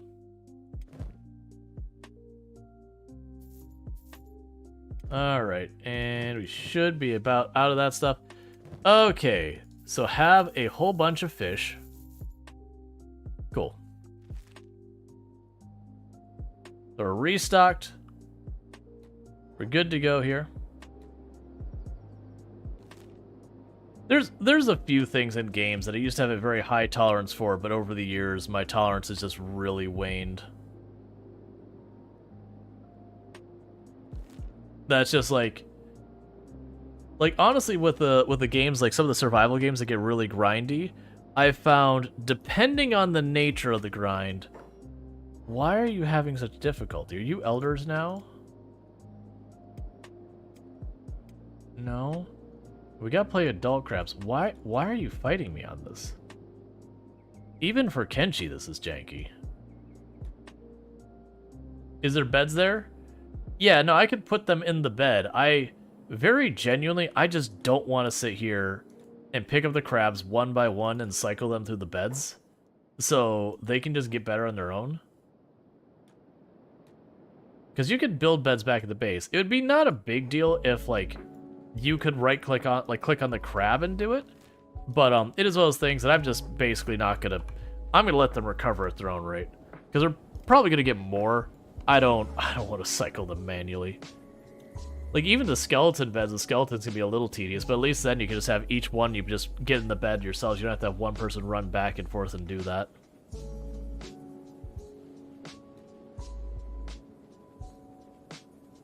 Alright, so we're getting ready to go to home sweet home. What are we doing on time? Alright.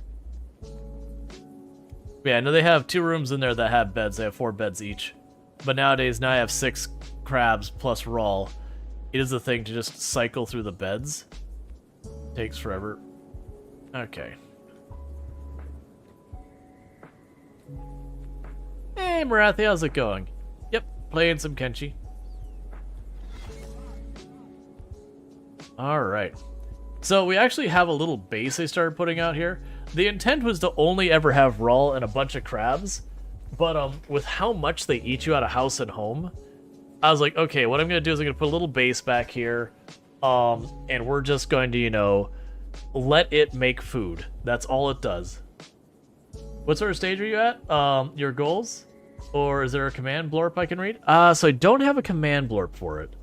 But we're kind of in, like, middle early game, I would say. We did the Crab Raider start, and so thematically the idea is it's Crab Raiders, and you're basically versus all of the factions in the southeast part of the map, the big one being United Cities. And so we're just leaning into it, and we're just going to have our Crab army, and then the intent is to defeat all of the enemies of the Crab Raiders. So with that, our first target is going to be the Reavers, to wipe them out. But we are still in, like, the, like, mid-early game kind of thing. Defeat all the peoples. Yeah, so like right now it's going to be basically kind of all the groups that are in this, like this area down here are against us, including the Legion there, and then up here. Your biggest issue is just not dying. Yeah, now the big problem I'm running in right now is the issue is Rual is the only one who can bandage anyone, because the crabs can't bandage or do anything like that. It's just animals aren't allowed. So it is those things that have to, like, keep Rual kind of safe in fights. Like, I haven't get involved, but the moment things start turning sour, Rual's the one who backs off and, you know, is ready to start patching people up. Where is Rual? Oh, there you are. That's the whole thing. Well, it keeps storming anywhere you stay because you refuse their Bible bashing idiocy. Yeah, that is what the Holy Nation does.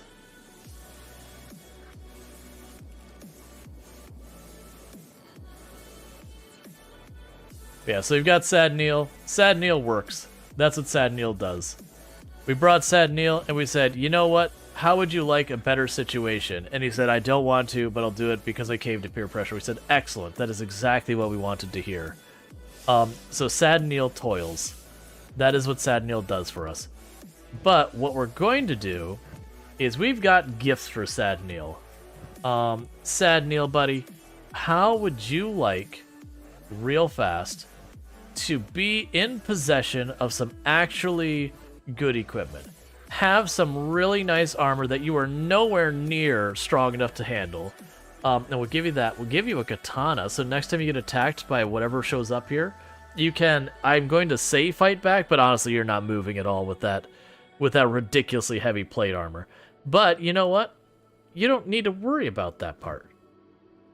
We can just pretend it's all fine. Perfect. So with that, we're gonna have you run over here, and we're gonna start dropping all this off in storage.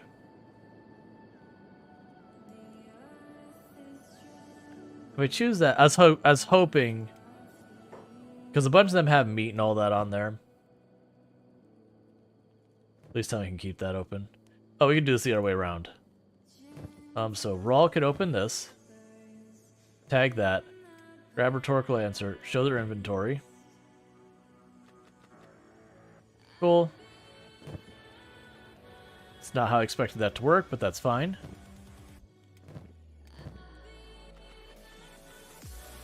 Reavers won't loot him. When you have people attack you, they never take, like, the equipment. What they'll end up doing is they will end up taking, like, if you have food on you, they'll take that. I think they'll take money if you have it on you, that kind of thing, which I don't... You have to try really hard to have money in item form on your person. That's something you go out of your way for.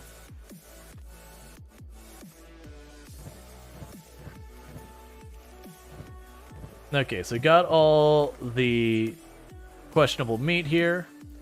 And then there's a whole bunch still in here.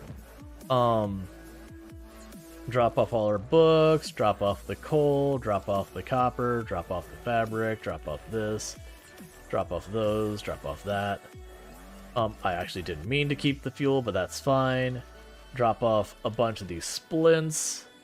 Drop off a bunch of the first aid. I didn't mean to bring the bolts. We'll keep the bolts on us because we'll sell those. I'll keep the food on us. Drop off the limbs for now.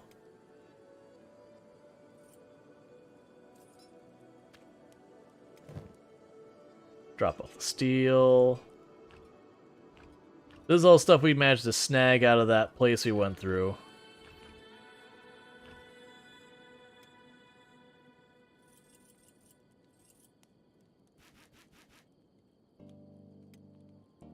Alright, so I'm gonna have to grab all this meat back up.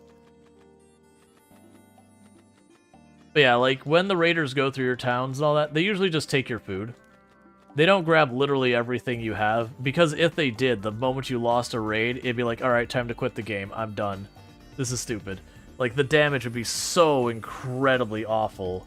No one would want to pick up where they left off. Like, if you're established at all. If you're like early game, you don't have anything, it's like, okay, I didn't lose anything, whatever. But it'd be playing this like in a near like hardcore mode. Forgot to get rid of those. Cool. So I've got all that. Meanwhile,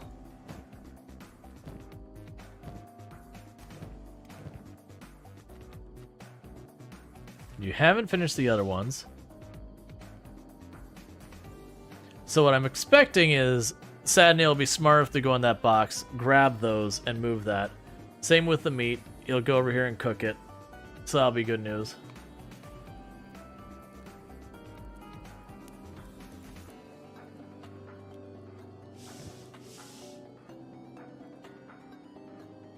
Meanwhile, that's missing a couple things, so we can actually have Rual deal with that. Rual can build that himself right now. Okay, because I'm just trying to get this set up. Sadnil can keep working on Sadnil things. And yes, Sadnil is carrying around a Reaver who they injured and has been like slowly bleeding out in their shoulder. We're just strength training. I'm in no rush to like Sadnil being as efficient as possible, so we're just going to keep building up that strength till Sadnil is real nice and strong. It'll take a little while. Alright, so with that, I can have Rual run down here and grab all the books and research stuff.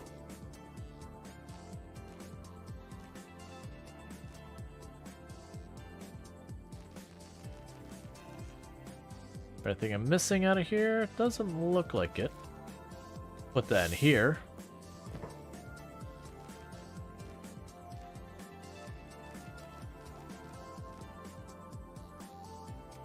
Alright, so save that real fast, and we can go to Show Research. All right, so I haven't messed with this mod before. So the first thing we definitely need is we need iron plates. Because we don't have iron plates, I have to keep running to do that. Let's see, I forgot you bought... Grab it, Neo carrying someone? Yeah. So we can have the cooking. What we're looking for, though, is I am trying to see if we can find the drying fish. So fishing... Oh, okay, so I can make a bunch of these. So I need cloth manufacturer. I'm not gonna have the materials for that. Copper plates we can worry about later. Electronics we can worry about later. The makeshift walls could be potentially helpful. We have shelves, gear items, fabric, ore. So that's not gonna be important there. So fabric manufacture requires cotton to be any good. My room having fun with my pen animal disease plague a few moments ago. Animal disease flu, so much overlap. Oh yeah, no, RimWorld to do that. So public sales is kind of useless in vanilla. I don't know what happens here with this mod. And the issue and why it's so useless in vanilla, if you don't get mods to expand on it, is most of the trade caravans don't carry like any money on them kind of thing. So they show up and they'll buy stuff, but they'll have like 200 cats, and they won't be able to afford anything you sell, like almost ever. So it ends up being a real big waste of time. Once you get mods going on, it can be really good. So what I'm trying to do is I wanted to be able to dry the fish. And I can't scroll down with that. So, okay. I'm gonna add cooking. And I'm hoping that's going to unlock more, because I can't see what all it adds. We did get our thing for the iron. Trapping I don't care about. I would like fishing. That requires the fabric manufacture. Now I can go to farming. Oh, it's not fabric manufacture, it's clothing manufacture. Okay. I don't think we have that. That's probably Tech 2, which requires small house. Then Tech 2. And we'll have to wait to see what we can even do at that point. Which does mean, hey, Sad Neil, buddy, you got another thing on your list to do now. We're just going to go ahead and go right here, and right after engineering, you're going to put research. So as you have availability, you keep that moving. Is there anything else you want to deal with storage-wise for him? We can grab this. And if we go ahead and build you...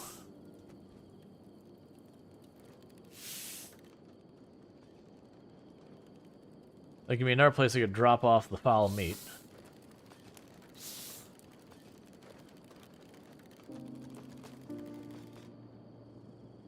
How are you doing that? You're getting pretty close to getting another one done.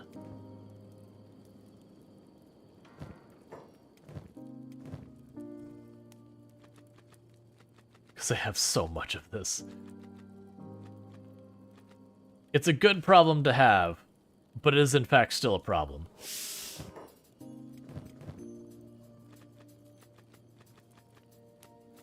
The good news is we did get a lot of this out of here. And we do have stuff for making the iron plates whenever that comes up. Alright, so let's do our inventory. I got a bunch of, small first aid kits are burning through. I've got a ton of rations here and all that, so food we're good. They've got a bunch of fish through there. We've got the bolts that I don't really need. Those are going to get sold.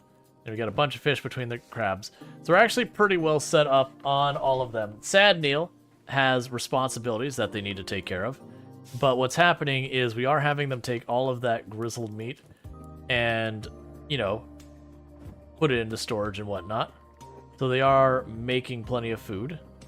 And we also have them down here with the fish going on. But that's not really getting any meaningful progress. Do I have you set to do anything with that? There's campfire is higher. Let's put the fishing net higher than that. Because my hope is that they will start getting the fish going. And it'll be expand on that.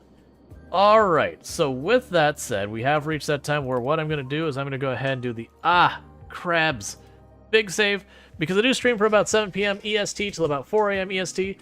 So with that, we are past that time, and I am getting what they refer to as tired. So what I'm going to go ahead and do is I'm going to go find someone for us to raid. So all you over here on Twitch land, don't forget to follow and do all that stuff. If you do enjoy the content here, that way you can find your way back here in the future. But I'm going to go ahead and go to my ending stream screen and find someone for us to raid. All of you over on TikTok and YouTube, the stream will be ending abruptly because there's no such thing as raiding over there, and that's going to be a whole thing. We've actually had a pretty decent number of people on all 3 platforms tuning in tonight. So that is your prior play and this on your YouTube? Yes, it is. But thank you again. And it is good seeing people here. Also, let me go ahead and get a shout out because I totally missed that. I've been getting tired for a while. I'm like, no, I want to get to the whole stream. So let me go ahead and get a shout out. For those who do not know, Marathi playing Nightingale most recently. So if you're looking for some Nightingale, you can find that over there.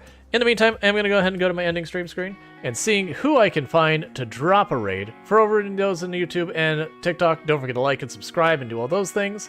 But I will see you later. And as a reminder, I do stream